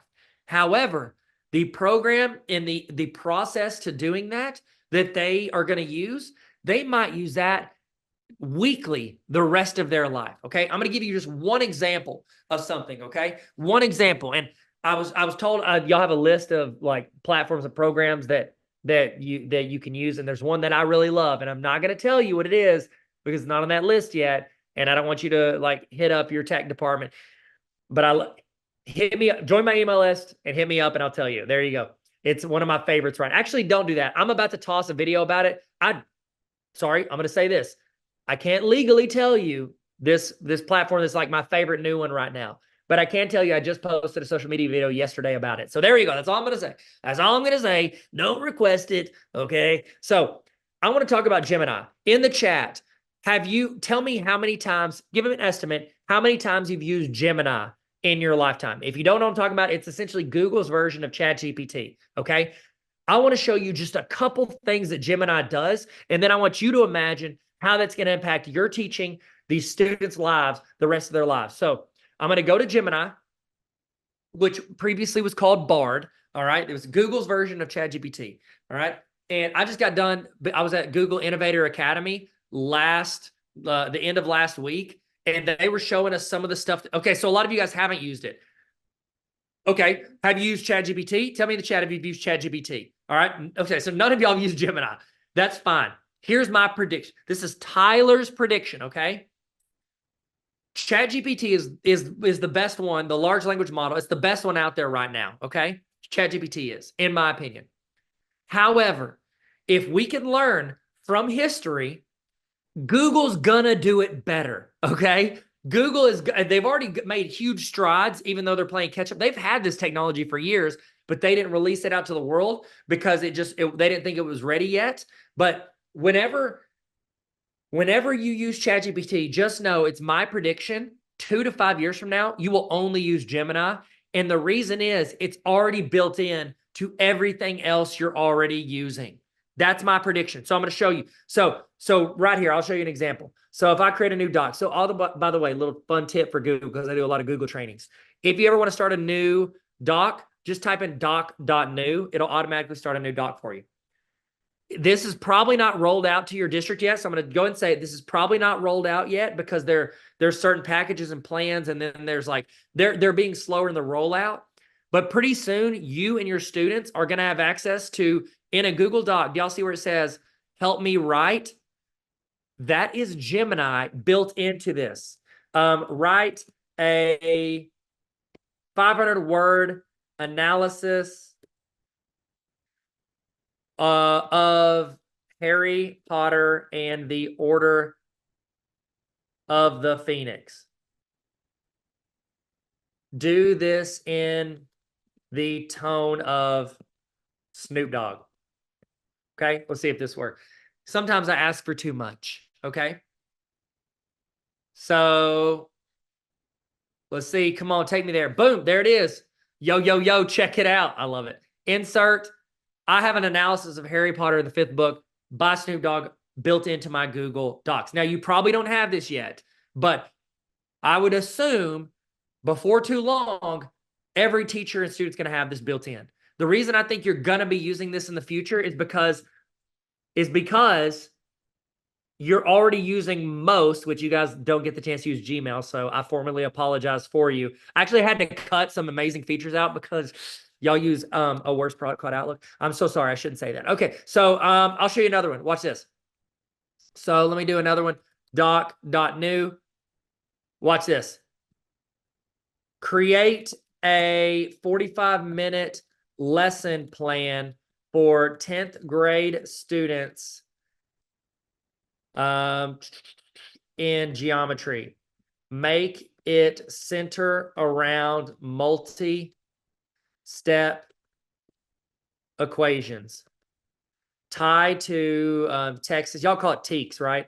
Texas State Standards.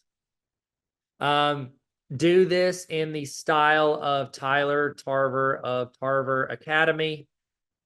Also, make it very, I won't do project-based, okay? Hit enter. Watch what happens. So, somebody made a really good point. Okay, boom. We have one on multi-step equations. Oh, did it do it? Oh, there it is, right there. I have a full lesson plan.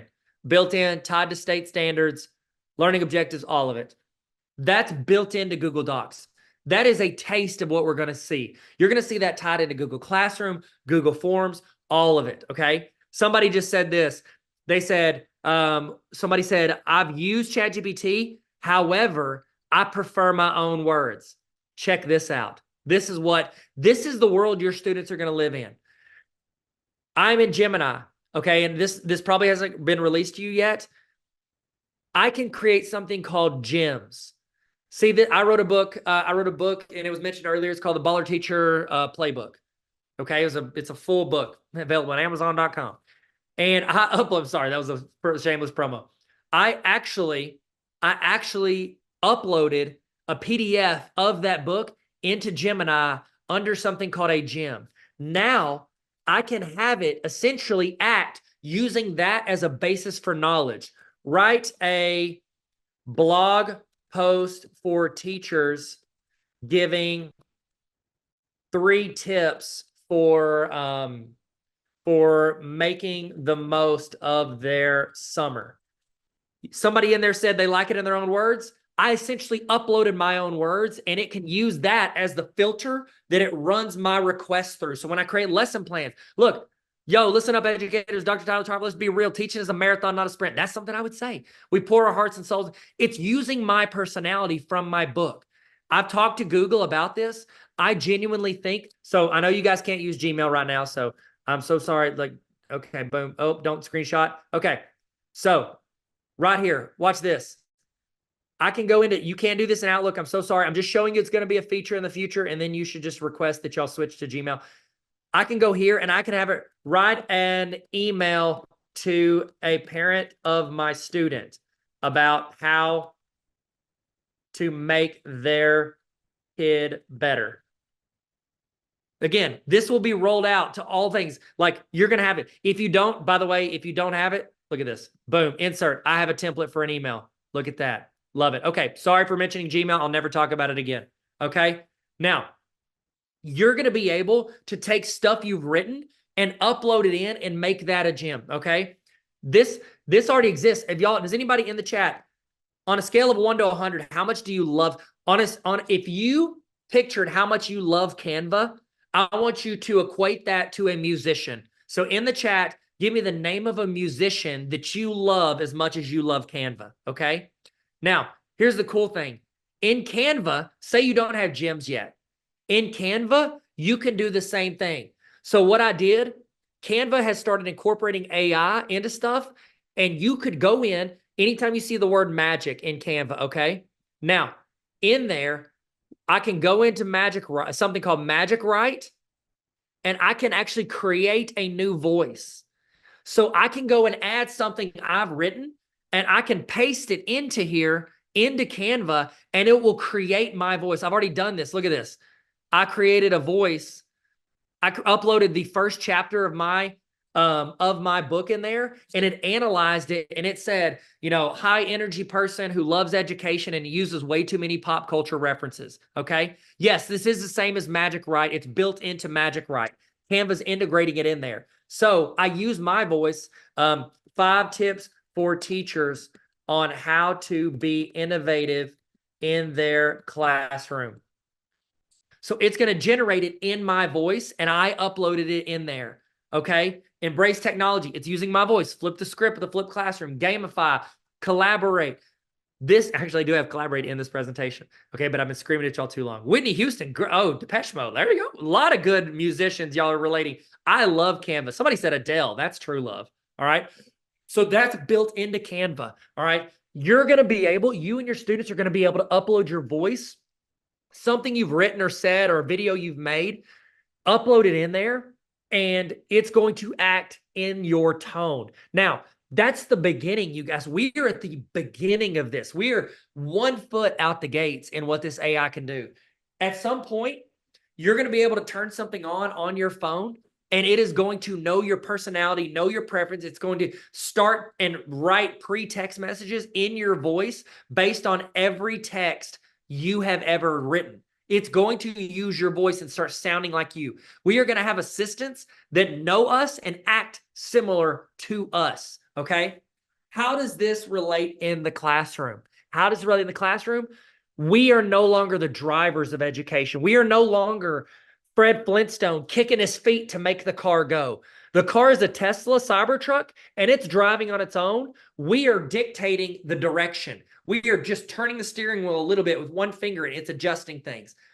Facilitation is what we need to lean towards. We do not need to be carrying these children, sweep them off their feet and carry them to their education. We need to help figure out how to give them even more ownership. Okay, how do we give them more ownership in the classroom? And every time I do this, teachers and people who don't know about education in my comments on social media, they'll say, well, this is why teachers are going to be replaced by AI and all this. Fun fact, no, they're not. Okay, I have never worried about my job security as an educator because of AI, because we were supposed to be replaced by YouTube, the internet, TV, radio. Here's the difference. And you guys know it. I don't care if you teach kindergarten, seniors, if you teach college, or you teach adults. If you just hand somebody something and say, here you go, ask it anything you want, and I'll see you in May. We all know 4% of the people in that class at any grade level are going to actually do what they're supposed to. We are the drivers. We guide the social process of learning, and we are steering the boat. We are not the boat. We are steering it, and we make it go forward. We are the guide. We are the guide, not the hero. Okay. And it is scary to make that shift. But I want to encourage you, if you make that shift, Whenever you do that, whenever you're guiding your classroom, you're going to empower your students to row, and they're going to build the muscle to where someday they can drive that boat. I've got a few stats, and this is ugly for presentation because there's so many bullet points. I'll summarize this for you. Educators and students know the importance of using online resources, e-learning, any type of blended flipped classroom. Students know it's important to use that, okay? Students, somebody in the chat said, not many are actually motivated to teach themselves. That's absolutely correct. They know it's important, but they need a guide in this process. I'm going to tell you something. So my dissertation focused on the factors that predict viewer engagement in online educational video, okay? Now, what I found in those research studies, your students are using YouTube to learn in your classes.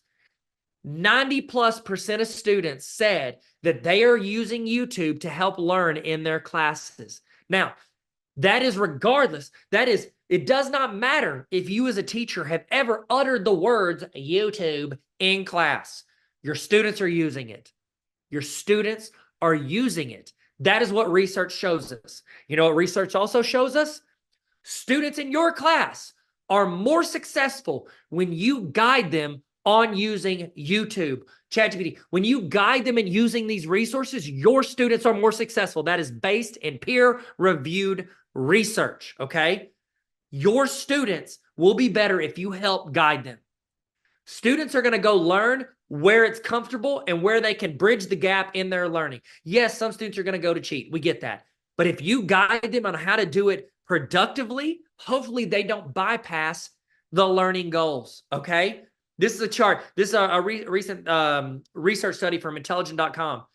Not only are they using YouTube, young people in a recent survey said over 51% of students said they have gone to TikTok to learn something. In the chat, tell me something you've learned scrolling TikTok for fun, but you learned something about how to load a dishwasher or how to clean your microwave correctly. Your students are going to where that is comfortable. Now, here's the deal. In TikTok, that study, the 51%, they are going there to learn math. If you were thinking, like, oh yeah, I could see that, they're going to history to learn history really quick. That is 51% of students. 51% of students are going to TikTok to help themselves with homework on math. Students go where they are comfortable. Teachers go to learn where they are comfortable. Somebody said on TikTok they've learned about recipes. They've learned a ton about production, making video. We can learn from any of these platforms. And people are like, oh, social media is trash. No, your algorithm is trash. There's a lot of great stuff out there. Our students need help in navigating these resources. YouTube, TikTok, you might not use TikTok in your class, but YouTube, ChatGPT, Gemini, they need help. Another research study I looked at that I analyzed, out of the top 100 videos on like an important medical topic, out of top 100 YouTube videos, less than 1/3 were done by actual professionals, okay? So either you need to start recording your classes and putting them on YouTube for your students to learn, or you need to help guide them on how to navigate these resources and find valid resources, okay? Now, this is a lot. I'm going to summarize. This is from my dissertation. This is we analyzed over like 700 educational videos, and we wanted to know what helps students watch it. I'll give you a hint. It needs to be pretty short, but the sweet spot, if it's less than 5 minutes, students will watch it as long as it fits two things. Y'all ready? Research studies, all the research studies I looked at and what I actually found from my own, there are 2 reasons people stop watching an educational video. You ready? 1, they don't see how it applies to them. Or 2, they're confused about what's happening. You want to help your students? Make videos that show directly who it's for, so they know who it applies to, and it doesn't confuse them. Repeat yourself, repeat yourself. Blue's Clues. When they first went on the air, they were dominating Sesame Street. You know why? They did a research study. It's because Sesame Street was a new episode every week. Blue's Clues played the same episode every day for that week. These young kids went to where it was comfortable. They're rewatching Blue's Clues. In the chat, what is your comfort show that you'll put on in the background of your life? And like we watch The Office, we'll stick it on in the background of our life. And so it feels comfortable. We know what's happening. I can tune in for a minute, but I can tune out because I know what's going on because I've seen the show so many times. These students want what it's okay to get repetitive when you're making these videos for your students, okay? Now, if I'm summarizing when AI is good versus when AI is bad, okay? Here's the zoom out, and you can get nuanced with this, but the most basic way to tell if AI is good or bad is whenever it is an assistant, it's usually pretty good. When it helps you learn or helps you teach, when it helps you as an assistant, that's usually okay.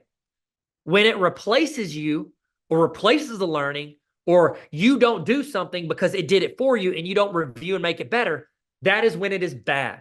These YouTube videos I started uploading 17 years ago on YouTube, they've helped students. It did not replace the teacher. I get comments all the time. It did not replace the teacher. It assisted the teacher. Also, fun fact, if you make a YouTube video over the span of 17 years, you can really look back and regret all of your hair choices. I am so sorry that you have to see my mini mullet starter kit. Okay. A lot of people, I'm going to kind of scroll through. I've got you have access to the presentation, but I'm going to scroll through some of these slides a little bit quicker because I want to hit this stuff and kind of give you the overview. A lot of people are going to say AI is going to replace people's jobs. Okay. Fun fact. Yes, it will. It will. As soon as AI is driving our vehicles around, that's 2.7 million American jobs that depend on driving things somewhere. Guess what? This is not new. Jobs have been disrupted for centuries, okay? How many people do you see riding a horse and carriage down the street? None. They're driving cars, okay? Because cars replaced that.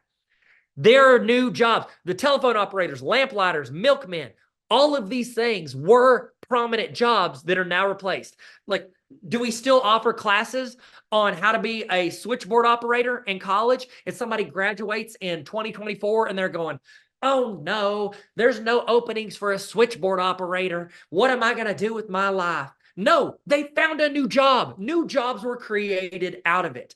When we see the decimation of certain industries, new things come out of it. You have students in your class that are going to have jobs centered around AI. This list on your screen, these jobs did not exist 15, 20 years ago. Social media manager, podcast producer. In the chat, if you ask your students in your class, what is your dream job? What do you want as a career? If you could do anything, what would they say? Tell me in the chat. I'll tell you what my students would say. They want to be a YouTuber, an influencer. They want to be a social media person. That's what they want to do, because who wouldn't make a couple $100,000 a year traveling the world on some brand's dime, taking pictures and talking to your community about it? That sounds awesome. I would love that, okay? These jobs didn't exist, but guess what? They came out of what ended. Yeah, taxi drivers, not a huge job, not as in demand as it used to be. You know what it is? Uber drivers. I literally said no to a taxi driver walking up to me when I got off the airport in Cleveland a few minutes ago, about an hour ago. Taxi driver walked up and said, do you need a taxi? I go, I'm sorry, I've ordered an Uber. You know why? Because it's half the price for me. So I order an Uber and I get to the destination the same. All right. These are a list of potential jobs. Now, I'm going to be honest with you guys. I'm pretty confident that Google is going to dominate this space in a few years because they're amazing at everything. I would assume that about half of these jobs, we're actually going to even bypass those. There's going to be, technology is moving so fast. I think we're actually going to leapfrog some of these and new jobs will come out of it. There are students in your class that are going to have a job as prompt engineers, and they're going to sit in a boardroom with all these, 50, 60-year-old people in suits, and they're going to sit there on their computer multitasking, checking emails and gaming and whatever else while these people meet, and it's going to have some program recording that conversation, discerning it into an AI feature, breaking down. And at the end of the meeting, those guys or gals or whatever are going to be talking about, we need a 5-year plan. Can we do that? And they're going to turn to a 21-year-old and go, hey, can you make a plan for what we just talked about the past 2 hours? And that person's going to go, yeah, I got you. I'll send it to your email right now, because they're going to be able to use technology in cooperation with the knowledge and critical thinking skills that they're going to use, and they're going to discern it and send it out to those people, okay? We are trying to create lifelong learners, and the only way to do that is to train learners on stuff they're going to use the rest of their life. Somebody said that's scary. I've seen that a couple times. I'll be honest. This technology, it is equally incredible and amazing as it is terrifying, okay? I don't doubt that at some point we are going to have to fight the robots. We're going to lose, but you know, we had a good run, okay? Until then, I want to teach you how to build lifelong learners and people focused on that side of education. Okay, real quick, you can screenshot this if you want, but I'm actually this is ways to incorporate it for students, some prompts and things like that that you can incorporate in your classroom for students. So feel free to screenshot that if you want to. I'm going to move on to the next slide. These are all things I've tried. I love these. I've got courses I've created on that. And before we move on, because I know this is so fast and I've only got a few more minutes, I want to give you this for free. I already gave you those free resources. There's like a section on my website that it's called the Honor Roll. And those people get it's like a membership. It's like Netflix for teachers. And they get access to all these courses. You can join that if you want. It's cool. tarveracademy.com/honor roll. But I want to give you this for free. This is one of the courses I made for my honor roll. And it is a ChatGPT course for teachers on how to use ChatGPT to save themselves time. It's not about using it with students yet. That's a different course. But I want to give you this. It is how you can use ChatGPT. And I started the basics from starting an account. So I know I've gone really fast in this, and I don't want to leave some people behind. This has got creating rubrics, grading with rubrics. It's got lesson planning, improving your lesson plans, writing emails. I walk through all of it with short videos, resources, templates. If you want it, screenshot this, scan this. After you sign in, use the promo code free. You're more than welcome to pay for it. I would receive that, but you don't have to. Use that promo code on the screen. Take this. Use it, take this course, use the promo code free to get that course for free. Okay. Now, I'm going to kind of scroll through. You guys have access to this. This is another resource. I think one of the easiest ways to be focused on students is to get their thoughts and opinions and personal application on things. We are becoming a more and more differentiated society. Technology is allowing us to personalize everything with a click of a button. Okay, with a click of a button, it is going to help us pace. Okay, we as educators need to know that it's okay for our students to mess up, and it's okay for us to mess up whenever we're doing things. Okay, keep using what helps you do your job better and what helps you do things efficiently. Okay, so that course I gave you earlier for free, I want to talk about not replacing you, but being more efficient with your time. When you use these different platforms and programs to help write a draft of an email or write your lesson plan, keep in mind, assistant, not replacement. Those drafts, that is your first draft, not your final draft. Keep that in mind, okay? Simplify everything. Try to make it as simplifying as possible. You guys have access to all this. In the process of doing all this and using these amazing technology tools, be authentic to yourself, because you are not... your greatest asset in the classroom is no longer knowing everything. It's guiding the students on each and everything they need in the format that's going to help them be lifelong learners and be successful in the class and bridge the gaps in their learning. The best way to do that is be authentic and have your personality just draped all over this stuff. Okay. You guys have access to all this. Take any of these resources. One of the last things I want to leave you with is one of my favorite quotes in education. It's by James Comer. It says, "No significant learning occurs without a significant relationship."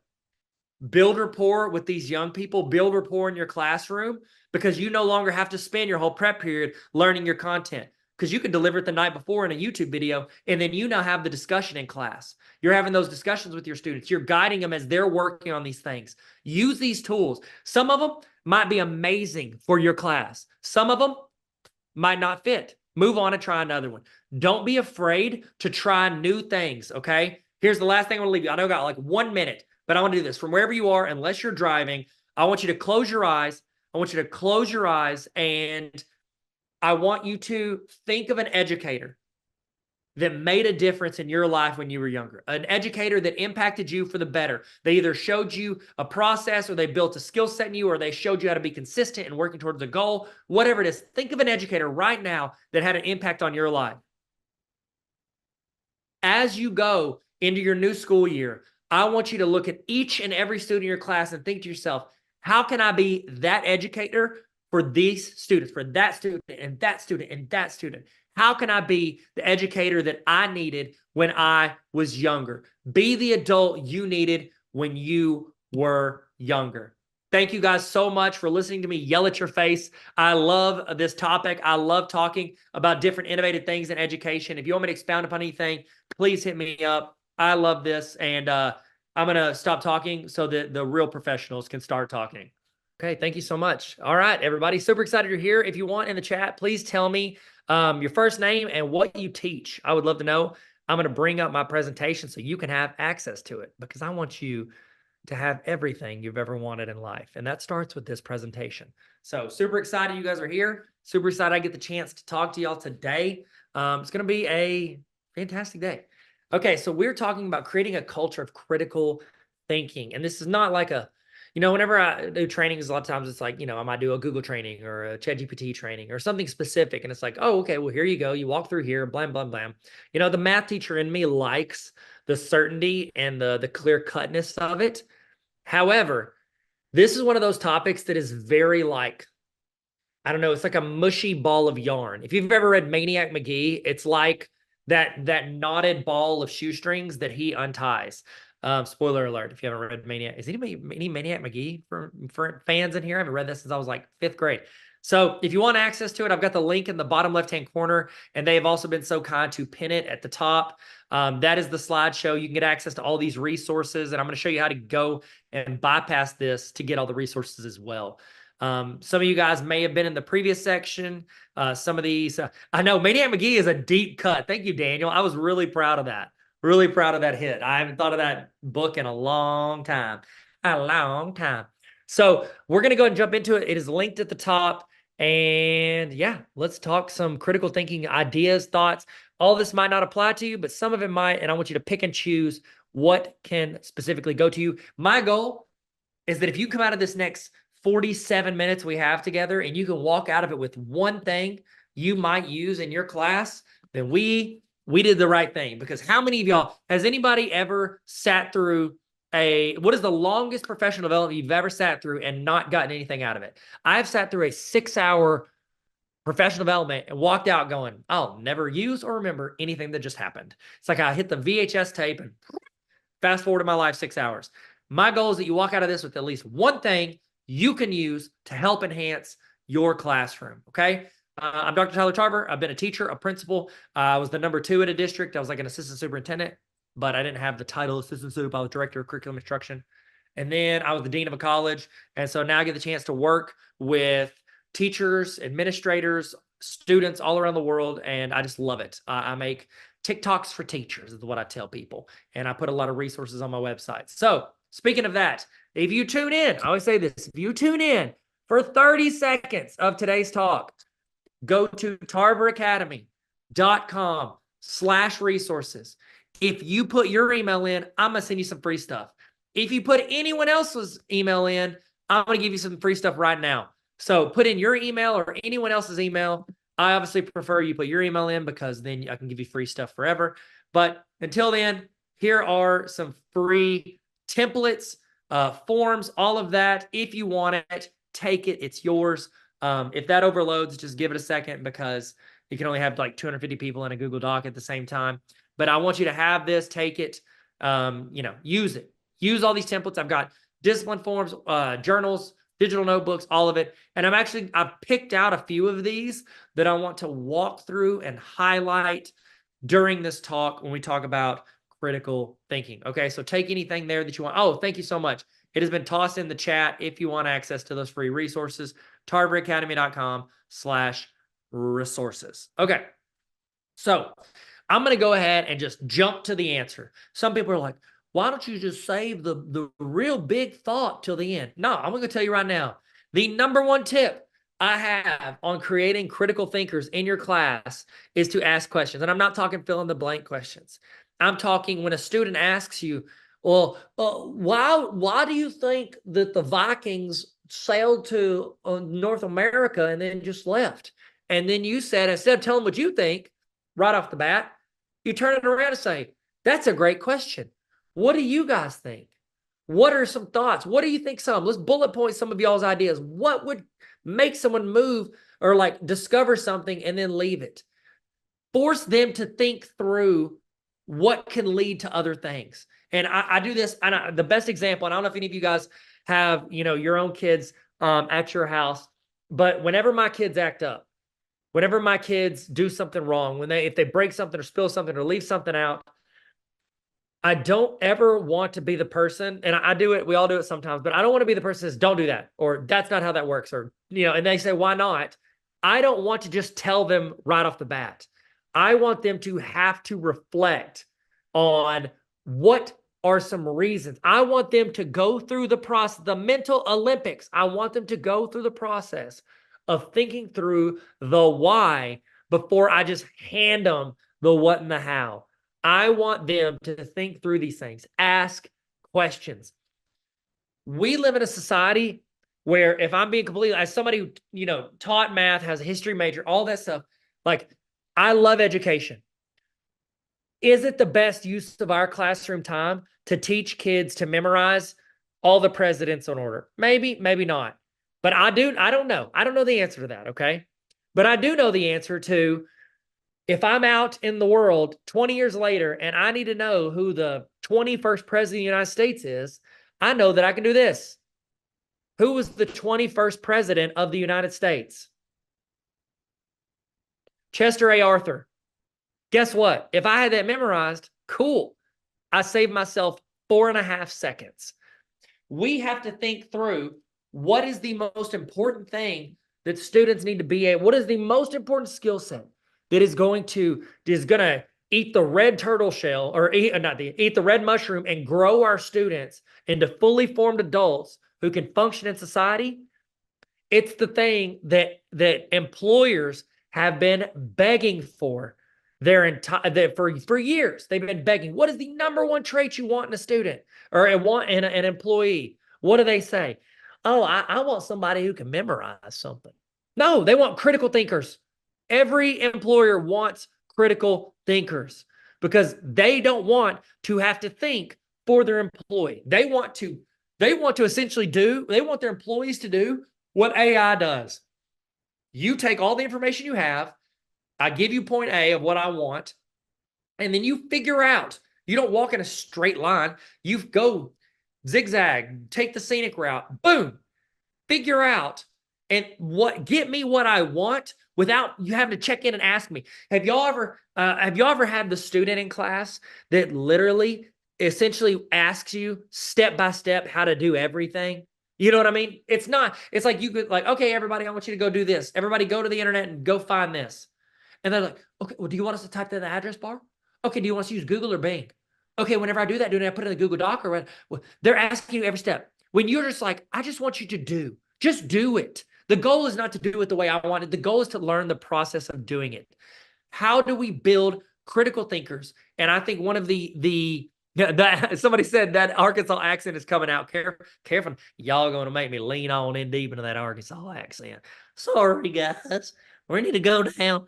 I'm so sorry. Whenever you are teaching, figure out how to answer people's questions with more questions. Okay. It's, have y'all ever read, if you want a book recommendation it's actually a negotiation book. It's by an ex-FBI negotiator. It's called Never Split the Difference. It's by what is his name? Not James Clear is the other guy. Chris Voss. Chris Voss wrote a book called Never Split the Difference. And it's a negotiation book. And how you win negotiations is you ask questions. You force your audience to think, because whenever he was an ex-FBI negotiator and he's dealing with terrorists and people who have people that are hostage, what he would do is he would always answer their questions with more questions. And the reason is you're forcing someone else to do the mental work. It exhausts your audience. It helps them one, learn the process of what makes them think that way, but two, you're making them do the work. One of my favorite quotes in education is, whoever is doing the work is doing the learning. Whoever is doing the work is doing the learning. And guess who does the most work? The person who has to answer the questions, okay? Whenever you ask good questions, you are having those students have to process it, okay? And I agree, I think some other people have read that. I talked about this in the last session. We as teachers feel like if a student has a question, we have to answer it. Most of us teachers, we were pretty decent at school, and we did okay, and we were just like, we answered questions from the teacher, and then whenever we became a teacher, we were like, well, now I should do this because I know a lot of answers. It's not about that. And leadership is not about having all the answers. When a student asks, what's the capital of, Brazil? You could probably tell them because you're also very smart. But you know what's even better? Saying, that's a good question. Why don't you find out and let me know? You're putting the work back on them. They've thrown the monkey off their back onto your back. That's another book too. That's like The Monkey on My Back or something like that. My boss made me read it a few years ago. You are now putting the work back on them. I'm rubber, you're glue. When you ask me a question, it's going to bounce off me. It's going to stick to you, okay? I want you to do the work. I want you to do the work because whoever's doing the work is doing the learning. Leadership is guiding others to find the answers. We don't just say, well, I don't know, figure it out.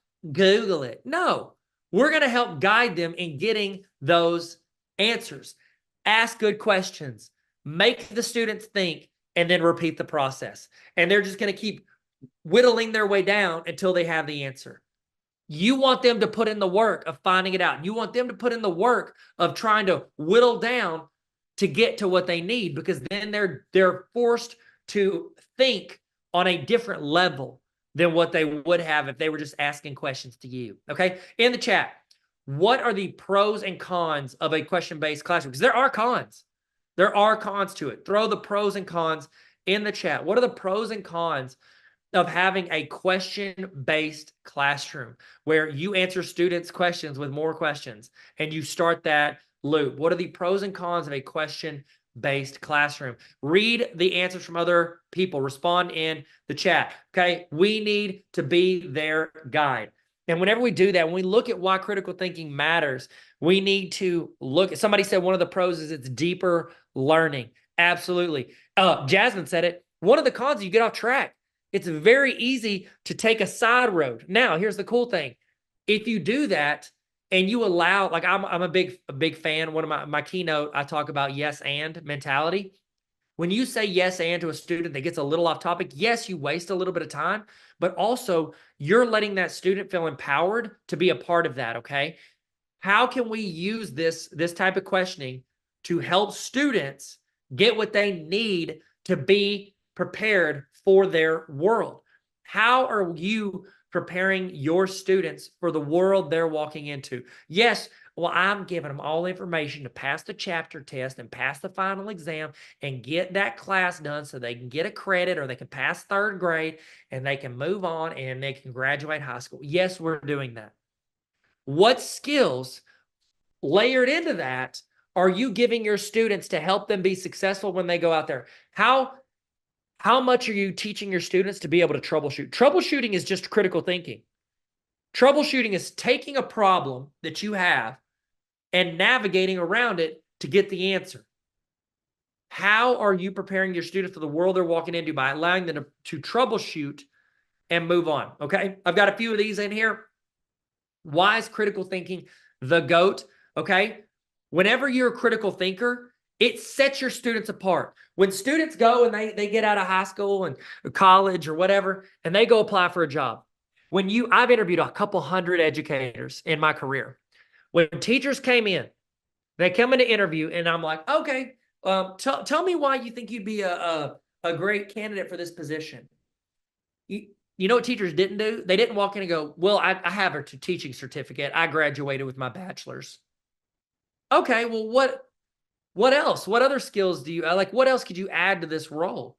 Well, I have that teaching certificate that I referred to previously. Okay. Whenever they go apply for a job, most of the time, everyone else applying for that job has a similar level of education and oftentimes a similar level of experience. Okay. What layer can you add to your students to help them have a step above their peers that are also applying for that job? And here's the crazy thing. If we went out and asked a 45-year-old, when they go apply for a job now, is it different than when they applied for a job 25 years prior? Yes, it is. Because the landscape of what jobs look like is not just, oh, you went to school, you got your college degree, you should be good to go. Did you learn something 25 years ago in college that'll help you with this marketing? Guess what, guys? Marketing degrees from 25 years ago, if you didn't learn anything new, you're probably not going to get hired by anybody who wants to market something, okay? But the people that are getting jobs, they have the experience where they've learned to critical think, and they've adapted from newspapers to television to social media to email lists. They have adapted with every iteration. How can we help our students be critical thinkers to where they look up and go, well, I got my college degree, I'm good to go, I can go on break? No, I can see where the world of the profession I'm going into is going, and I am allowing myself to learn and grow from there. In the chat, how many times a week do you use ChatGPT? How many times a week do you use ChatGPT? I personally use ChatGPT almost daily. I will run stuff through it. I will use it to generate the rough draft. If I'm working on a new presentation or I'm trying something, I'll go in and I'll use something I already had or I've been using for 5 to 10 years, and I'll have it analyze it, posed as a professional in the area I'm trying to learn, and I'll have it build out, hey, here are 5 things I could do to improve this thing that I thought was good 10 years ago. I could go into ChatGPT and have it build out anything I want from that. How about this? We'll go to ChatGPT right now. Watch this. Watch me cook, okay? If I have a student and they're writing a paper, okay, and they need to write a paper on, I think this is ChatGPT. Yeah, this is ChatGPT. And they need to go write a paper on how write a 500-word essay on the influence of the Norman invasion on the English language. Okay? If a student had this as an assignment, they can go to ChatGPT, and it's going to scour the internet based on their prompt. It's going to generate something that doesn't exist on the earth. They're creating it in that moment. Okay? Now, most of us, if we assign that to a student, we're sitting there and we just gave them something that they could use a computer to do for it in a few seconds, but that wouldn't meet our learning goals. However, you know what we could do? You know how a student could use this? They could say, I have to write a 500-word essay on the influence of the normalization of the English language. I'm a 10th grader in Texas. Please bullet point 10 subcategories that I should research to help me write my paper. Also provide resources. James, I don't think so. James, that's a good question. Is ChatGPT counterproductive to critical thinking? If you do it the way I just showed you and entered, yes. But if I go in and I ask it to bounce back and forth off of me, all I'm doing is elevating the questions that I need to ask. So also provide resources for further learning. So the answer is maybe. Is it counterproductive to it? Maybe. It depends on what the goal is, okay? If I need to go in and I need to write a paper, this could help me do the first draft of it, or not the first draft, bullet point it, and then I could go out and find it. And then I could write my paper on my own, and then I can take my paper and I can toss it back into ChatGPT and I could say, analyze this paper. Tell me 5 ways I could improve it, or give me 5 critical thinking questions I should consider when writing my paper. Use it in collaboration with that. Have it help, because here's the thing. Yes, when they're really young, like when they're a lot younger, you want them to learn to ask those good basic questions. But here's the deal. If we're looking at lifelong learning, the students are going to have tools like this, better than this, the rest of their life. And so until we hit the apocalypse, okay, and then we're fighting the robots. So how can I use my critical thinking in collaboration with the tools at my disposal to ask the best questions possible. In the chat, where has ChatGPT helped you do your job better? Where has it helped you do your job better? Okay. If you've used it. I know a lot of people put 0 that they don't do it. Okay. Somebody said, would you suggest that this become a lesson at the beginning of the year, like a proper use? 1000% it should. You need to teach your students. I provided in my resources, I gave you tarveracademy.com/resources. I have an example AI policy. Walk through it with them. Let them know like, hey, sometimes this tool can help you do your job better while you still learn. Other times it's going to prevent you from learning and building certain critical thinking skills. You as the educator, that's part of our job now. Analyzing when to use these things to help learning. Where would it help and where would it hinder? It's not a 100% or 0%. Sometimes it can help students get better and be better critical thinkers. Other times it's going to prevent that. Okay. So where has it helped you do your job better? Why critical thinking is the GOAT. Whenever you're navigating a complex world filled in, I put like in fake news, left, right, all in the middle, any news that is not verified, social media, echo chambers. If we analyze all of our algorithms and we went to our TikTok or our Instagram or our Facebook, we're going to all see different stuff because that algorithm is geared towards what we actually watch. How can we help our students keep up in a world where, according to the research studies that I've analyzed, less than a third of the top 100 YouTube videos are actually done by professionals in the field, in the medical field that it is directly related to? During the pandemic, the top 100 videos on COVID, according to a peer-reviewed research study, this is not a political one, a peer-reviewed research study of the top 100 YouTube videos on the biggest pandemic we've seen in our lifetime, less than a third were done by actual professionals. Less than a third were done by actual professionals.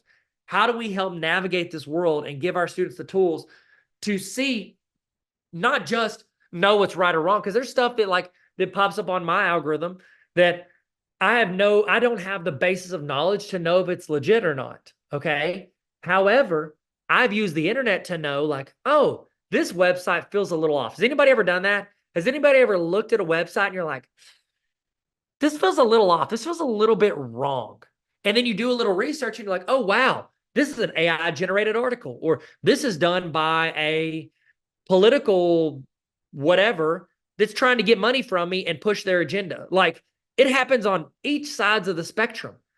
You have to be critical thinkers in using the internet. My grandmother, she should be better at the internet than me. You know why? Because she has been an adult at every iteration of the internet. She's seen it. She should have received it and been able to adapt to it every single year, but she didn't. And now she's the one going to Facebook and she sees something pop up that says 90s teen heartthrobs and where they are now. Jonathan Taylor Thomas, I can't believe he looks like this. And she clicks it and gets a billion viruses, okay? She should be able to navigate it. However, she did not take the steps to be a lifelong learner, a critical thinker with the tools that are now. It's not just critical thinking in a conversation. It's critical thinking when it comes to how we use our cell phone or the internet or our Chromebook. We have to figure out how to navigate this. That is a huge skill set our students need when it comes to critical thinking. So I got the chance last week to go to the Google Innovator Academy. Anybody in the chat, let me know if you're a level 1 Google level 1 educator, a Google level 2 educator, if you're a Google certified trainer or a Google certified innovator, or a Google certified coach. Let me know in the chat if you are any or all of those, okay? So I got the chance to be a coach for it. I'll thank you for the Jonathan Taylor Thomas shout out. What's up? Man of the house. Am I right, guys? So last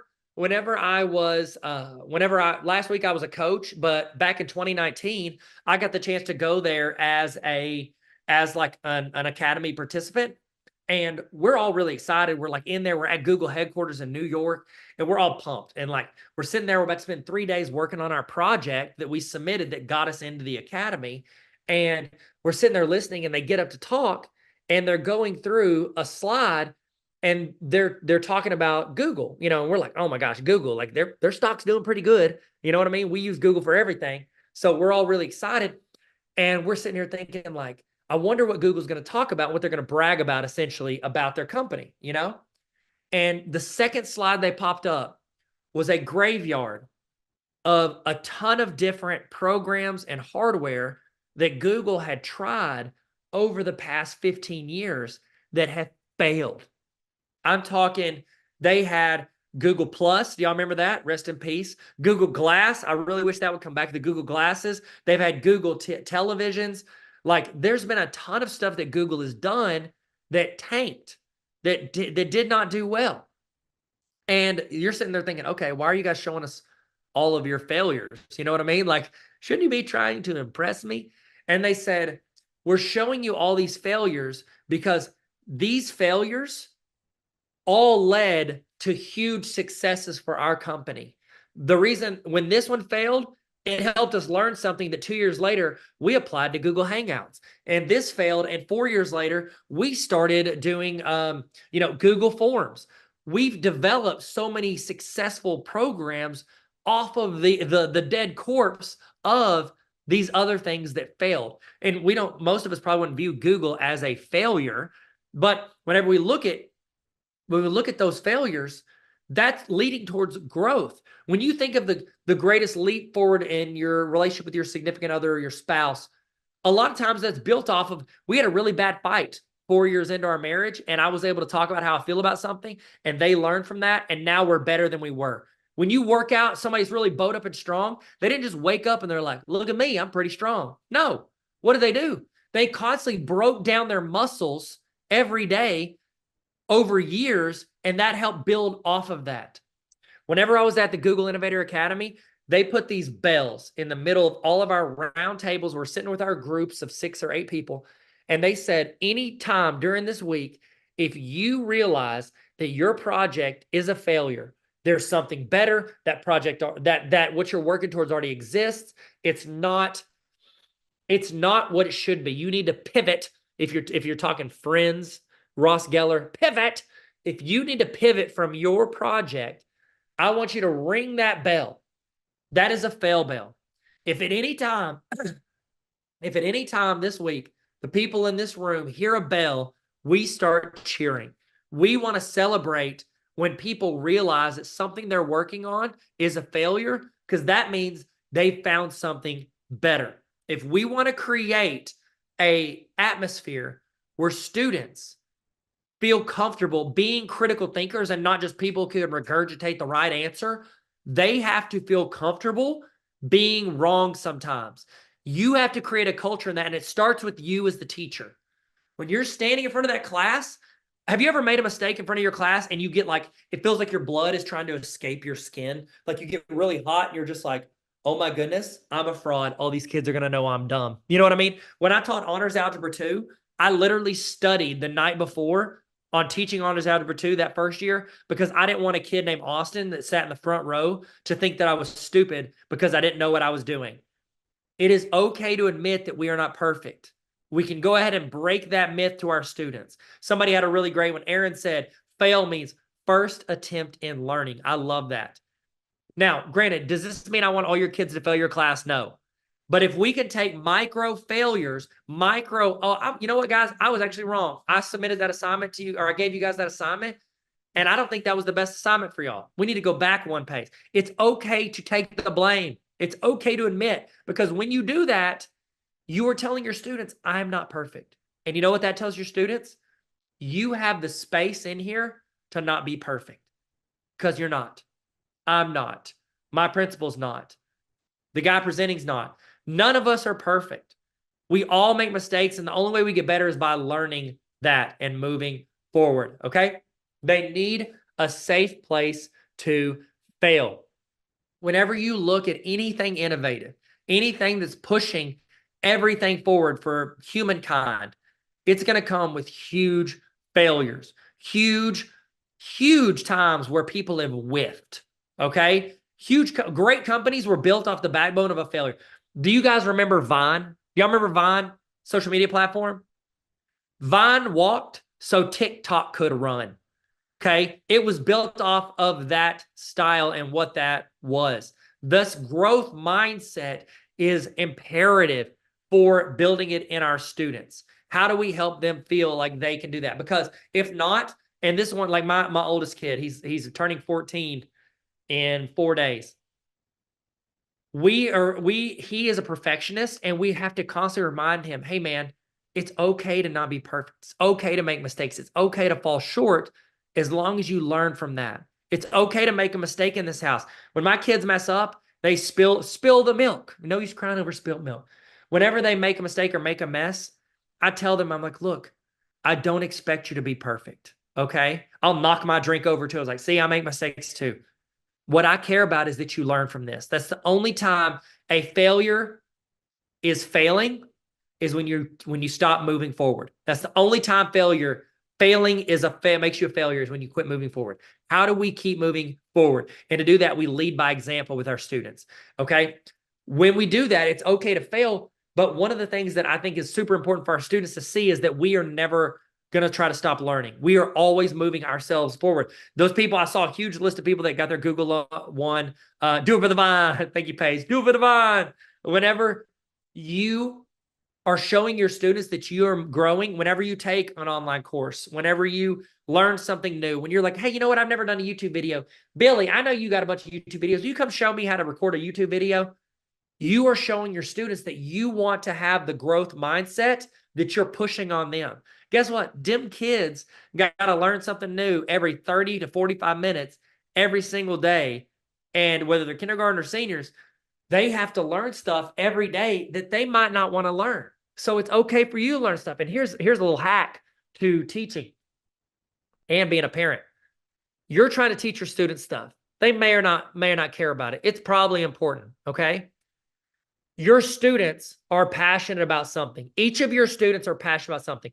I had a student in my class who was really passionate about a television show at the time, and it was called Jersey Shore. Do y'all remember it? Rest in peace, for goodness gracious. And they love Jersey Shore. I did not watch Jersey Shore. However, I wanted that kid to care more about Pythagorean theorem.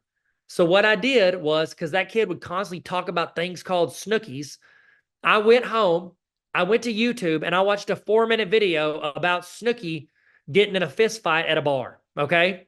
And I was thinking to myself, well, this explains a lot about that student. You know what I mean? But what I did was I came back to school, and I sat there, and while that student I sat there, I was leaning on the wall outside my classroom. And when that student walked in, I was like, yo, how about Snooki? She needs to stay out of bars. They don't seem to go good for her. And that kid lost their mind. They were like, oh my gosh. I learned about something that student cared about, and that was the 10% that kid needed to come 90% about Pythagorean theorem. I had that kid for 3 days in that class, and they paid attention. When you learn stuff, you're showing about stuff you don't care about, it shows your students that they can learn about stuff that they might not care about in your class. A good example for this that is a little more practical for us as teachers is, have you ever had to learn a program or an acronym in your classroom that you knew you weren't going to be using 5 years from now? Has anybody ever done that? Has anybody ever had to learn something like, all right, we're using this new thing called Bloom Board, and we're going to have to learn it. All right, everybody learn it. We're going to use this every year now. And you have to learn it and use it every day. And then you know, like, there ain't no chance we're going to be using this in 3 years, okay? In the chat, what is a program that you learned that you no longer use? If you're asking for the code, I think that's going to be shared at the end. It's helping to make sure that you guys are, not just leaving and coming back 30, 45 minutes later. So they're going to share that code later. What is a program you learned that is no longer in use? Okay. And I'm going to follow up with that. What did you learn from that program that you could use later? I recorded vines. I made vines. I never became a Vine influencer. But you know what I did learn? How to make short videos. And guess where that translated? TikTok, Instagram Reels, YouTube Shorts. Now I know how to summarize something in a minute or less and toss it out on those platforms, because I got used to, I had to summarize in 6 seconds or less on Vine. So I can definitely learn if I'm going to try to do it in a minute or less. And that's storytelling. I don't know if you guys, so like a practical thing from something I saw, that show Shark Tank. There's a guy on there, the bald dude, his name's Mr. Wonderful. He was doing an interview the other day, and he was talking about how parents would always come up to him and say, what profession should my kid go into? What should my kid get a degree in? What should my child learn to do to guarantee that they can have a job in the future? Okay. And he said, I used to tell for a decade, I would tell parents they need to do the top 3 jobs they need to learn are engineering, engineering, and engineering, because engineering was a great job and it was high need and people could get a job doing it. Okay. So I saw a lot of people said Jamboard in the chat. Can I give you a recommendation? Use Canva. Canva has something called Whiteboard that is amazing, and it's better than Jamboard, in my opinion, my humble and correct opinion. Okay. So they're asking Mr. Wonderful, what job should my kid get? And they said engineering. He said engineering. He said, but in the interview, he goes, but over the past couple of years, I've had to change that answer. He said, the greatest need I have in finding employees are I need people who are critical thinkers and that can tell stories. I need a critical thinker who is also a storyteller. And the reason is because marketing, it's in social media now. And the good marketers are the ones that can get people's attention. They can get their attention, and then they can lead somebody into something they want. He said, I need people to go on social media and tell our company's story. We need students who are able to learn something and carry it over. Storytelling, I think, is like one of the best things you can learn, because that's been going around for, I don't know, a few millennia. You know, or not a few millennia. Yeah, a few millennia. It's been going around forever. Storytelling, you used to write on cave walls. Now we do it with selfies in the bathroom. Hey, what's up, y'all? I'm in the bathroom. Probably shouldn't be filming in here. No, you shouldn't. Get out of there, okay? Calm down. All right. Technology. I know this can be overwhelming. If you guys are anything like me, when I first started teaching, I told you guys I tried to use a projector screen in the last session. I was like, I tried to use one of those overhead projectors, and the media specialist laughed at me. She literally told me, she said, hey, if you want, you can just keep that. Like, take it home. No one's asked for it for years. I'm like, oh, okay. And after like 2 weeks of getting marker on my hand, I just started using the dry erase board. Every year, and I'm like millennial. I was like young. I was like 22, 23 years old. And my principal comes to me. He's like, hey, do you want me to get you one of them smart boards everybody wants? And I'm like, no, Mr. Tarkington, I don't need no smart board.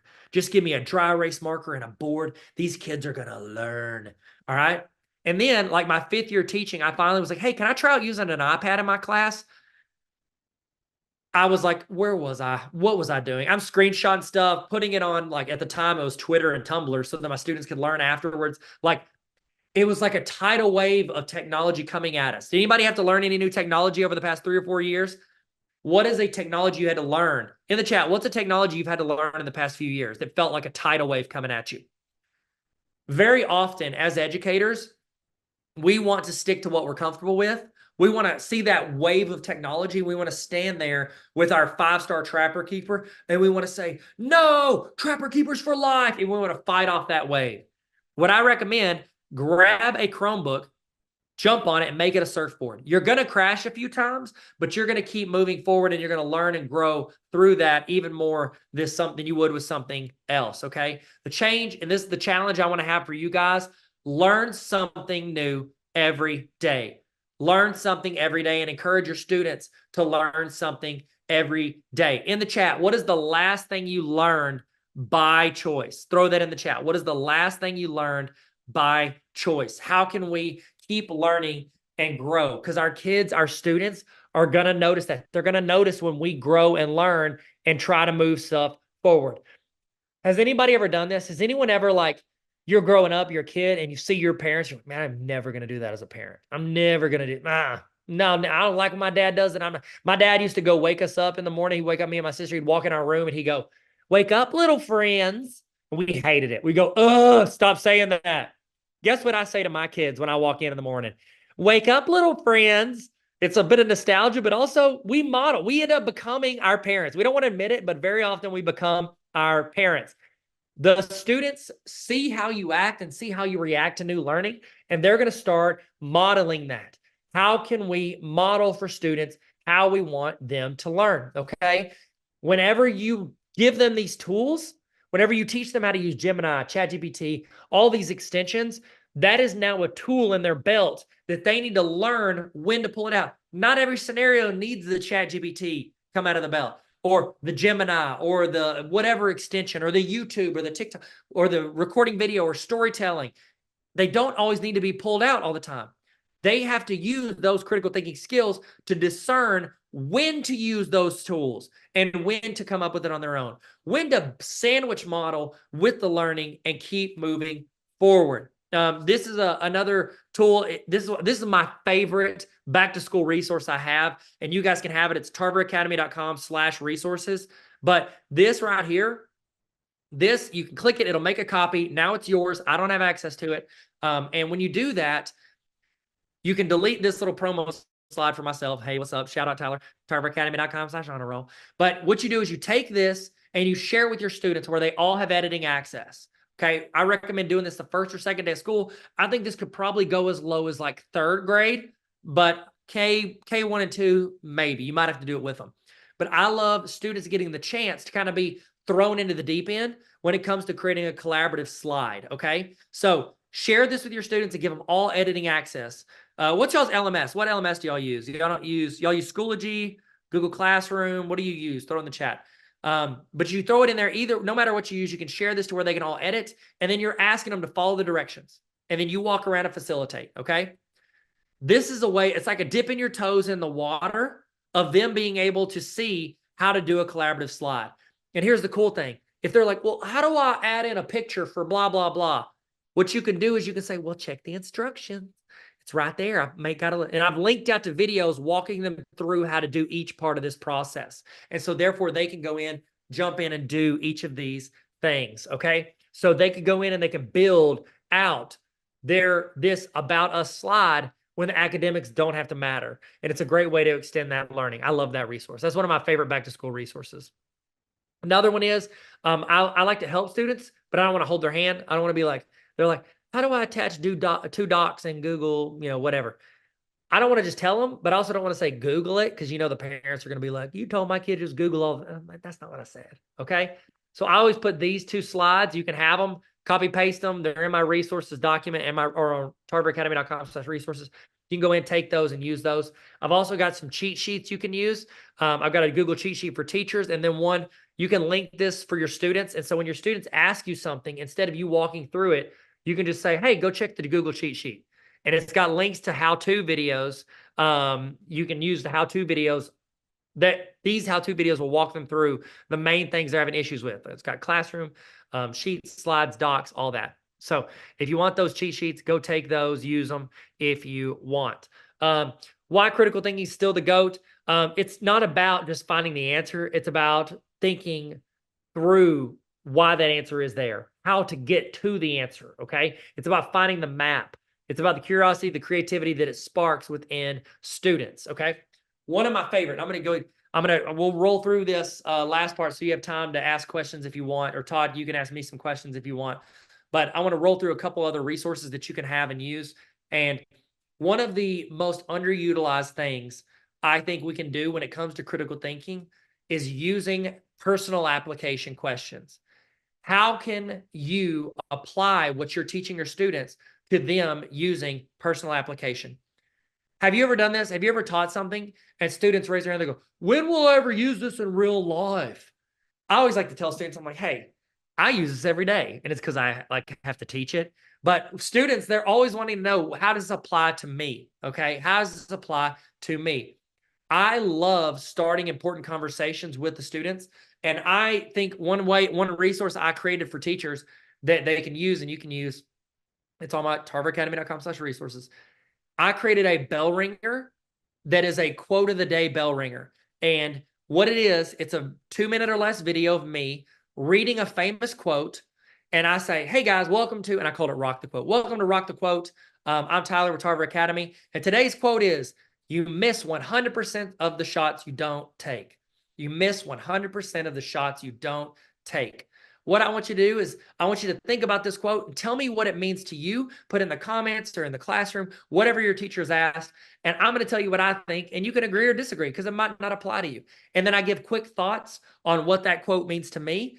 But the cool thing is, with this as a bell ringer, you're asking your students to think about what they can all take the same quote, and it can mean something different to every single student in that class.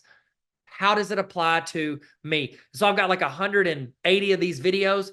I've also put them into a notebook, so like a digital notebook. So you could just assign this once, and it's got a different quote of the day every day for the whole video. And I like this too, because if you do this as a bell ringer for the start of class, what you're doing is you're setting the tone for the rest of the class, where I'm like, hey guys, we're going to learn stuff, but also this is stuff that's going to apply to you. And so see, here's the notebook. I've got a little navigation so you can jump to whatever week it is of the year. And week 4, they would watch this video, they put notes, they drag this on the scale of like, how much do you agree or disagree with Tyler? And then what do you think about this quote? Oh man, that quote is fire. And then they give their thoughts. You're asking the students to think about a quote from it's not like my quotes, I say them, but they're famous quotes by like notable people. And somebody said what I wanted to say. Daniel said it. It's Wayne Gretzky, Michael Scott. So I love Rock the Quote. Deborah, do you use my Rock the Quote? If you do, I want to give you a virtual hug. Thank you so much. This is I showed you earlier my favorite back to school resource. This is my favorite resource I've ever made for students and teachers, because I think that this is a super valuable way to start very good conversation. I have had teachers that teach all the way to 2nd grade, 7th grade seniors. Like they teach. Teachers from every grade have emailed me talking about how this has started such valuable conversations and forced their students to think critically about important things and start really great conversations with the students. If you already have a bell ringer, fine, don't worry about it. But I really love this one if you don't have one, or if you're willing to try something new. I'm going to jump through the next slides because I know we only got a few minutes.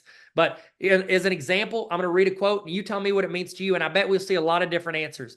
Education is not the learning of facts, but the training of the mind to think. Tell me what that quote means to you. Education is, say in the chat, what education is not the learning of facts, but the training of the mind to think. We have to foster these collaborations. These students, these young people, they're growing in a world where collaborations are how they're going to do the rest of their life. Most of these students are not going to have one job that they work 40 to 50 hours a week and they go home. They're going to have a collaboration or a conglomeration of 4 to 5 jobs that pay them 10 grand here, 20 grand here, 15 grand here. And it's going to add up to their salary. Very like millennials and the Gen Z and this next generation, Gen Alpha, I think is what they're called. They're going to come up and they're going to have these collaborations. How can we teach them to collaborate not only with other people, but with other programs and platforms? Okay. How have you fostered in the chat? How have you fostered collaboration in your classroom? I've got other examples. You can go through this presentation. You can have it, use it, bounce in. And you're thinking, well, Tyler, I have to add these things. I don't have time. Like you weren't sitting there like, oh, I got 10 minutes to spare. How am I going to do that? It takes more time to ask critical thinking questions. What we have to do is we have to start trimming out the stuff that we don't have to use that's not benefiting our students. We have to think critically about the programs we are using in class. Here's another daily reflection journal if you want. I love this. It causes students to think critically on the things that are happening in their life moving forward. Another really great way to do this is instead of teaching a lesson, what I recommend is go after school or during your prep and partner up with a teacher that teaches the same thing. And you guys record a podcast. Here's my buddy Neil and I, we were talking about type 1 diabetes. We just had a conversation. This is how most of us think of podcasts. Listen in the chat your favorite podcast. I'd bet most of those podcasts have at least 2 people talking back and forth in it, because that's how we consume media now. And so why don't we present information to our students that's not a monologue like I've been doing for the past 45 minutes. So embrace that. It's a little messy. It's a little chaotic, but embrace that mess and incorporate that into your classroom. Okay.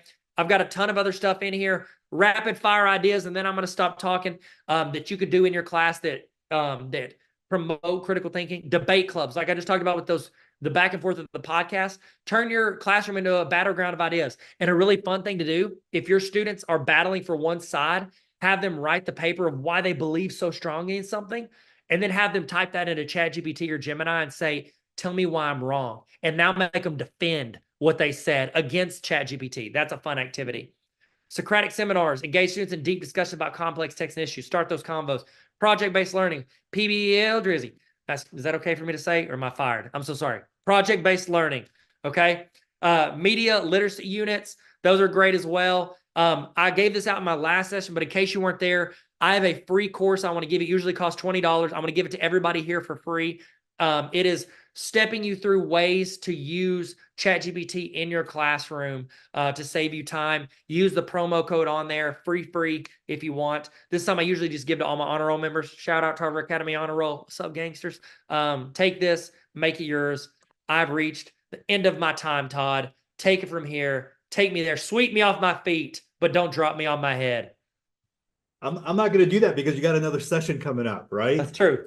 That's right. So, but we want you. I'm going to go ahead and take over.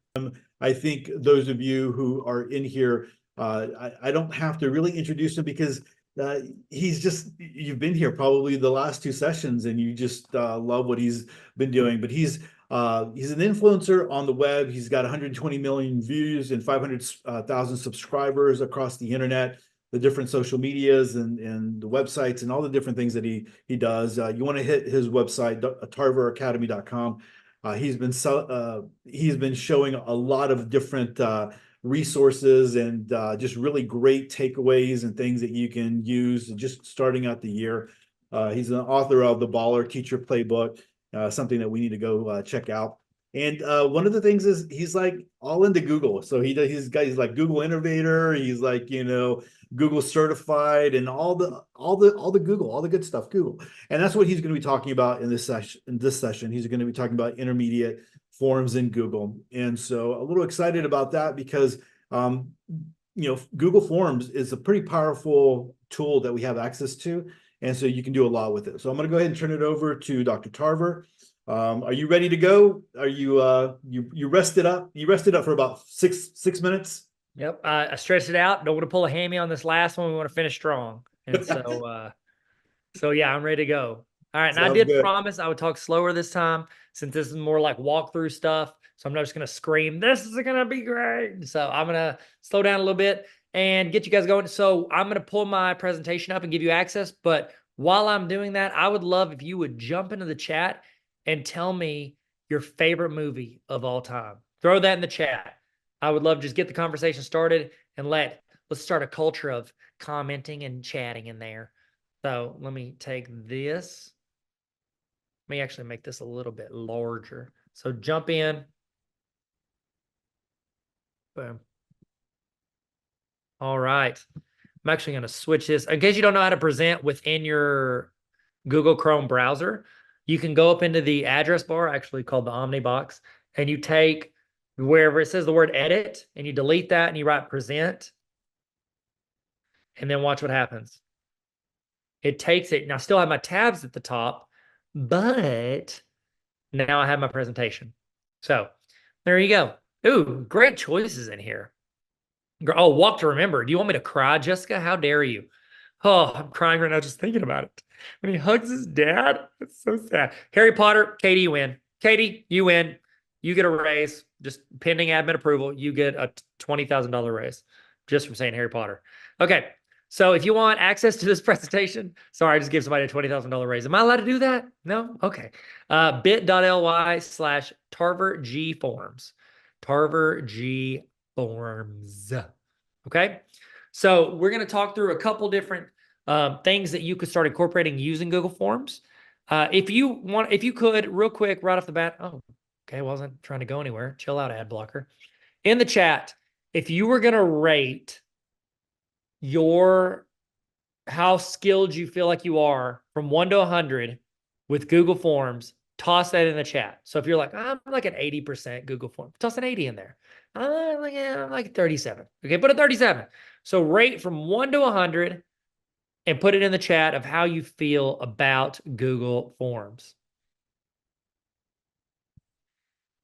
Okay.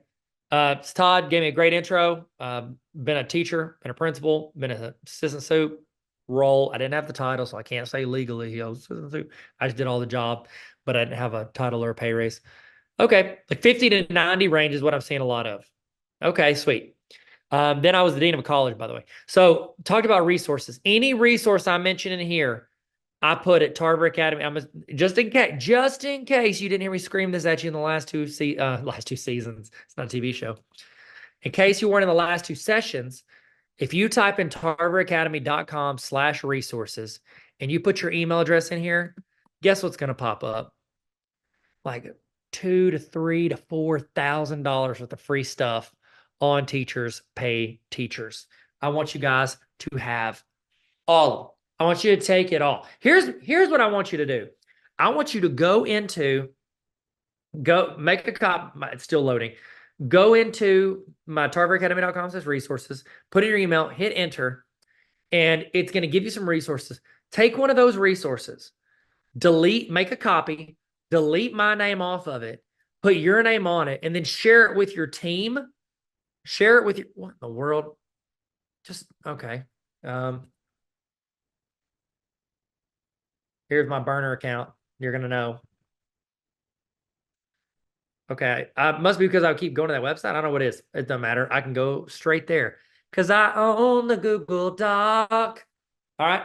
So take a good resource you think will help your team, delete my name off of it, put your name on it, and then give it to people. I'm going to go ahead and give you, because it's overloading a little bit because we got so many people. So I'm going to go ahead and toss this in the chat. This will ask you to make a copy. So I just tossed it in the chat. It'll ask you to make a copy of it if you're not able to get into this doc. Because if Google Docs has over 250 people, no, Google Docs may be 100. I don't remember. 100 to 250 people, it's going to overload and you can't get in there. So take that. Just go to tarveracademy.com/resources. Put your email in. It'll pop up. Cool. Okay, so that's free resources. Let's talk Google Forms. I always put these into all my resources. So there you go. Take that. Okay, so let's say I go too fast or you zone out or whatever you want to, lean into this a little bit more. Yes. Okay, 1 second. I'm trying to do something real quick. Reply. Let me send something in this chat. You guys are doing great. I'm at fault here. Okay, sorry. I got a message, so I was sending that link in there. If you would, tarveracademy.com/resources, get those resources. Right here, on this first one, in this presentation, let's say you don't look at this again and you want to go through Google Forms the week before everything starts. Here is an hour-long walkthrough of Google Forms. I filmed this back during the pandemic. Teachers were needing help, so I did a thing called Tea Time with Tyler, and I was going through and I was answering questions and walking people through using Google Forms. So if you want, I've got that linked in there. You can take it and make it yours. Okay. Cool. Okay. So here's what I use Google Forms. I would love to know in the chat, what do you use Google Forms for? What are you creating with Google Forms? Are you creating quizzes? Are you creating surveys? Are you getting parent information? What are you doing with your Google Forms? That's it. I want to know. In the chat, throw that in there. I started using Google Forms when I realized how much time it could save me and how organized it could make the gathering of that information. I also use it when I'm giving tests. So I've taught classes using this. And so I taught some college algebra classes a couple years ago. And I put all of it in a Google form. And literally it went, answered, graded, it was multiple choice and short answer. And when they got done, I immediately saw what their grade was. A lot of people doing assessments. Cool. Voting ballots, voting for oh my goodness. I used to do a vote at the end of the year and we give awards to classes. We used to do that on the paper. It took so much time to go through and do that. It was absolute insanity. Surveys, voting, a lot of similar stuff. So what I want to talk to you about today is, yes, some stuff where you can do that, where you can gather information, but also I want to show you a couple things you can do to use it in your teaching to where you can give it to students, okay? So the first resource, this is the first day recon. This is in that tarveracademy.com/resources. If you click here, it's going to ask you to make a copy. Now I don't have access. I'm not going to see any of your students' stuff, okay? Keep it secret, keep it safe, all right? So when you do this, first thing I want to teach you is in a Google form, if you want to get rid of my header, because you probably don't want Tarver Academy on there, go up here in the upper right-hand corner to the little Bob Ross paint thing, and you're going to click on that, and then you're going to go to where it says header, and you can hit that X. It'll get rid of that header, okay? So you can get my header gone, and then you just click here, and you can delete all that. This right here, this is a getting to know you thing. This is how I gather information about my students whenever the first day of school. So like used to, I had note cards, and I did this because my favorite professor in college is named Dr. Dykema. He would do this to get our information. I would hand out a note card to students. I'd say, put your name on it, put your class period, your parents' name, your parents' email, your parents' phone number, and then a fun fact about yourself. Okay. And then I would have them put it on there. Now I can do that here, and it can go into a spreadsheet to where I can then create that spreadsheet, and it's going to import all those students into a spreadsheet that I can use if I want to do a randomizer, if I wanted to sort by class period. And then I could make new tabs down here for each class period, and then I could copy it. So I can have a master list, and then I could have a class period list. You have options, and you can sort, quickly search to find different students to get their parents' email. That was, I don't know why, that was always more complicated than it should have been. Like, you don't want to search for parent email addresses. And so I always do that, keep it in a master list, and then I always star it, and that way I can get to it really quickly. So that's a really good resource. Oh, and you could also use this at open house, but I actually made a resource on my templates thing. Let's see, I think it's under administrative. Where is it? Parent teacher admin walk. Let me search and see if I have it. Open house. Oh, there it is. Okay, so I'm going to put this link in the presentation as well. It's a parent info collection form. It's great for open house. Actually, I'll toss it in the chat so it can go into the chat, because I don't think it's going in the chat if I do it, but I'll toss that in there. But if not, let me go ahead and find my chat. Where you at, little buddy? I'll send this here so they can drop that in. This is actually for open house. So this could be a way for your parents of your students. Like, you could have a Chromebook set up and they could fill it in there. You could have a QR code on your door, because I know a lot of times at open house, you're meeting with one parent and the other one's just sitting there staring at you until you finish. You could have the QR code out there and they could scan it, and it would, they could scan that QR code, and then they could fill that out about themselves while they're waiting. So that's an open house link right there. Let me put that in here. Oh, nope, I don't have access right now. So there you go. We also do, a lot of people said they use these for surveys. Whenever I was at central office, my superintendent pitched that we go to something called a flex mod schedule. So, and then our teachers voted on it and they wanted to do it. So instead of 7 class periods, we had it was just insanity at our high school. It was 20, 15 different modules in the day, 25 minutes each. And students would either go to class for 25 minutes or an hour and a half or 50 minutes. And then some days they wouldn't maybe not go to a class, and they had independent learning time. It was really crazy. It had a lot of pros, some cons. But one of the things that we did was I would send out surveys at central office. I needed to know, how's this going? Because it was really innovative at the time and not many people did it. And so I wanted to see how it was affecting our constituents. So I made a survey and I would send it out to the students every 3 weeks. And I put a picture of one of my teachers I always messed with. I put his picture up here. He hated it, and I had it, sent it to the whole school. But I would send this out to the students. They would give me the grade, how they felt about it. What do you like about it? What do you not? And we would review it. We would sort it. We would try to make our way and navigate that. Surveys only matter, and whenever you're getting people's thoughts and experience on it, it only matters when you review it, okay? A lot of us will do surveys whenever it's hey, review my class. And then we never want to look at it because we don't want teenagers or, 5-year-olds making fun of us in the survey results. But it was really helpful for us because I literally told the teachers, I said, guys, we are going to adapt based on how it's going. If we see an issue, let me know. We created a bunch of stuff because teachers and students told us they didn't like it. We also did the similar survey, but for staff. We sent it out, and I literally called it every 3 weeks. I would send this out and then analyze it, and then we would make changes. If you don't modify and adjust, you're going to be prone to repeating the same mistakes, day to day, year to year, week to week, whatever. You're going to make those mistakes. So use it to gather those. And when we did that, it gave us a really great look. So this is how students felt about the FlexMod schedule. Looks like most of them liked it. There was a group, though, that hated it, absolutely hated it. And it helped us get a lot of really good information. So those surveys are super helpful. Another thing that you may know already, documentation as an educator doesn't really matter. Okay. It doesn't matter until you need documentation in a situation. Then documentation is the only thing that matters. Okay.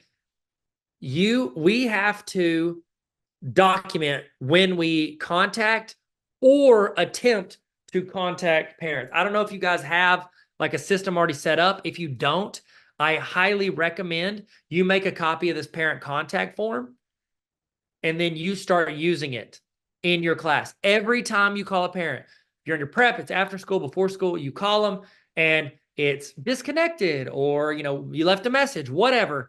You need to document when you call them. What I used to do, I was not very good at this as a teacher. When I became a principal and I'm standing in front of like the truancy judge and the student's like, I don't know why, why didn't the students standing there because they missed so much school and the parents behind them and the parents like, the school never contacted me. I could walk up there with a spreadsheet and I could say, hey, here is a Google sheet that lists off every time I called the number you gave our school. Okay. Here is a list of every time that you didn't answer. Here are the times I left messages. I became a principal and I had to document every time I called students, okay? Or every time I called parents.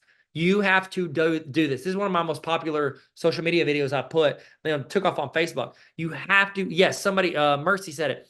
We have to log parent calls and adjust it, clean it up. My tip for surveys, whether it's you or someone else filling it out, make it as short as you possibly can, okay? Get down to just the basics, okay?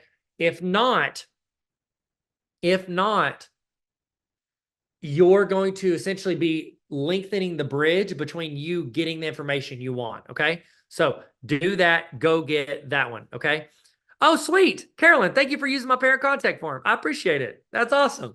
Okay, let's get into how we can use Google Forms to help students. So we were required by our state, remove your name and photo. Yes, Tommy asked, how do you modify the form? Once you make your copy, just delete anything of mine that you don't want in there. Okay, delete the description, delete my header, all of it. Delete that thing and make it look exactly how you want. And then clean it up, shorten the questions or make them longer, whatever you want to do. So whenever we had a few years ago, Arkansas, they needed us to go in and do remediation for students that didn't score proficient on a certain exam. So we had our students go in, sit into classrooms with teachers, and they worked through one of these Google Forms. They had one for each day that they worked on. And it was all in one page. They literally would just scroll down, they would watch tutorial videos, and then they would answer the question. Watch videos, answer the question. Watch videos, answer the question. We were incorporating the YouTube videos directly in there. And you guys, I'm sure most of you know how to do this, but I want to add it in here. To add a YouTube video, sorry, I clicked the wrong thing. Look at me. See this right here? I don't know if you can see it. It's right behind that little brisk icon. This little play button, if you click that, you can add a video. You can actually search YouTube videos. Say I wanted to put slope video by me. I could search slope Tarver, how to find slope, insert, boom. I now put a YouTube video in there, okay? This super easy way to incorporate YouTube videos into the Google Forms, okay? And again, this is about as basic as you can get with doing this, and then you just follow up with the questions, okay? It's like on tests, we used to put like a graph. Like I used to have a graph on a piece of paper, or if you've ever taken the ACT, it'll have a picture and it'll be like, refer to the above photo for questions 21 through 28. This is now, you can do a video and say, refer to that video for questions 25 through 35, whatever it is, okay? So that's a great way to do it, so incorporate. And so we have an example there for you if you want to try it out. I did not mean to click that. Beep up.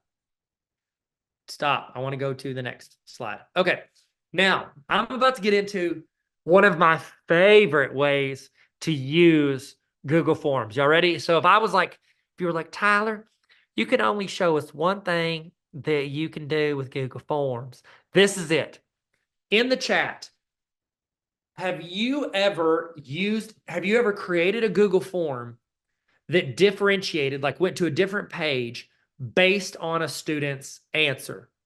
Okay, in the chat, have you ever made a Google form that went to a page based on the student's answer? Okay, so I'll give you an example. So here's one on Pythagorean theorem. I've got my standards, I've got description, email, blah, blah, blah. And then it has a video. So the students are supposed to watch the video and take notes. Watch the video and take notes. And they say, which side is the hypotenuse? Does anybody know? In the chat, does anybody know what the hypotenuse is? Is it A, B, or C? Anybody know what the hypotenuse is? Okay. Now, let's say you were like, well, I think that it is C. And then you hit next. It goes to another page right here and asks a question. Fun fact, C is the correct answer, okay? Somebody said, Amari said, you did an escape room one and it was really cool. Yes, you can do this to where it goes to different pages based on the answers. You can essentially make an escape room for students. I had a teacher friend and she made one of these, but it was for April Fools and it was an escape room that they could never escape from. It always looped back around, okay? So if you put C, which is the correct answer, you come and take a quiz based on it, okay? Now, let's say you put A or B, which would have been incorrect. What it's going to do is it's going to take you to a new page that gives you more help. You can navigate, you can have Google Forms navigate to different pages based on if that student got it correct. These are called adaptive forms. This is an adaptive Google form. Now you can have, instead of me teaching the video, you can have this lady with a triangular haircut teach you about triangles, which if she doesn't know, nobody does, okay? Then they fill it in, they hit next, and guess what? They jump in and they join us back here at the questions, okay? So I want to show you, we're going to lean in. This is where we're going to we're going to sniff and we're going to lean in real quick in making one of these Google Forms, okay? So I've actually made a template for you here. I'm going to show you how to do it if you're starting from scratch, and then I'll go show you the template, okay? So we want a new form. So fun fact, if you want to create a new form, you just type in form.new, and it creates a new Google form. It's a choose your own adventure. John said it. It's a choose your own adventure. That's exactly how I view it, okay? So in your form, I've created my Google form, and let's say I want it to go somewhere based on the answer. So, which bear is best? Okay. You got a black bear, you got a brown bear, you got a polar bear, and then you got Battlestar Galactica. Okay. Now, what you need to do first off is you need to select correct answers. So I'm going to go ahead and pick my correct answers. So I'm going to go here and I'm going to go to, oh, I lied. I need to make this responses, settings, make this a quiz. Boom. Now I can select a correct answer. Okay. Answer key. And then my correct answer, I don't know, what did Dwight say is the best bear? I think he said black bear. Okay. So say black bear, actually no favorites here. Black bear, brown bear, and polar bear all work, but Battlestar Galactica won't. Okay. Actually, I lied. For the purpose of this, we need to make black bear correct. Done. So I've selected my correct answer. Okay.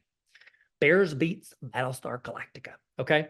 Now, when you're creating one of these, you want it to go to multiple pages.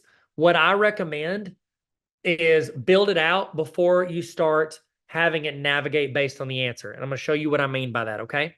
So this would essentially be the first page. What you need to do, this is one of the two things you might not have done before. We need to create a new section, okay? I call them pages whenever I talk about like go to a new page by hitting next. Google calls them sections, okay? So see this little equal sign over here on the right? When you click that, that creates a new section. Do y'all see how it's got a break? Section 1 of 2. Boom. Okay. The way I usually do this is I'll do bear help. Okay. Then I'm going to add in another question. Actually, no, I want to add a YouTube video because I want them to learn because they missed this. Okay.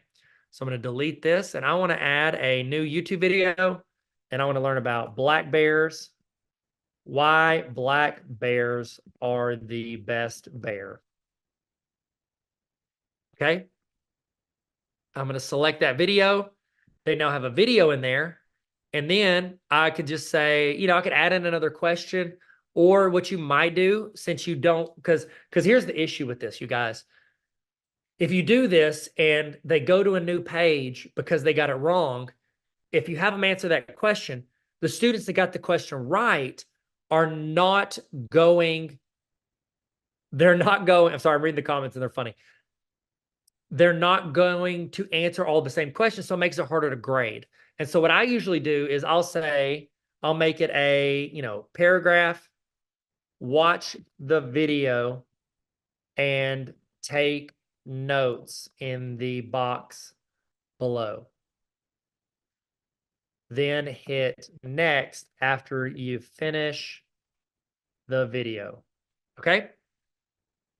Then I've made my remediation page, and then I want to, actually, this is what I would recommend. I would title this Question 1 Extended Learning. If you label your sections, it's going to help you here in a second with attaching those pages. Okay, so I'm going to add a new section. This would be, did I duplicate that? Where did I add that? Add a new section.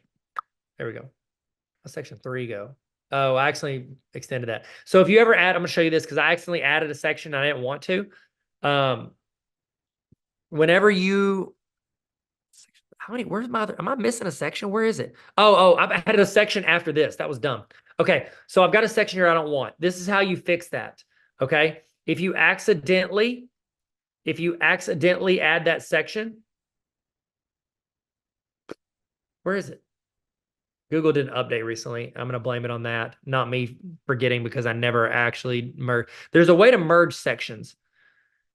Oh, there it is. So you click on the one below. I was clicking above. So if you want to merge it back together, say I split it and I don't want to split it, I'm going to click this little CrossFit snowman right here, and I'm going to say merge with above. So watch what happens when I do this. It merged it back with that section above it. So now I'm back to the right amount of sections. So this would be like, question 2. Okay.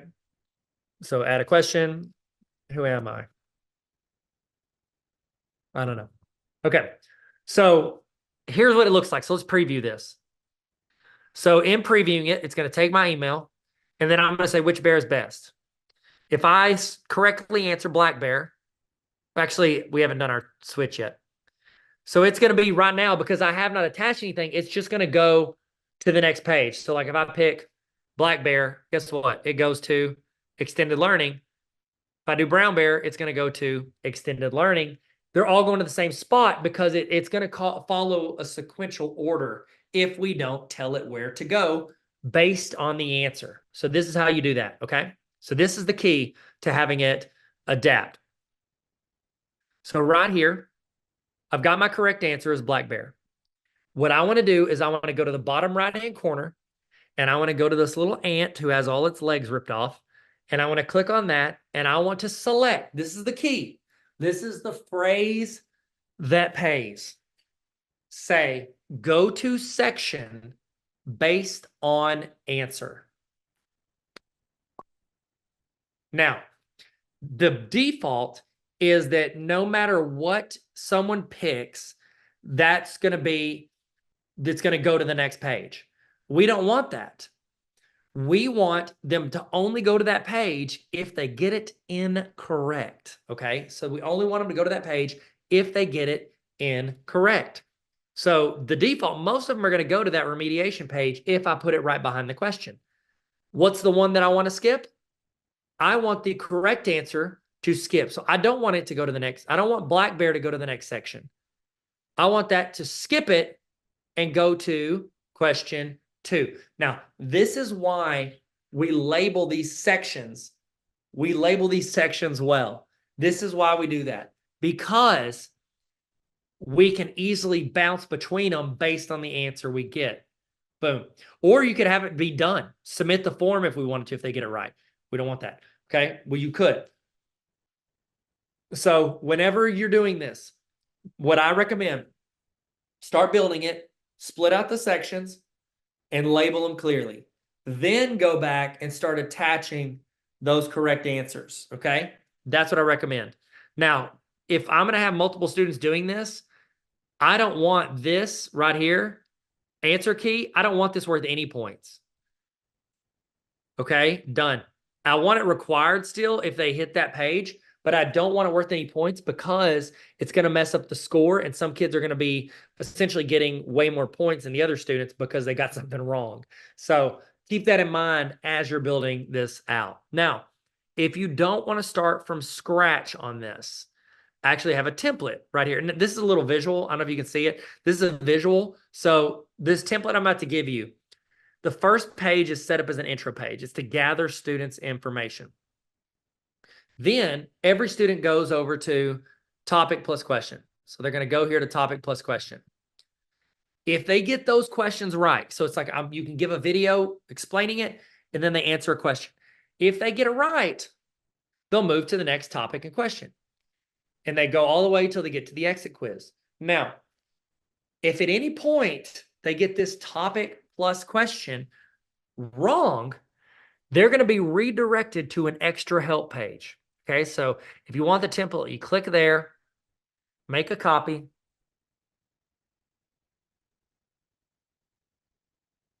Wait on it to make a copy. There it is. Restore. Now, if you're like, Tyler, we don't want your picture, again, go to Bob Ross in the upper right, hit the X. I'm off. Okay. So you'll go in, and this is, I mean, I've built this out as a 3-question with 3 mediations. It's an entry page, 3 questions with videos, 3 remediations if they need it, and then an exit ticket. Okay. So you could go in and just start swapping out the videos. You can take that video, swap it out. You could take this next one, and this is a little hack I'm going to show you about using Google here in a second.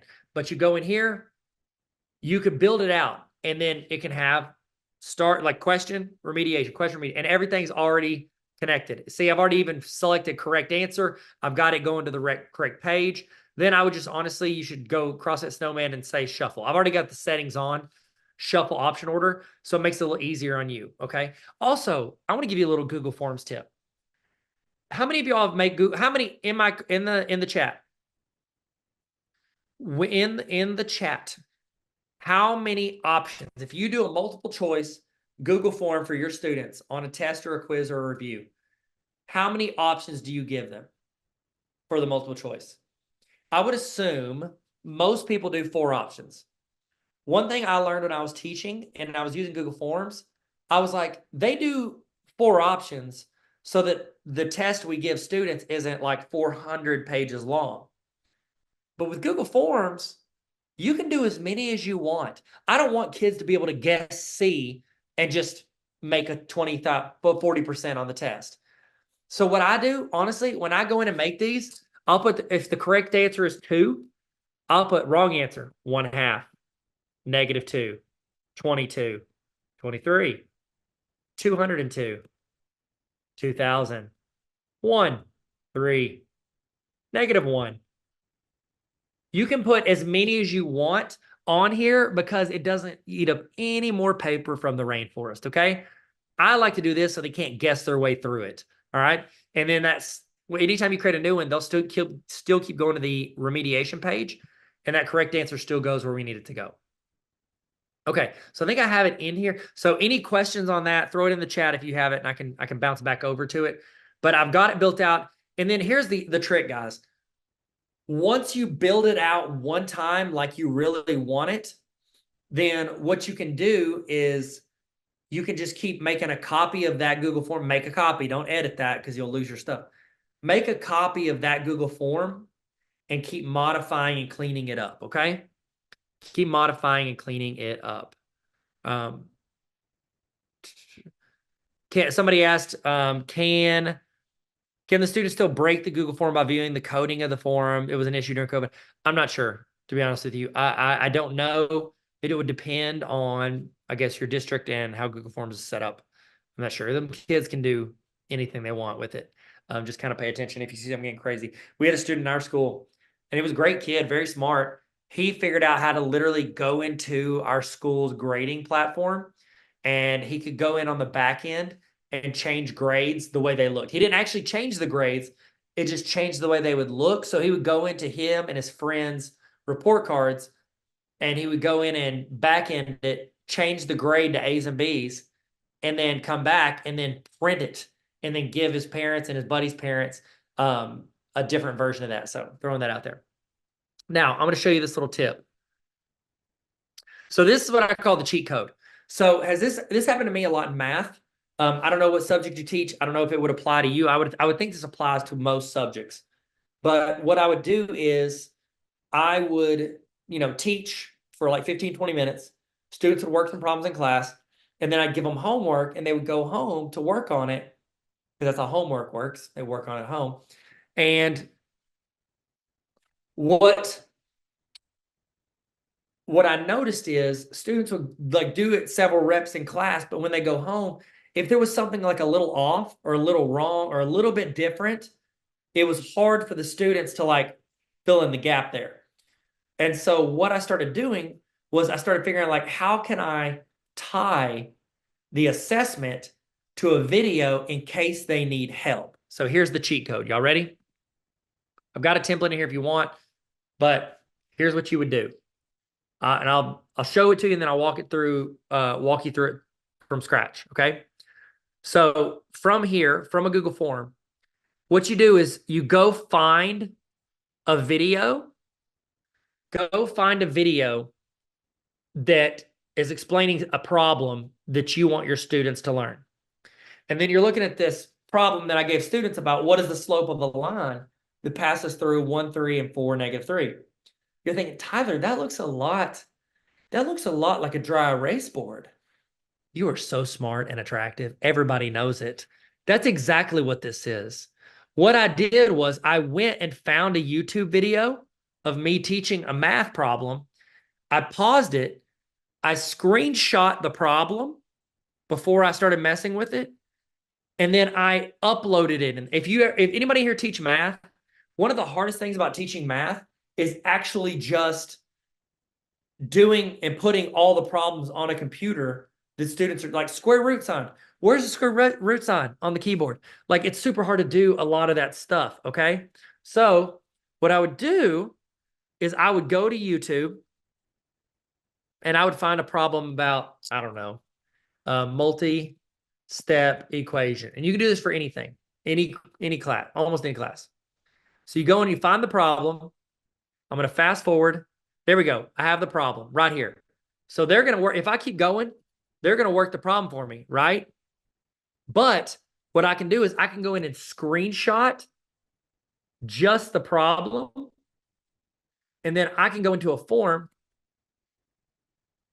and I can now upload that image, upload that screenshot as my problem. See that? Solve for B. And then I can put that there. Then if my students are working on this on their own, or if they take it home to work on it, when they're out working on it, if they get it wrong, the remediation I give them after I add a new section and I add this remediation in there, I can actually assign the exact video that they had issues with. So one of the ways that I'll set this up, so I'm sorry, I didn't do image. I meant video. I post the link, exact same question, boom. Now my students, when they hit that problem, they can now go watch someone walk through that exact problem. This is huge. I know, especially if you're a math teacher, but for anybody, this could be huge for walking your students through specific things that they might have issues with.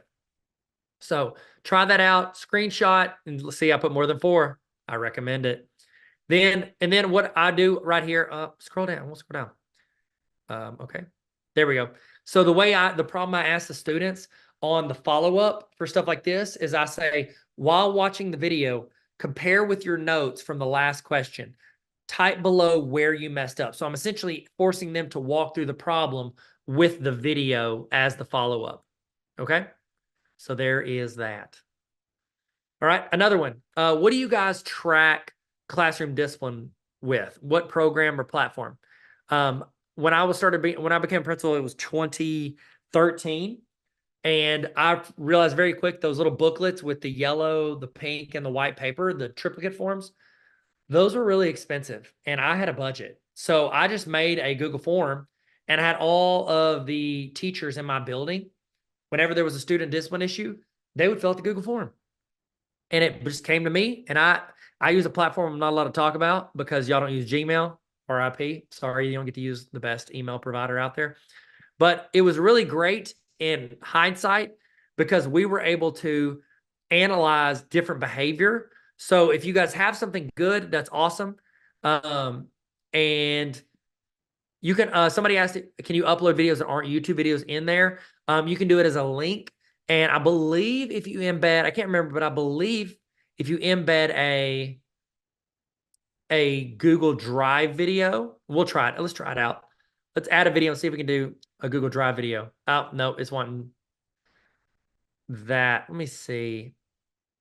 Let's see what happens if I import. You might have to do a link. Let me see if I can search Drive. I think those are photos. Oh, well, it's not letting me do a video. So I thought you could, but it might just have to be a link in there. I've never tried. I always just upload a video. If you have a video and you don't want other people to see it, just your students, when you upload it to YouTube, put it as unlisted. Make it unlisted. That means you can only find it if you have the link. Okay, so that should be kind of what you want. So what my advice is, if you have a program, great. If not, this is a classroom discipline Google form for you to track discipline. Now, here's another question. Does anyone in here have a Google form or anything where you track positive actions from students throughout the year? This is a positive actions form. And with this positive actions form, you or the students can go in and they can brag about different students in the class as a Google form. So it's got different features and things that are valuable for your class. Here's what I recommend. Yes, you could do this and you could track it, but I think it would be very time consuming. What I recommend with this resource is you link this in your LMS, and then the last 5 minutes of class every Friday, you have all of your students go in to that Google form, this Google form, and they vote for classmates. And then the first 5 minutes of class on Monday, you honor the students who had a lot of students brag about them. The reason I like this is you're creating a culture of positivity. You're saying we're also going to document the good stuff, not just the bad stuff. And I'm also putting in front of my students' face, hey, here's a list of characteristics and things that we want you to have every day, myself and your fellow classmates. So I think it has a lot of different levels. And plus, when you have to meet with a parent and tell them, like, you've got a printout of the 30 things their kid did wrong, it's really nice for a parent to have 2 things their kid did right. And I think it goes a lot further instead of like the teacher or the parent being like, you just look at the bad stuff in my kid. You're out to get my kid. Have yourself or your students record the positive stuff that's happening throughout the year. The other thing, and I do this with discipline, and I used to do this with paper back in the day. Now you can use a Google form. Anytime a student gets a verbal warning, they have to fill out a student discipline report. Okay, and they hate it. It's annoying. It's time consuming. That's why I'm not doing it. I'm making them do it. And then I have to look at it before they hit submit. It has 3 questions. What were you doing? What should you have been doing? And what are you going to do to prevent this from happening in the future? Students used to fill that out, hand me the paper. You don't have detention. You don't have after school detention. I'm new detention. I'm not going to call your parents.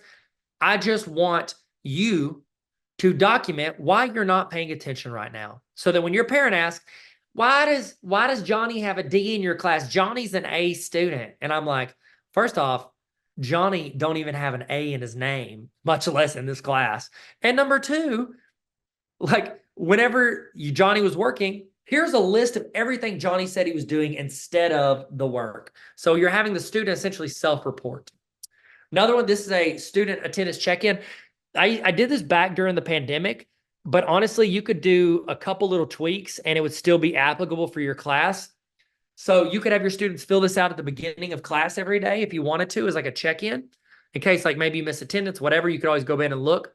So Sheila said it's the same as capturing kids' heart. I actually found that out later. I've never done capturing kids' heart, and I did that in my classroom back in 2008. I don't know when capturing kids' heart came out. I was first. I stand by that. I came up with those questions on my own. They stole from me, and I am going to sue them for everything they have. I'm kidding. I'm not going to sue them. But I definitely did make it up on my own, separate. But if they're doing it, it kind of validates what I said. So I'll accept it. So this is student attendance. It was a student's check-in. You could just call it a Tarver was first. Thank you, DLC Room 1. Appreciate that. Let's make it trending. You can do this as student daily check-in, and it's just like their name, class period. This is what I like about this. How are you feeling right now? 1 to 10. What's one word or emoji to describe how you feel right now? And then this you could delete if you're not doing any virtual where you learn. You could delete that. It was back when like half your class. Remember when half the class had to disappear because they had COVID? Main goal for today. And then, is there anything you need from me? I have this Google form. I would have this Google form. First thing they do every day when they come in, they scan the QR code of it, or they go into the Google or LMS. They fill this out, and I have a spreadsheet open as a tab on my Chrome to where I can go in. You could use it as a restroom form if you wanted to, but you could go in and you could see the notifications. That way you can see if a student's having a bad day or something happened that's going to impact that class, and you can actually head it off like, oh, goodness gracious. You know, Alan's usually in a really good mood. He has like a 2 today and it's something going on with his parents. I'm going to call him in the hall. Alan, if you want to send them back to class, you can. Like, you can move your seats or just know not to call on them. Like, it's a great way to get an indicator before the class starts. Okay. I'm going to run through the last ones, these last couple minutes, so that you guys can see them and feel, if you think these forms apply to you, you can go run and grab them, make a copy. Okay. This is Google form headers. So has anybody in the chat ever done a custom Google form header? That thing that I showed you how to take mine off. I recommend you make your own. You can brand your class, Dr. Tarver's class. Or another thing you can do, and I have this as a resource if you like it, or you can just copy it. I have Google form headers based on what the assignment is. So if it's a test, you can say, this is a test, and then have the instructions built into the Google form header. Because very often they just like skim the directions. This way they're color coded, and it gives instructions on what's allowed for that test, that homework, that review. If you want this is at tarveracademy.com/resources. So Canva is what I use to create these, but I don't think they have any Google form size options already made. So what I do is I search Google Classroom headers, and then I just resize them to be 1600 by 400. That's the Google form exact specifications. Search Google Google Classroom header, adjust, and then resize it to Google Forms dimensions of 1600 by 400. Okay. Yes, I love using Canva as well, Tracy. I love it. Here was a professional development I made. It's similar to what I showed you about the remediation thing. Already showed that. This is a walkthrough. If you have any administrators that do walkthroughs, you can make a copy of this, delete my name, give it to your administrator, and say, hey, principal, I thought you needed to get better at walkthroughs, so I made this for you. I'm just kidding. Don't say that to them. But you can give this to them if you want as a resource, and just say, hey, I'm always looking out for you. I love you. Remember me whenever you do this. Here's a walkthrough form. This is a course evaluation template. You can give this to your students at the end of each. You can give it at the end of the semester, end of the year. But I like doing it at the end of each chapter, so that you can see what they liked and didn't like about how you taught that chapter. And then you can change it like chapter by chapter. So it's an evaluation template. This right here, this is for parent-teacher conferences. They're just Google Forms. One's for you as the teacher to fill out before or during the parent-teacher conference. And the other is for the parents to fill out, where they can fill this out, and then you can see that before parent-teacher. Like usually we send it out, we're like, what times work for you? This time I can give it out in a form, and it can say like, hey, how do you feel like your kid feels about my class? Like I even have that as a thing. How does your kid feel the class? What did they enjoy the most about it? What do you wish we could change? How often would you like for me to check in? I think it's a really good check-in to have for parents for that. This right here, this is one of the coolest things I've ever done with Google Forms, but it uses an extension called Autocrat, and I'm not allowed to talk about it because y'all don't use Gmail. if you ever switch to Gmail, or should I say when you switch to Gmail and you come, you see the light, you come over to the good side of good, I definitely recommend, I've got a resource here for Autocrat. When you're ready, you can't use that right now. I want to be clear. Can't use it. I didn't say that. I never said this. You never heard me say Autocrat, but here's a resource on how to learn it when you can finally use it. I got you, fam. Okay. Thank you guys so much. Here's a couple extensions. I don't know if they're approved or not, so don't click on those. And just like the other ones, I want to give you guys a free course. I already gave you free resources. I have a thing called the Honor Roll, tarveracademy.com/honor roll. Hey, shout out. And they get access to all these courses. I want to give you one of them for free. This is how to use ChatGPT to save yourself time. Never stop learning. Thank you guys so much. I love you. I appreciate you. Thank you for letting me scream at your face for 1 to 3 hours this afternoon.